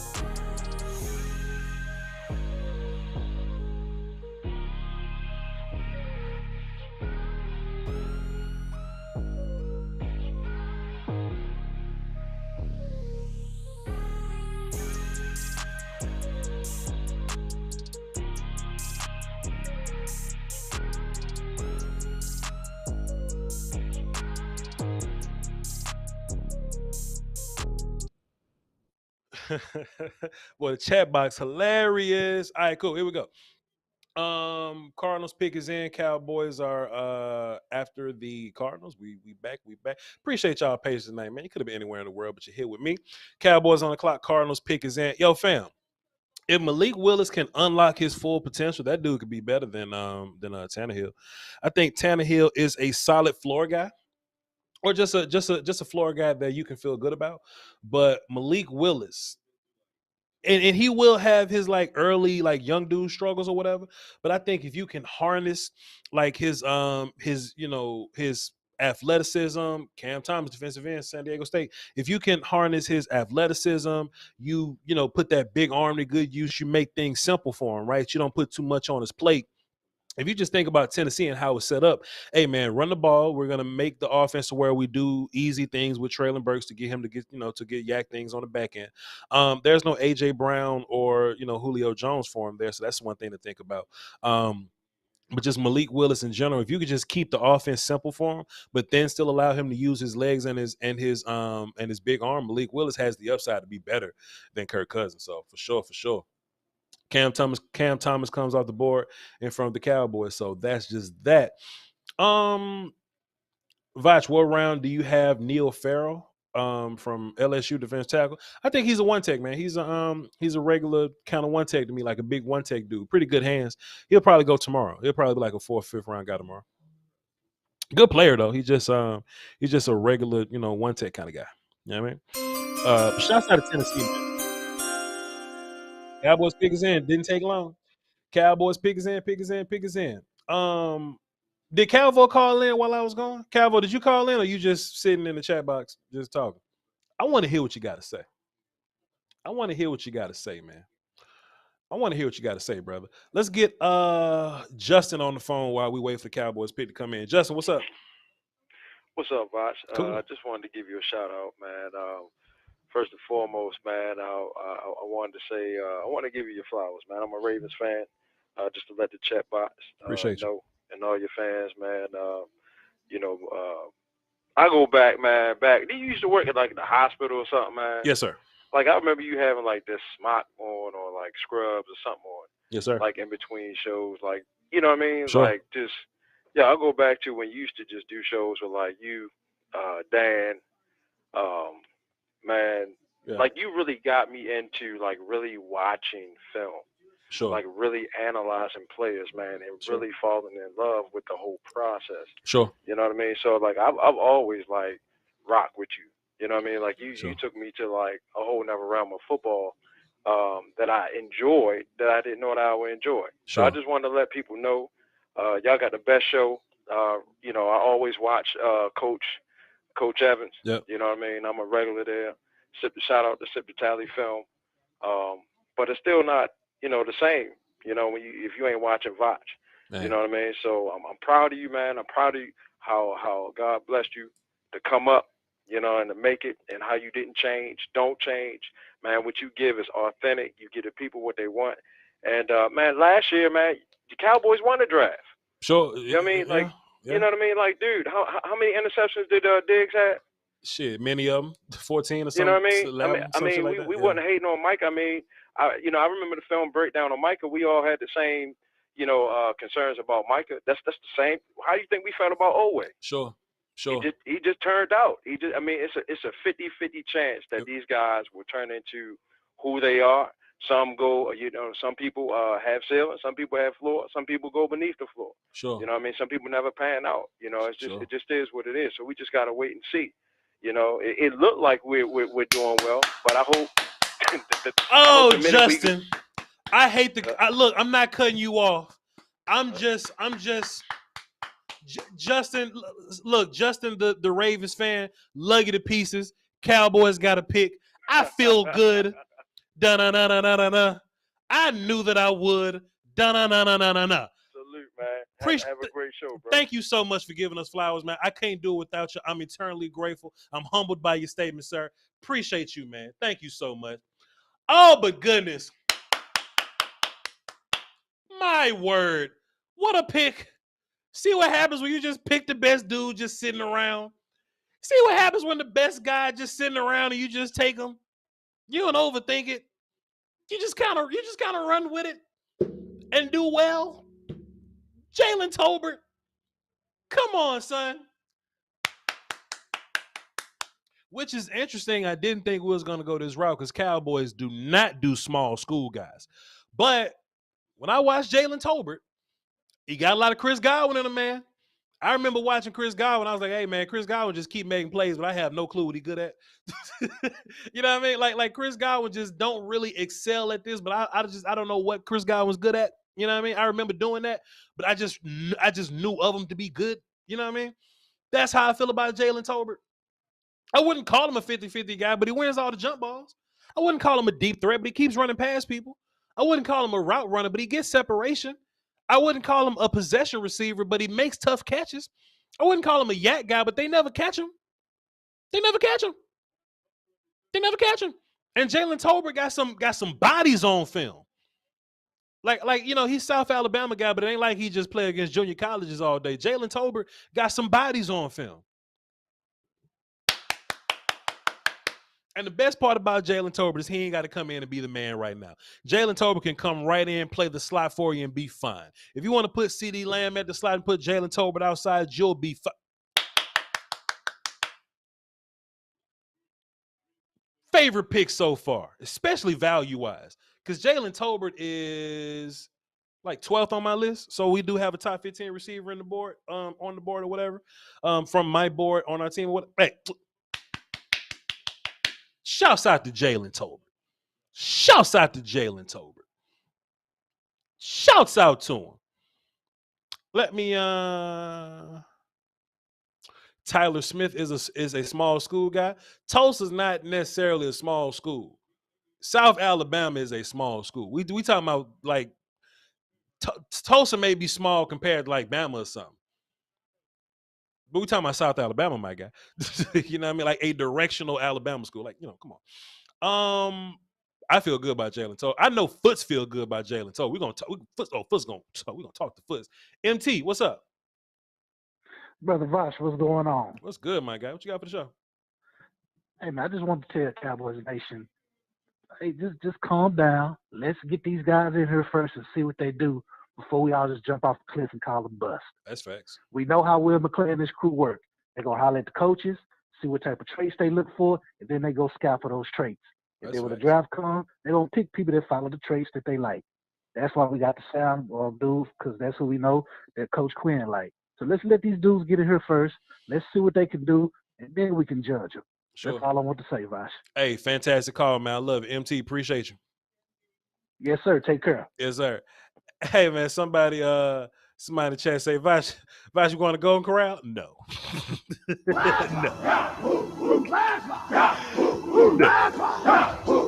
This is definitely not a Golden Corral pick, but it is a pick that I'm definitely happy about.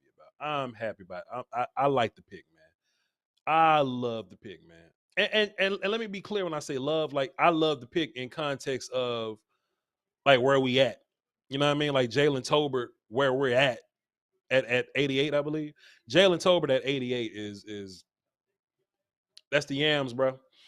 That's the yams. So yeah, man, we'll be doing film tomorrow, man. Don't forget, man, Voch, no matter how I feel about Sam Williams, we gonna get a Sam Williams film session in the morning.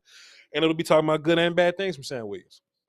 I keep it neutral, I keep it neutral. But boy, I'm gonna be excited for that Jalen Tolbert pick. Set it off, Chris. We're gonna get you in next. Short dog on deck, then 254 in the hole. What's up? Hey man, I'm just glad that the crime rate will be at a minimal now to the fact that we actually picked a guy who can play, because I know Short Dog had the clip loaded. And I just want for my man Calvo, man, to just hear this and hear it clearly. Actually, Chris, I just blocked him, so he doesn't even exist right now. Who is Calvo? Okay. All right, man, no problem, man, because I hate the blasphemy to come out, man, as if you sit up here and you just downgrade cats just because you don't like them. Because there's been several times that you picked out guys and seen stuff, and you've given love and flowers all over, man. Coach Evans, man, is an iconic, man. Yep. And to even go and sit over and we've ran and flooded his show, man, because he gives sound, pinpoint analysis about the Ravens. And man, the Ravens are who they are. They look at the board. They don't try any hocus pocus, a la peanut butter sandwiches to it. They just pick who's there, man. So for you to wait to 88 to pick a guy who can help your football team, don't sit up and look at this fan base and people out here talking about, oh, you don't like a guy to get 12 sacks in the SEC. Suckers that sat up here and thought that Taco Charlton could play. And we all saw that if you watch the film. But that film stuff is for guys who got a little time on their hands. Maybe got a little other different interests. I'm October kid. This was a guy that Brandon from Frankly Football loved. I had no clue who this cat was. He made me go watch him, and I totally understand this pick. But to get him at 88 when you needed a wide receiver beforehand and the way the board fell, here he is. That's the yams, man. You take Sam Mills. Yep. Hey man, for you to miss out on the guy who ran around all the SEC and tackled everybody, and he was all SEC as well. Sure. But now you put him behind his running buddy that kept him clean for the last year, and now he about to terrorize your ass for the next 5 to 7 years. Wow. Yeah, man. Man, Jesus, dude. Hey, man. Yep. Hey, listen. We talk all the time. We drinking Sunday. I'm with that. We drinking. It's been a weekend, bro. It's been a weekend. I'm with man. that. It's been a weekend, and we drink. We ain't drinking. We Drinking. This is crazy, bro. I'm not even leaving the house. To the show, man. I'm not even leaving the house because I know I'm going to jail. Look, look.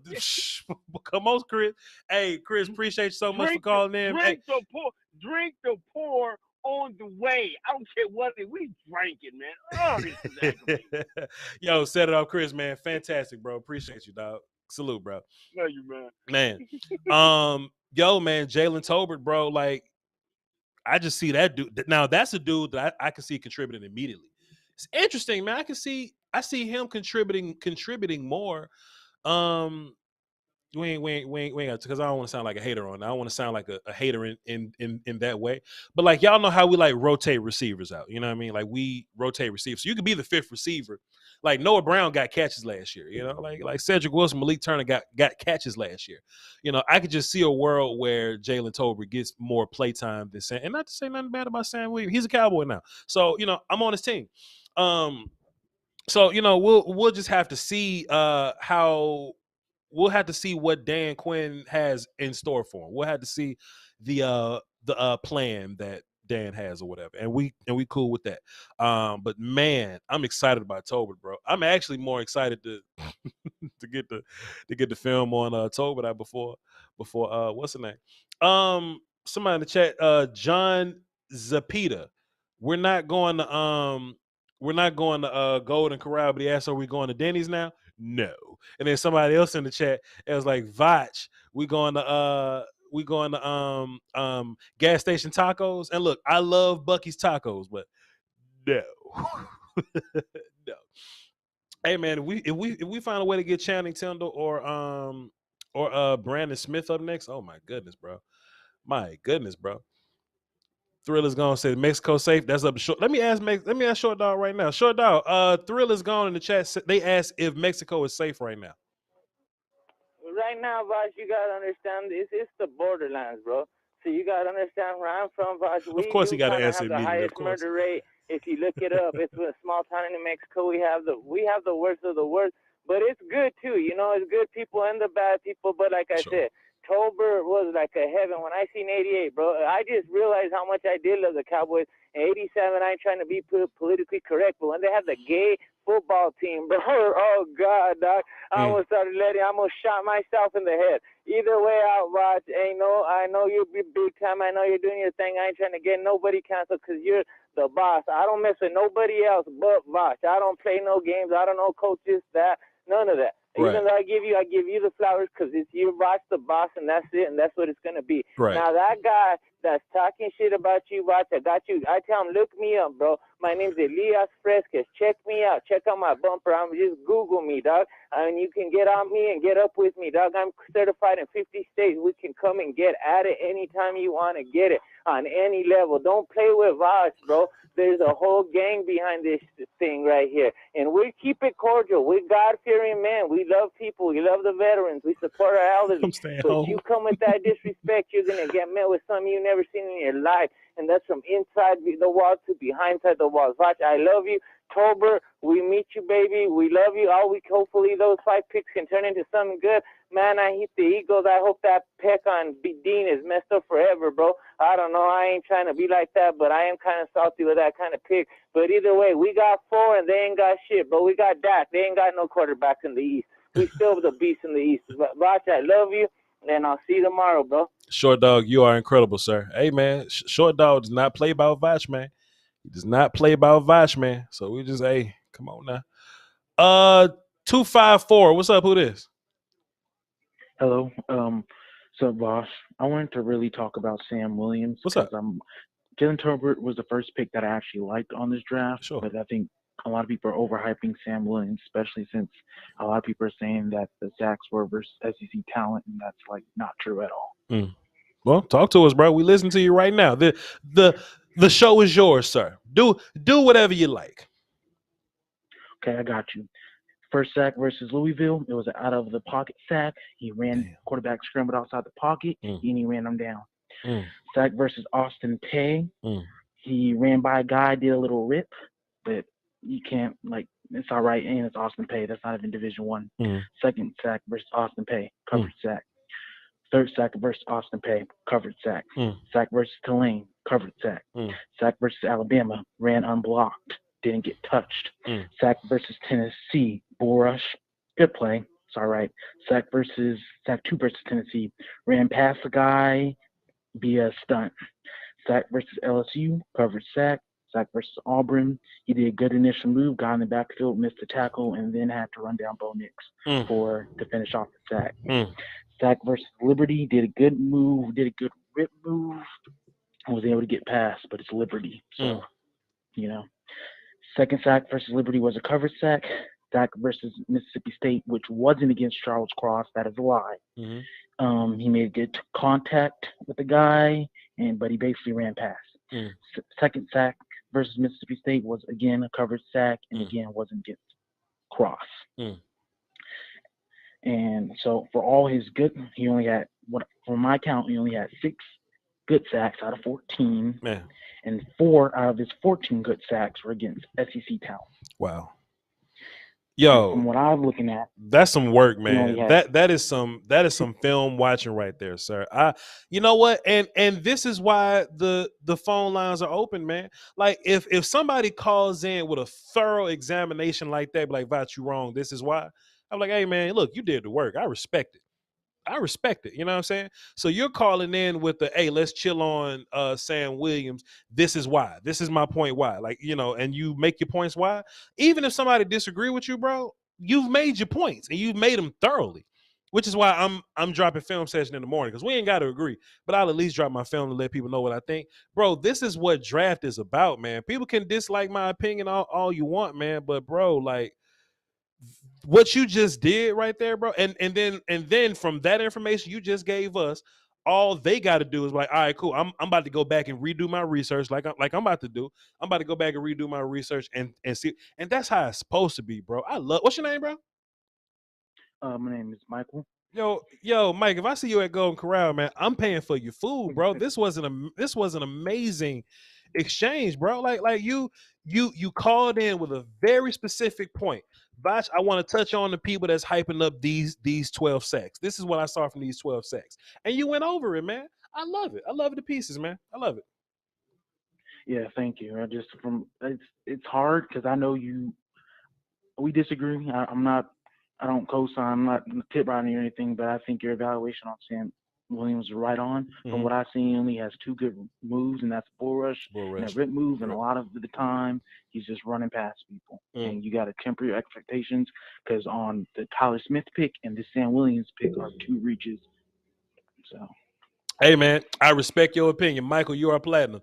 If I see you at Buc-ee's in the morning when I'm traveling or something, I'm going to get you some tacos, bro. Appreciate you, man. Yes, sir. Thanks for having me on. Yes, sir. And look, chat, even if you disagree, right? The left chat, I don't know which chat. I think this this ain't the volume chat. This is the Voch chat. I see people disagreeing with what he said. How can you disagree with what he's saying? I mean, you ain't got to like what he's saying, but he's done the work. He's done the work, bro. He's done the work, bro. You can't complain about nobody that's done the work. We got Nick, the Raiders fan. Then we're gonna go to DMV George. What up, Nick? What's up, Voch? Congrats on the volume. Man, appreciate you, bro. You a Raiders fan, right? I just got you labeled as Raiders. Okay, cool. Got you. What's up, my guy? Talk to me about talk to us about the one pick talk to us about the one pick your Raiders made so far. About Palm. I was actually going to ask you, because I ranted a little bit about Leatherwood last year. Wasn't able to watch as much film this year with school and all. Sure. And I was just wondering, before I get into the film on Dylan, what you kind of thought of him. I know he's a Senior Bowl guy, and I've read that he's a little bit undersized. But I was just wondering what you thought of the pick by the Raiders here for the guard/center. I think this was about the time that you should draft him. I saw a lot of people that was looking at Dylan Parham like a second round guy. I wasn't really a fan of him in the second round. I think he's kind of small. And I think he kind of comes with different issues or whatever. He had a really, really good game against Logan Hall. So if y'all can find like Memphis versus Houston or something, go and check that out. Okay. But I just think ultimately going into the going to the next level, because it's not always about the actual, like, whatever, but it's about how it projects to the next level. I'm not sure how Parham projects to the next level being small, like, and that's why people are projecting him to be a center, so that size won't be so much more of an issue or whatever. But hey, at this point in the draft, hey, cool player. If that's your guy, I don't hate it. Yeah, I wasn't hating on it. I was looking around, so he was like one of the better available guards, and that's a huge need for us. So sure. Hopefully it turns out better than Leatherwood. Sure. Hey man, fantastic, bro. Appreciate you, my guy. Great call, Nick. All right, thank you, Voch. Yes, sir. Yes, sir. Tolbert is good. You're damn right.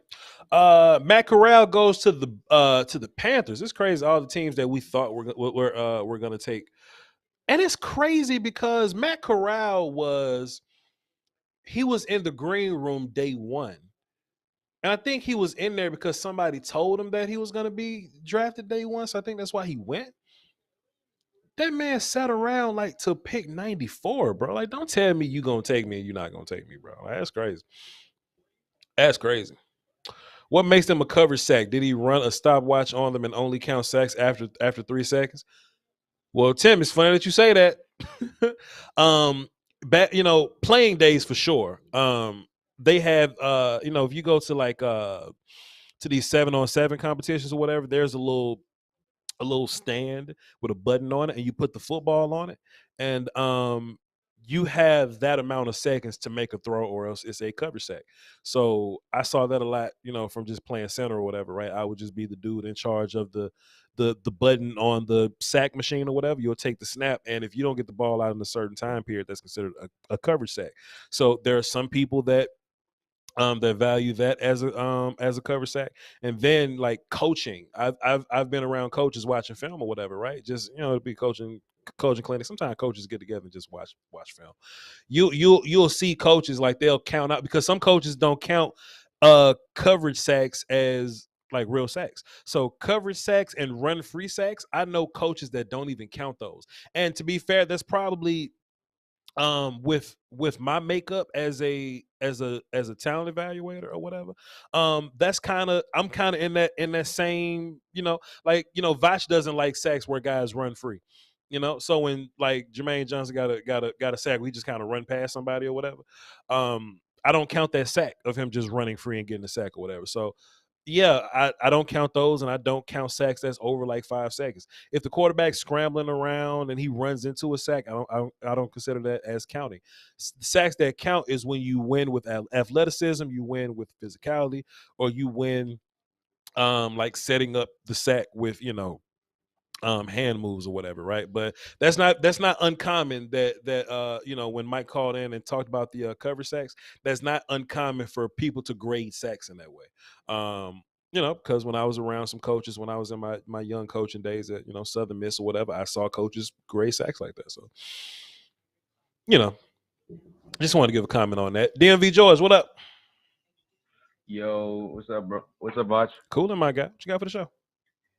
I'm really happy with the last pick. I think the Mike McCarthy regime, he's normally good at finding late or mid-round receivers. Sure. For example, Valdez Scantling, especially with big bodies, and I like what he found today. Sure.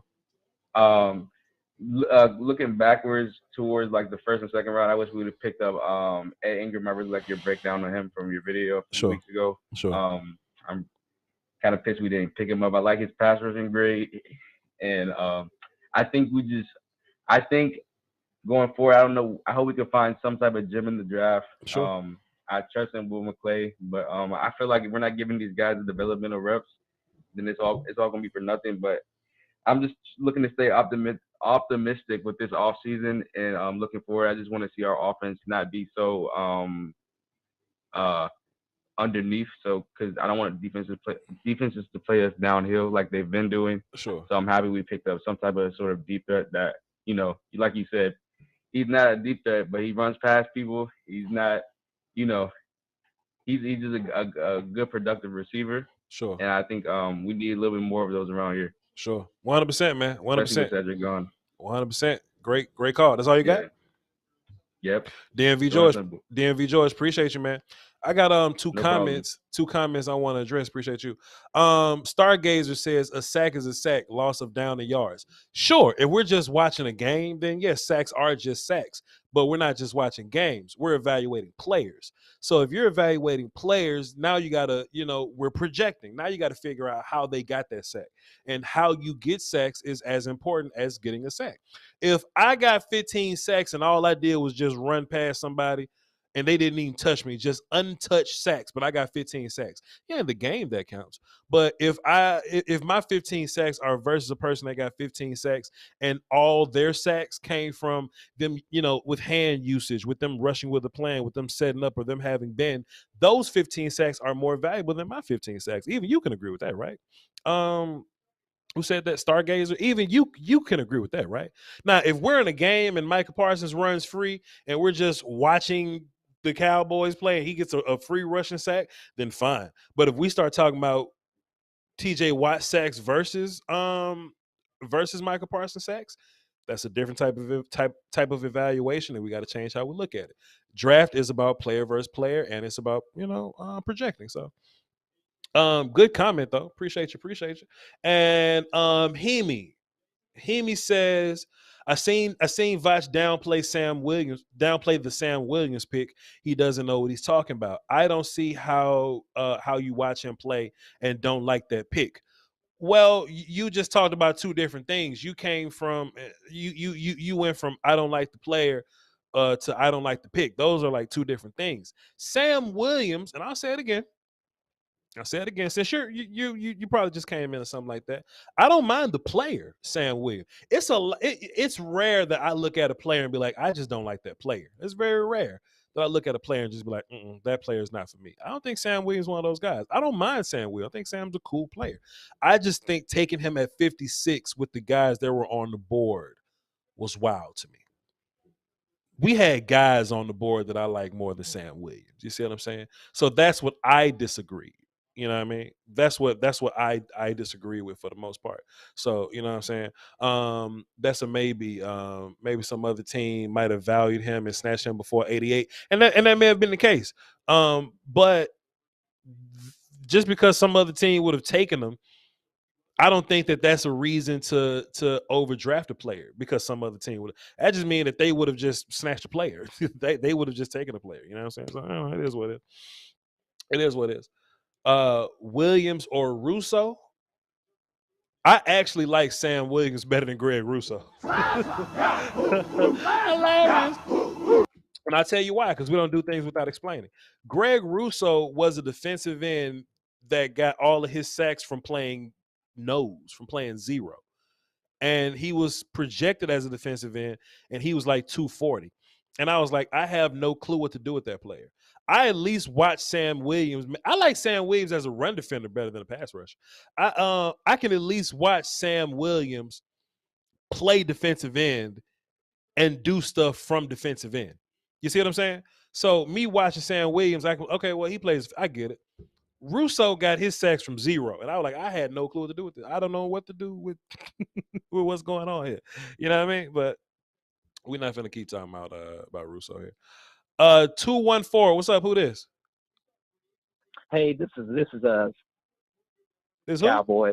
Been a long time fan, my man. What's up, man? Good to have you on the show. Appreciate you. What you got for us? What's up, my man? What's up, my man? I've been a fan since '92. Just like I know that you relate to that. We've been through this cycle, my man. We've been, I feel like our generation of fans, we deserve that bowl. Well, and what we keep on seeing. Well. So you've been a fan since '92. I was born in '92, so you might be a little older than me. Right? Yeah. No, that's what I mean. That's what I mean. We born. Born. Okay, I got you. Okay, born into it. Okay, I got yeah. Okay, I got 100%. 100%. And you know what we've been seeing is this pattern, right? Where you know, year in and year out, we keep on making these value errors. Yeah. You know, we make solid picks. You know, maybe 1 year in. You know, then there's like a 2-year gap where it's like it's questionable. These first round picks, you know, that we've been getting. Sure. You know, like you I mean, not to call anybody out, but you know, LVE. Sure. You got, I mean, Taco. You know, it is what it is. The play ain't there for the first round pick. Yep. And so, you know, it's like, are we consistently rebuilding? Is that what this is about? And we keep on drafting these role guys where it's like there's something to develop when there's proven talent still there on the board. I'm not understanding the direction. Sure. I'm not seeing it. Sure. At the end of the day, and there's some comments in the chat that's, you know, saying this or whatnot. So I'm not gonna, you know, poo on it too bad.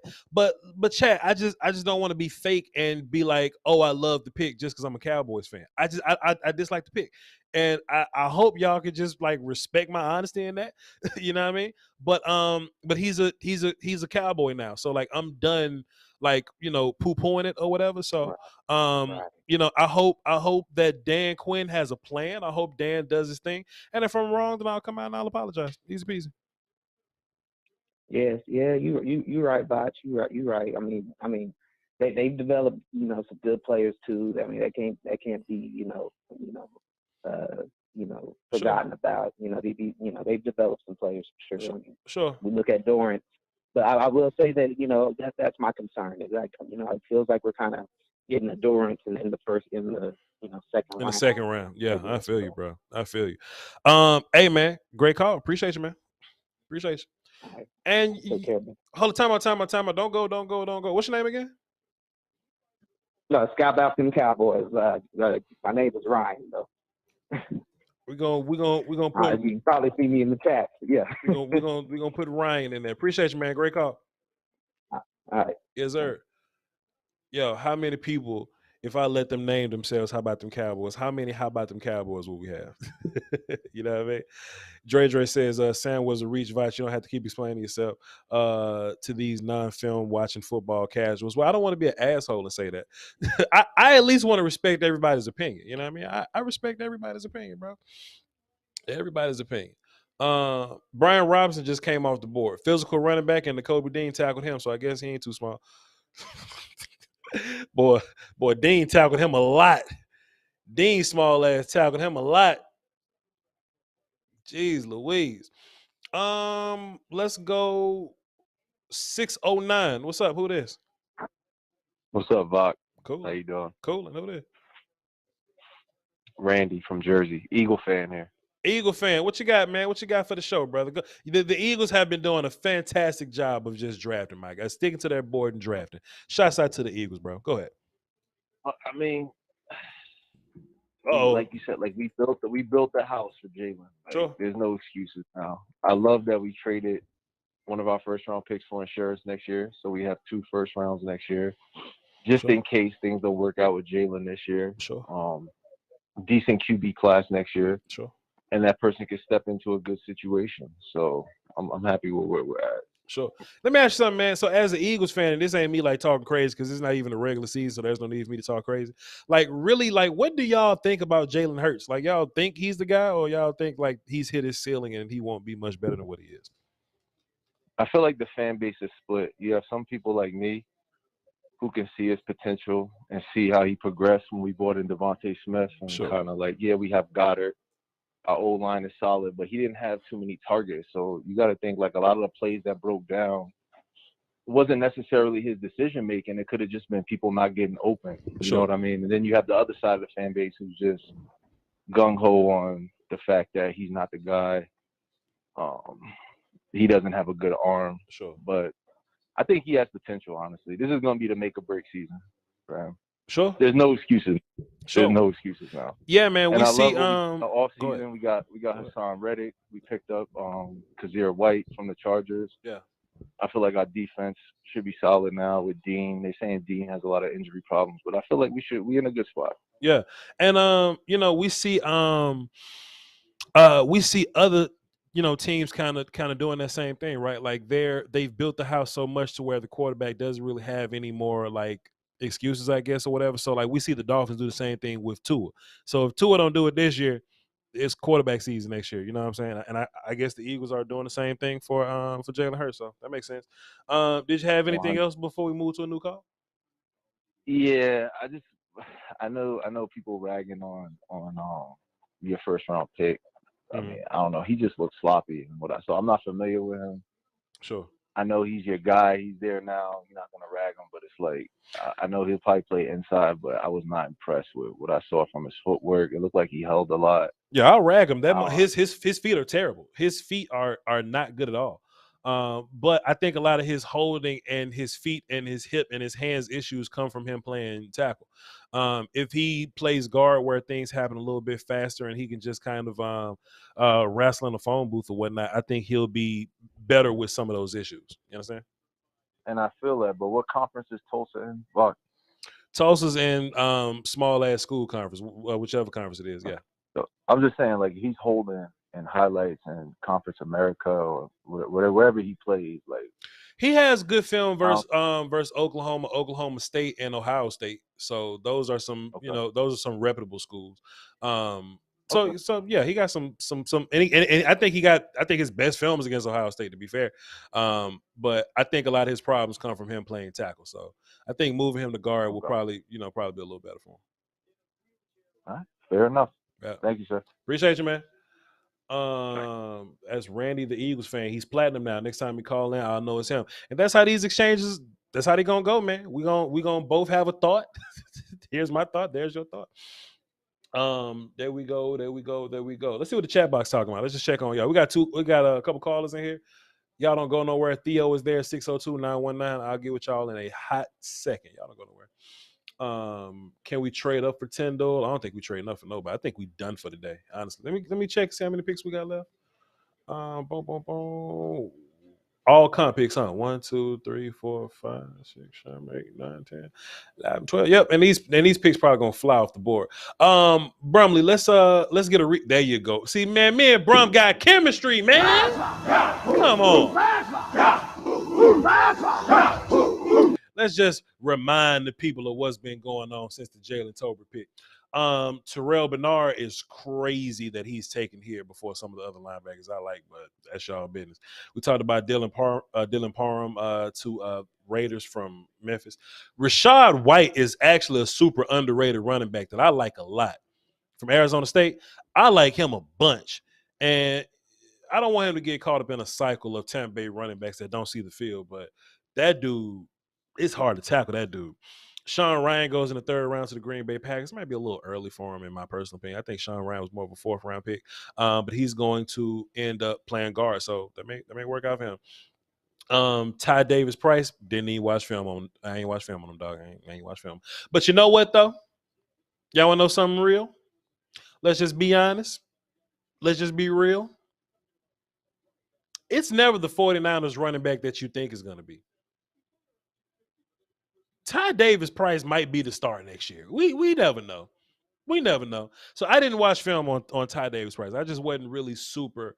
I wasn't really super into running back like that. But you know that's what that is. And see, hold on. Let me see, because I had to teach Will Steele how to do this. You know what I'm saying? I had to teach Skywalker Steele how to do this, man. So, certain people just got privileges, right?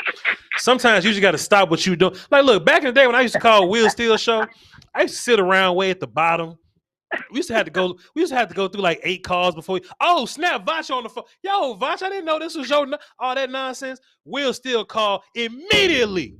We stopped recapping the draft. We skipped the line. Will Steele, how are you, sir? Hold on, wait, time out. Wait, what my damn shit at? Hold on.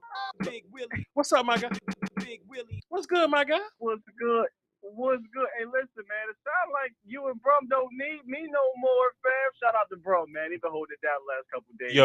Yo, Will, Brum is sick of me. Brum cannot wait to give the reins back to you. Look, because look, Will, I talk so fast. I'm like, yo, Brum, put the phone back up. Put me back up. Put this back up. Put the top 50. I say, look, Will, I say, Brum, do this. Put my 1 through 25 up, and then in 2 seconds, put my 26 through 50 up so we can see who up there still. Brum's sick of me, dog. You working him to death. Hey, Brum can't wait till Sunday when I'm just done with he's just done with me. But Brum's been doing a fantastic job. The graphics team, the social media team, we've been killing it, my guy. So but at the same time, we can't wait till you get back Monday so we can keep this good volume work going. You know what I mean? I can't wait either, man. I look forward to talking about the Cowboys draft. The draft in general, it's been a fun draft, but specifically with Dallas, I think they ended day 2 with the bang. What you think about Tolbert? Yo, Will, still, I love me some Jalen Tolbert, and I know Foots do too, man. Foots probably dancing over it. I'm gonna call him later. What I like about Tolbert, I like how you skipped over pick 56 to get straight to Tolbert. I love that. Hey. You a broadcasting genius, Will, still, because I'm gonna do the same thing. But look, how I explain Tolbert, right? When I watched Tolbert, I saw a lot of Chris Godwin in him, right? I remember when Chris Godwin was coming out of Penn State, right? I remember watching Chris Godwin. I was like, man, I don't know what Chris Godwin's good at, but he doesn't excel at nothing for real, but he's good at all things. So when you watch Jalen Tolbert, he's not really speed guy, but he keeps running past people. He's not yak guy, but he's hard to tackle. He doesn't really get caught very much. I wouldn't call him a super nuanced route runner, but he gets separation. He wins jump balls, but he's not 50-50 guy. He's just a solid do all things, good at all things, not really great at anything. But I love that for like a number 3, number 4 option for Dallas. I'm super excited about that dude. And the best thing about him, he doesn't have to come in and like be the man. He's behind CD, he's behind Gallup, and to be fair, he's behind James Washington too, to be fair, you know what I'm saying? But I do think before long, he's just going to work his way into that situation. We know we're going to miss Gallup for the first 2 weeks or whatever, so he's definitely going to play. He's going to play immediately. But just as a dude that you know, that's Dak friendly, I would say, it don't get more Dak friendly than Jalen Tolbert because he can do all things in every situation. I'm a huge fan of pick number 88. I think he actually comes in the building day 1, sure, and he's part of that 3-man rotation. If not, your number 2 oppo of CD Lamb, right? Because sure, I think James Washington's probably going to be slide. He could slide outside too as well, but sure, neither here nor there. You know, Kellen Moore likes to use all 3 guys. We know Kellen doesn't like to feature one person. I think what he does best for you immediately is that you don't have Michael Gallup, who is the deep threat in Dallas, but guess what? Tolbert now the deep threat in Dallas. Yes, sir. So he helps stretch that field and allows Lamb to work underneath, back in the slot if they want to, or you can get James Washington to work underneath to get some of that yak going. But like you said, I love how you described it. He's not great at anything, but he's good at a whole lot. 100%. To me, that screams that he has potential to be great at something. And if you get him coached up right and you get him in the right system, I know we can get on Kelly, but you get him in the right system at some point in these 4 years. Tolbert can at the very least be a solid number 2 for you if you want him to be so. But now for the future, you got 3 wide receivers that you can roll out there, and they could be that dude on any given day. I don't necessarily think Dallas had that for the future, but Tolbert gives you that. Yeah, man, 100%. I'm a huge fan of Tolbert. And look, man, if he ends up giving you anything like what Gallup gave you, like Gallup's another guy that you got in round 3. You know what I'm saying? So, you know, if you can get that similar type of production from him, then I think it's a hit, man. I think it's a hit. I think coming in immediately, I don't know, like Noah Brown got naked pictures of somebody. So so I don't think Noah Brown's gonna start because I think Tolbert is the better like wide receiver. Noah Brown's like the special teams guy is going to catch a little bit, you know what I mean? But I think this puts Semi on notice. Like Semi got to do something in camp, and if not, Semi won't be here. So I think that's super interesting from that standpoint. Now, I've been fighting with my chat box. I even blocked some people because it just got a little weird about this whole pick at 56 with Sam Williams. Channing Taylor's off the board. I'm sick. There we go. So, what's your thoughts on what we did with 56 drafting Sam Williams? Definitely disappointed. There's no way around it. But I prepped myself much because we knew. This morning, if you go, yeah. We kind of knew this was coming. But what I told myself is the same thing I told myself about yesterday. All right, I'm expecting it to happen, but tell me who's on the board. Yep. Boy. Yeah, it was some dudes. It was some dudes. Boy. It was some dudes on the board. Was it? Boy, was there ever. So, I mean, let's just be real. It's a pick that is another futures pick, but the difference between this pick being a future pick and as Tyler Smith is going to come in and likely be your starter now. Yep. And they're looking to the future at tackle. Yep. Sam Williams, he's not coming in being a starter. So, all right, Sky, can he be a rotation guy? I don't know, because he's not going to be better than Dante Fowler right away. You just paid Dorrance Armstrong, and you drafted Chauncey Golston in the 3rd round, and he's going to probably be a little bit better. And you got D-Law, and you got Michael Parsons. Where am I finding room to play my 2nd-round pick pass rusher that needs to get refined? Can you tell me where that's going to happen? Master William Steele. Big Willie. There were people in my chat box fussing at me, telling me I don't know football. There's a reason I'm behind this microphone and not in Dallas. I trust Will McClay more than I trust Voch. And look, I said what you said, right? Because in my mind, Parsons and D-Law, not even close. Dorrance got paid. He's going to play. Basham, people can say what they want about Basham. I didn't even say Basham. God damn, that makes it worse. Basham can play. So, and look, and then you got Chauncey. And I think Chauncey's going to play a different role than Sam. Sam is probably going to be more of the standing rusher type guy, the backside dude. Chauncey's probably going to be more of the front side, strong side dude, run defense guy, right? So we know Chauncey not going nowhere. In my mind, the big fight was between Fowler and Sam Williams, right? In my mind, if we even keep that many defensive ends, because that's another conversation. You mean to tell me Sam Williams comes into the league better than a veteran that played in a Super Bowl? Is that what my chat couldn't? Well, not everybody. There were some people in my chat that couldn't fathom the idea that Sam Williams would come in and not be better than Dante Fowler. And this how this works, Will Steele. Sam Williams is just good enough to where you can't put him on practice squad or else you'll lose him. And he's a 2nd-round guy. You just don't want to lose your 2nd-round guy via practice squad stealing. So what the hell do you do with Sam Williams right now? What do you do with him? It's a futures pick to me. I just and listen, there is absolutely upside to There's him. Definitely upside to him. Sure. Yeah, I'm saying there's upside to him, but I don't know what I'm doing with him for 2022. And I get it, Voch. You often say this. The draft is more than just 1 year. Sure. I totally agree with that. But I'm just telling you what this pick is to me. It's a futures pick. Sure. Your 2022 2nd-round pick is not going to do much this year. Wait. He could potentially not even suit the hell up. Walk on. Yep. Because we'll still watch this, right? I still feel like there's room to get another linebacker. Well, I don't consider him a linebacker. He's more of a pass rusher. Say we get Brandon Smith from Penn State. He's a dude that's probably going to play special teams for you. I don't see Sam Smith being a dude that's going to play kickoff. Like, I just don't see him being one of them guys. So your 4th-round pick might play more than Sam Williams. This ain't me talking shit. I'm trying to be realistic here, right? I'm trying to like figure out like what we're doing here. Now, if Dan Quinn's your guy, and if this is Dan Quinn's pick, he say, Voch, I got a plan for him. All right, cool. But now what would make me upset is if better players don't play because Sam Williams is Dan Quinn's guy. And look, we can say what we want to say about Dan Quinn, but it ain't like Nashawn Wright going to be a starter this year because he's one of Dan Quinn's guys. So, we know Dan Quinn can take guys and get the best out of them, but I think we have to realistically ask ourselves, man, he's a great coach, but do I want him making picks in the draft room? I think that's fair. I think that's fair to say.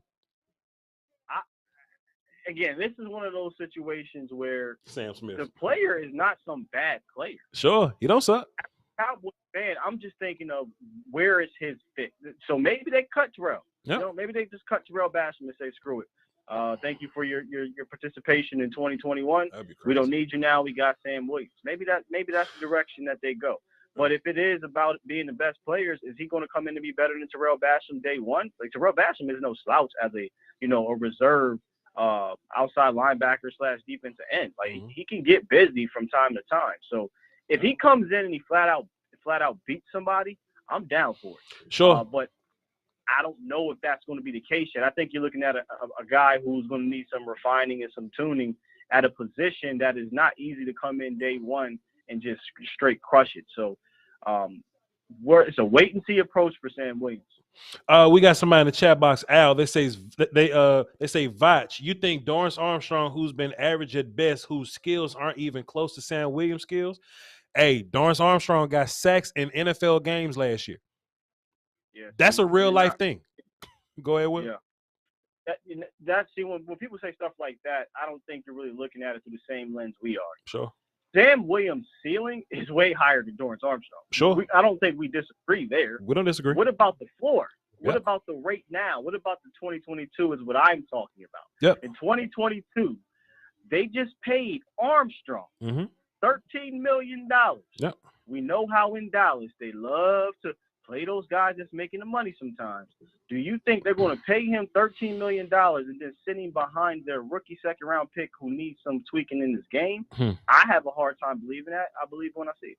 If this were the Jets and we didn't have pass rushers and Sam was like your second pass rusher and you got time to work on stuff, then maybe this makes sense. Cowboys are in a Super Bowl window with 5 defensive ends that could play right now. And now Sam Williams shows up. And somebody else was in the chat. They was like, Sam's going to be a part of a pass rush package. Where at? That was my thing. Who we taking off? Where at? Let me, real quick, I don't mean to switch it up on you, but you good? What was your thought process on Nakobe Dean? Because, he dropped all the way to Philly. Is this the injury situation? My chat box is brilliant because they was like, how the hell we take a chance on Jalen Smith with one leg and Van Der Esch with no neck, but we can't take a chance on Nakobe Dean. Hey, look, my chat box bothers me, but they make points sometimes. Look, they said that shit. I went, bro, like, that makes sense. So I don't understand look, people can get in here and talk about, well, Voch, look at Sam Williams was all SEC second team or some shit. There was no SEC anybody better than Nakobe Dean last year. So I don't see how we don't make that pick. Hey, look, the Eagles, don't overthink it. The Ravens, they didn't overthink it. They just simply took the guys that's on the board, man. They took the best dudes, and I think they're winning the draft because they just didn't overthink it. They didn't walk in like, hey, these are our guys. They just took who's there. I think that's how you win a draft. So, Dean, I don't know how bad of a pectoral. I don't know how bad it got to be for you to pass on Dean like that. Because I don't think he's going to sit out for a year. But even if he does, like, you take a chance on that guy. Like, you figure it out and you take a chance on that dude. I don't know, bro. It just didn't make sense to me. Now, if the Cowboys would have got Dean in the 3rd round or something, then it would have fixed everything. Because I'd have just played musical chairs. I'm like, oh, so we drafted Dean in the 1st round, Tyler in the 2nd, and Williams in the 3rd. Okay, this makes sense. But I don't think we got a guy that was worth the 1st round pick. So that's just my thoughts.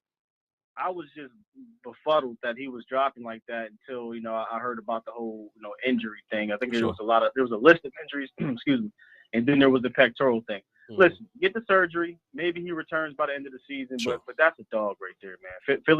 It's funny. Philly got 2 Bulldogs. Jordan Davis and Nakobe Dean. So look, if anybody was like, but Voch, Nakobe Dean's only good because Jordan Davis was there. Well, there you go. There you go. Congratulations. Congratulations. Hey man, I ain't gonna hold your line up too much, man. I just want to call in and tell you killed it during this draft season. You're killing it on the volume, man. I'm honored to be able to do the show with you, bro. Hey, man, appreciate you too, man. You one of the GOATs. Foster Kings, one of the GOATs. Shouts out to Mo and all those guys, Law Nation, all of our compadres, man. I'm telling you, man, me and you talking the text, and what I say in the text, that's how I feel about us. But we'll still can't wait to see you Monday, bro. We one of them guys, man. We're gonna get it done. We're gonna be great. We'll still, ladies and gentlemen. Appreciate you.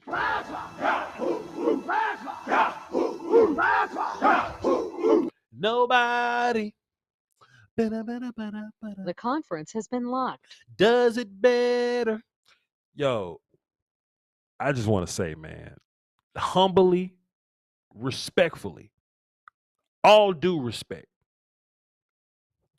I'm not trying to be braggadocious. I'm not trying to have any like grandiose energy, man. The volume gotta steal. Slow it down. I just dish you. With Voch, the volume got a steal. You feel, bro, like I just feel like we just about to do some great things over here, bro. I just think, we just gonna take this content thing to the next level, bro. And I can't wait, man. Can't wait. We're doing this whole draft thing, bro. This is the first boss fight. Can't wait for the next few boss fights, man. We got 3 calls on the line. We're gonna get to them, and then we're gonna go to bed because the draft going off. We're gonna do one more recap. Let's do a recap right now, Brum. Let's hit him with a recap, and then we'll take these calls, and we're going to wrap this thing up. Here we go. Who was the last pick we talked about? We talked about Matt Corral. So Zach Carter, defensive lineman, in my opinion. He's a 3-tech, but if Cincinnati used him as a defensive end, cool. I watched Zach Carter, and I wasn't very inspired at all. So that's just that. Nick Cross, safety from Maryland, another guy that I wasn't excited about. Kirby Joseph from Illinois is actually a fun player. I think he could do some free safety things and come down and hit. He's not especially great at either, but he's pretty good at it. Brian Robinson, the running back, goes to Washington football team. I don't see how he helps from day one, but hey, that's y'all business. Cleveland gets David Bell. I would love to see, how that works out for them, but cool. Majai Sanders, the 220-pound pass rusher from Cincinnati. Fun player. I thought he did some good things in the regular season, but he ran to Alabama, and Alabama did Alabama things to him. So that's just that. I think Evan Neal took Majai Sanders, picked him up and tossed him on the sideline or something like that. So there's that. But I like the player, though. I think he's a better run defender than anything. Jeremy Ruckert, he's my tight end number 2, I believe. Good player, man. Now, this is a pick that helps the Jets. Not adding another running back or anything like that. It seems like the Jets really want to, flip that offense around. So shouts out to them. Channing Tindall, who's a missile. I think he identifies more as a Sam linebacker, but good player, man. Fun player. Leo Chanel, he's one of those I see it players or whatever. He tested well athletically in his pro day, but I think them numbers were kind of inflated, so I'm not gonna go too crazy about his athleticism. He does it, that the athleticism that shows up, in his his offseason testing or whatever didn't show up on film to me. But I like Leo Chanel as a mental processing player, as a high IQ player. Logan Buss, didn't even watch him. I don't know who he is, but Danny Gray. There's a constant theme that the 49ers like these yards after the catch guys. Man, he's a yak guy differently, but kind of a quick dude, slot guy, fun. To my memory, I think Danny Gray was a quick kind of slot guy type of dude. Y'all can remind me on that, but Danny Gray was a little bit down my list. I think there's a bit of a reach too, but. There's our recap, man. There's our recap. So we're going to close that window. We don't need Tankathon anymore. We're going to minimize that, and we're going to finish these last 3 calls. Then we're going to go to bed. Y'all going to go to bed. I'm going to do some film. But y'all know how I go. 602, what up? Who this? What up, Voch? This is DP, man. What up, DP? What you got for the show?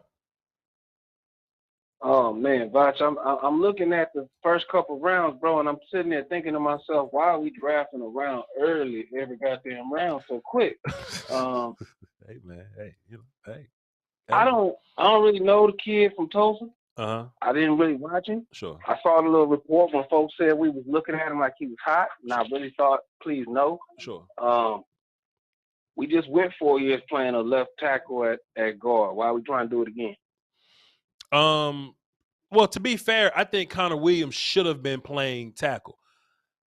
He should have. That's my point, though. Right. I think Tyler Smith should have been playing guard. Like I think he should be a guard. I think he's where he deserves to be.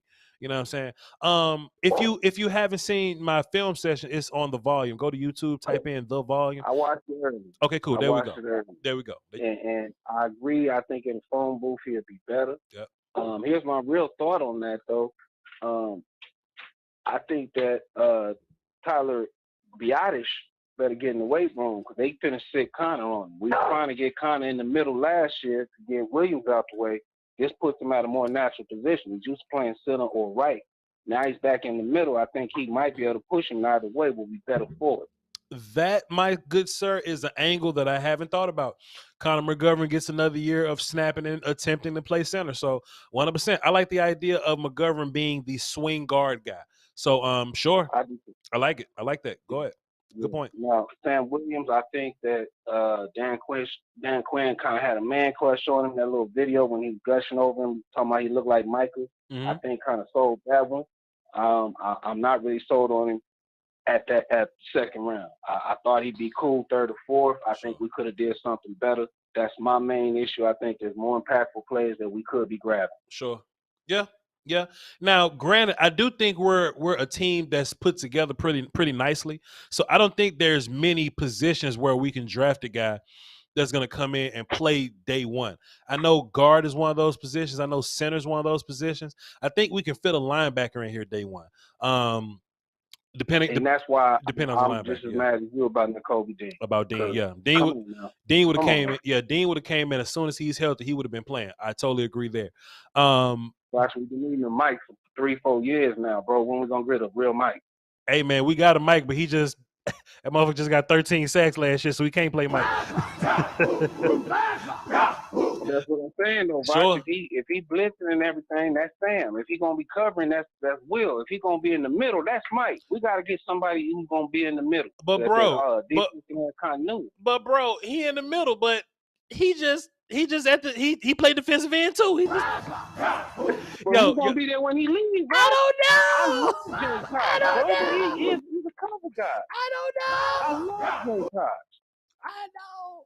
Somebody's got to be able to stand in that middle and take on the guard. Now, I like that boy from Auburn. I ain't seen him come off the board yet, but we'll see. From Auburn? Yeah. Senior Bowl guy. Yeah, Auburn got a good linebacker. Penn State. Sure. My Penn State guys left. We running out of linebackers, to be fair, but some of our guys are there though. Some of our guys are there. So let me look back over the list, but we got a few guys we can look at and see what the business is. Yeah, but before I go, Voch, I want to go ahead and give you a shout out. I've been watching, listening to you for a while now. I remember the videos when you was just taking a walk, trying to get your little body together and everything. You came a long way. We all love you. Ain't nothing but love. We want to make sure that we keep pushing you and all the other greats like Law Nation, Big Game, James Skywalker, Steel Push the Great. We're gonna get all y'all up there, man. Love y'all. Yo, appreciate you, man. That mean the world to me. DP, I just put you down platinum. So next time you call in, I know it's you, man. Appreciate it. All right. One last thing before I go. Please. I had some family issues come up, health issues. Pops had a heart attack. I was supposed to launch the channel. So everybody be on the lookout for Don't Play with the Cowboys. It's coming. I'm going to go ahead and get up there with y'all, make sure we get all our voices out there because the Joneses got to stop bullshit, man. Hey, man. Welcome. Put in the work. Work hard. Even if it starts out slow, man, just keep on grinding. Once upon a time, my chat box had 5 people in it. And look at us now. So, hey, man, just journey beats the destination every time, pimp. Yep, 100%, man. Hey, prayers to you and your family. We hope for, speedy recovery and all that. And hey, man, get to work. Appreciate you, DP. All right, appreciate you, Voch. Have a good one. Yes, sir. Yes, sir. Captain Spartan 04 dropped a deuce and says, quick thoughts on DeMarvin Leal. Did he get drafted? DeMarvin Leal is a very sometimesy player. Sometimes he flashes, other times he disappears in film. He's a hybrid type dude. Well, he's a tweener. He can play some 3-tech for you. He can play some defensive end for you. I don't think he's necessarily great at either. But when he flashes, he's amazing. But when he's not, he's kind of weird. He's just kind of funny looking or whatever. So it is what it is. But yeah, man, it's cool player. Cool player. Shouts out to you, Captain Spartan. Something I just thought about? Another sometimesy guy. Just another sometimesy guy. And as we were talking about the Sam Williams pick, right? Y'all was talking about Voch, he got this many sacks. Y'all remember Jalen Twyman came out and I was having this same fight with folks last year, and Jalen Twyman racked up all them sacks, and they was like, Voch, he's Aaron Donald. I was like, no, he's not. But Voch, he got sacks. And I was like, so I don't know, man. I'm gonna rewatch some film tonight. I encourage everybody to do so also. We're gonna drop some film tomorrow. The film may not be out as early as it was this morning. I did that film like midnight or something. Shouts out to the crew for getting that out this morning. But yeah, there will be some film tomorrow, and we might even get Jalen Tolbert before we get Sam Williams. But at some point, we'll get Sam Williams. Theo, what up? Hey, brother Voch, I just want to call in and check in with you. Let me just give you was credit on for something, hold. Theo. Let me give you credit. Because every time you call us, we hear you being a dad, bro. And I just think that's fire, man. I just think that's dope. I try, man. That's the biggest thing to me in the world is to make sure I'm a good dad, so that way the next generation has someone good in life too. Theo, that's amazing, man. That's amazing, bro. What you got for the Cowboys? I mean, what you got for the draft? For the show? What you got? I was gonna say, when I initially called in, I was waiting to see if there was anyone that you would have tried to trade, one or two of our fours to get back into the third round for, especially with that run of linebackers going in there. I was really hoping to get one of those guys, and throw in Brandon Smith there at the top of the fourth, because after that, I really don't see anyone that I would think could be a impact starter, sometime rotational guy relatively soon. I do like Aaron Hansford out of A&M later in the 6th or 7th round as a developmental practice squad guy. Sure. That you take a chance on to because of his athletic trait. Sure. But yeah, you brother Sky got in there, and I was happy for that because sure, I love listening for him and y'all. So I guess that's all. Is there anyone that you would think about would be worth moving up to the top of the fourth for, to kind of get rid of some of those extra picks that we have there to probably get something we absolutely need and impact? I want to I'll let you go on that. I would like to get Brandon Smith before he's gone. I think it's weird that Kingsley Enagbare is still around. I would love to get him before he's gone. I wouldn't mind thinking about him too. Sure. I wouldn't mind doubling up at receiver. I know we got Tolbert, but like Khalil Shakir, I would love to get him. I would get Calvin Austin just off of like kick return, punt return stuff, and then he could play some offense for you. I would love to look that way. Will the Cowboys address kicker at some point in the draft? We got fifths. I don't know if that's a trade up option, but hey man, if you got a kicker that don't miss, I think it's worth looking at.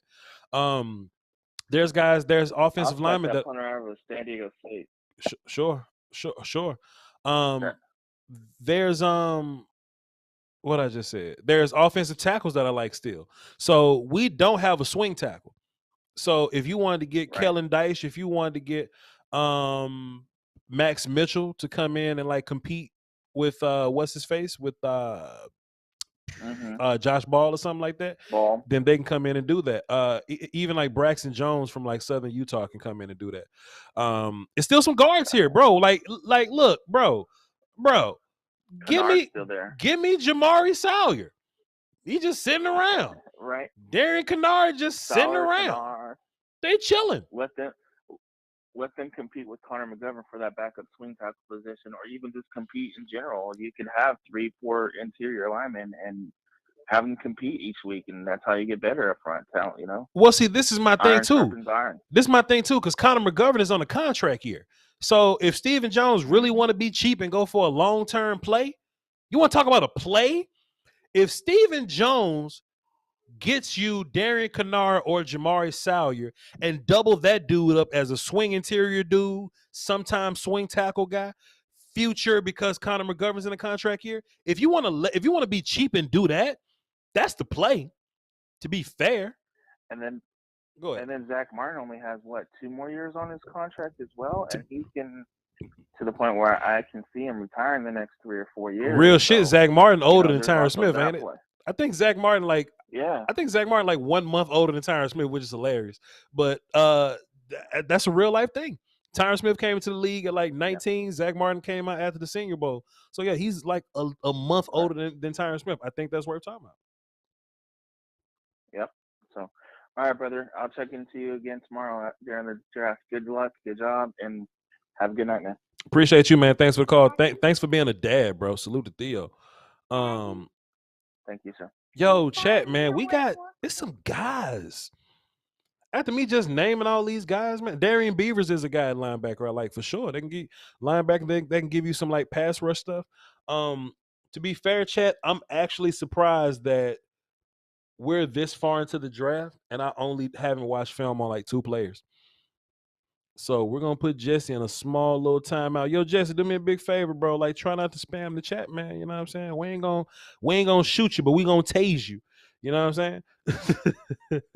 Like, you know, like I ain't gonna shoot you because you could just be trying to be funny. I get it, but we just gonna tase you right now. And if you get up after the don't tase me, bro, gonna blow your head off. You feel me? We got one more call. Let's get it in before we leave. 919. What's up? Who this? Good evening, man. My name is Ronnie Everett, and I'm a big fan of yours. I appreciate you taking my call. Yo, Ron, appreciate you for tapping in with us. Thank you for watching, man. So, salute. What you got for the show? Well, I just wanted to tell you, this might just be a regular call for you, but it's an honor for me. I'm a big fan. Hey. I've been listening to you for a while. Yo, my guy. Everybody's congratulating you for going to Volume. Yeah. I want to congratulate Volume for getting you. Oh, hell no. Let's talk for a minute. Let's talk about it for a minute. Go ahead, Ronnie. We listening to you, man. Go ahead. We listening. Well, man, I've always wanted to call in, but, most of the time while I'm listening to you, I'm at work, so I never get a chance. But I appreciate you taking me. And, well, I just wanted to make a couple comments about some things, like the Tyler Smith pick. Sure. Whole lot of people crying, a whole lot of people pissed off about it. And, the truth is I don't understand why. We don't know whether or not this kid's going to be good or not. Sure. But what I do know is smack myself for that. Keep Will McClay my does wife's a pretty name good job. out your fucking mouth. Go ahead. Right. Will McClay does a pretty good job of evaluating talent. I think we can all agree with that. Sure.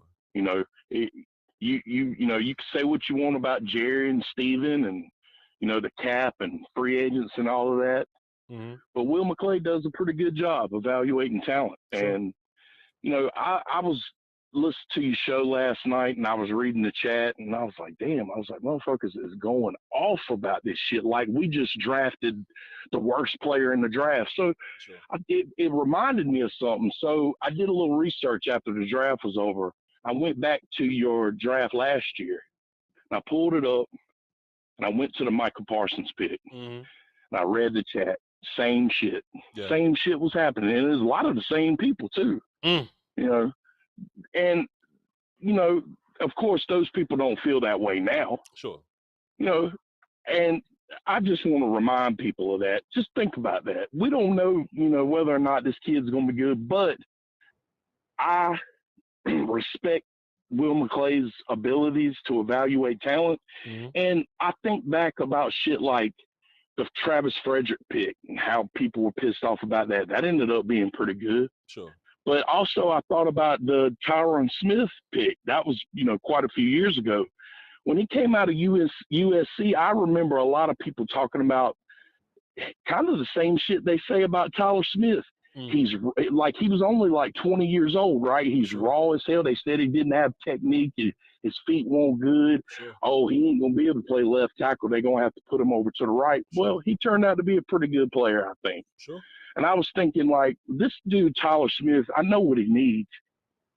They need to put him up next to a, all-pro left tackle and let him teach him. And guess what? They got that same guy, Yep. Tyron Smith. Yeah. I think he's going to be fine. Yeah. So people shouldn't be too down about that first-round pick. I mean, it was a need. And according to them, they said it was their 16th guy on the board. I know some people don't believe that shit, but, whatever. Sure. They said it was their 16th guy on the board. So I'm pretty optimistic about that pick. Now, the Sam Williams pick, that was one of those coaches' picks. We've seen them do that before. Rod Marinelli did it with, what's his name, Hill. Yep. And those picks like that, they don't work out a lot of times. But sure.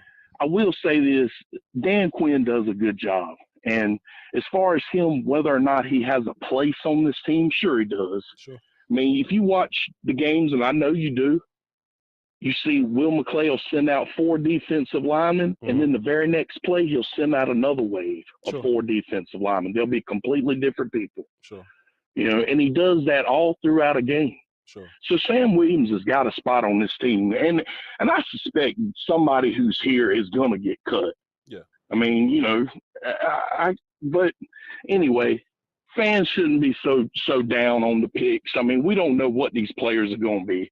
Sure. I just want to let you know, though, that I know you do the legwork. You watch the film. I don't. You know, I ain't got time to do it. You and Dane Brugler, Jeff Kavanaugh, guys like y'all are guys that I go to, and I respect what y'all say because I know y'all do the legwork. Y'all don't always get it right, but y'all get it right more often than not. So, I mean, as far as Sam Williams goes, no, I'm not super thrilled about it because I hear what y'all are saying. But at the same time, you know, I want to wait and see. I mean, we don't know how this draft's going to turn out. It could be what was 2017 or hell, it could be, you know, 2019 or 2020. We don't know. We'll see. Yeah. But I just want to let you know I respect what you do. And, you know, don't worry about these dudes in the chat. I mean, motherfuckers just be talking shit just to talk shit. Yeah. You know, that's the era we live in now. It's the social media troll era. I mean, that's what people do. Sure. Yo, man, this let's see, Ronnie. Yo, Ronnie, this call is it's been amazing. It's very calculated. It's very chill. It's very cool. It's very laid back. I know you said it was an honor to talk to me, but bro, it's an honor to talk to you, dog. Because if I ain't had no following, Volume wouldn't have called me. Volume wouldn't have called me. Like, you know what I mean? Like, if I didn't have an audience that was worth a damn, I'd be doing something else, bro. So I appreciate you just much as you appreciate me, man. I just put you down platinum. Next time you call in, I'll know it's you. You should call in some more because you just had a fantastic call. And have a great night, man. I appreciate you. I appreciate you too, and I can't wait to see you. You know, holding Colin Cowherd accountable for some of the stuff he says. You know when what? The football season begins. You know, Ronnie, people thought he's my dude. I like him, but he says some, you know, out of pocket shit about the Cowboys, and I'm glad you on there to let him know. Now, Ronnie, people thought that Voch had some crawfish in him, man. People thought Voch flipped pancakes, and I wasn't gonna say nothing to Colin Cowherd about some of his, you know what I'm saying, about his inflammatory Dak Prescott, Carson Wentz take, man. I just wanted people to have a little more faith in me, man. It was coming. I just had to dress it up real good. I just couldn't just kick in the door. You said I had to bring him, you know, I had to make him comfortable first, and then I smacked him upside the shoulder. Did you get him? Hell yeah, I got him. You better watch the replay. You better watch one of these clips. Oh, I am. I'm gonna watch it. I'm gonna watch it tonight, probably when I get off of here with you. Then actually, you know, if you're watching the live on the volume side, appreciate you. But on the Voch Lombardi side, we've been uploading clips. So there's actually the 30-minute video of me and Colin doing the work or whatever. Go over there and watch it for you, so you ain't got to look through the live stream. I appreciate you for having you as a part of my audience, Ronnie. Have a good night, man. All right. I appreciate it. You do the same, man. Y'all have a good one. Go Cowboys. Yes, sir. Man. What a night. I appreciate y'all for being here, man. Appreciate y'all for you know tuning in with me, man. It's you know, it's amazing, man. Just another day, another draft, man. We've been doing this since January, just studying and whatnot, so we can be, you know, available, so we can be articulate for this night. And you know, we put together another one. We got one more day tomorrow. We might not even do the whole 7 rounds tomorrow, but we will give you some content tomorrow. So be sure to tap in.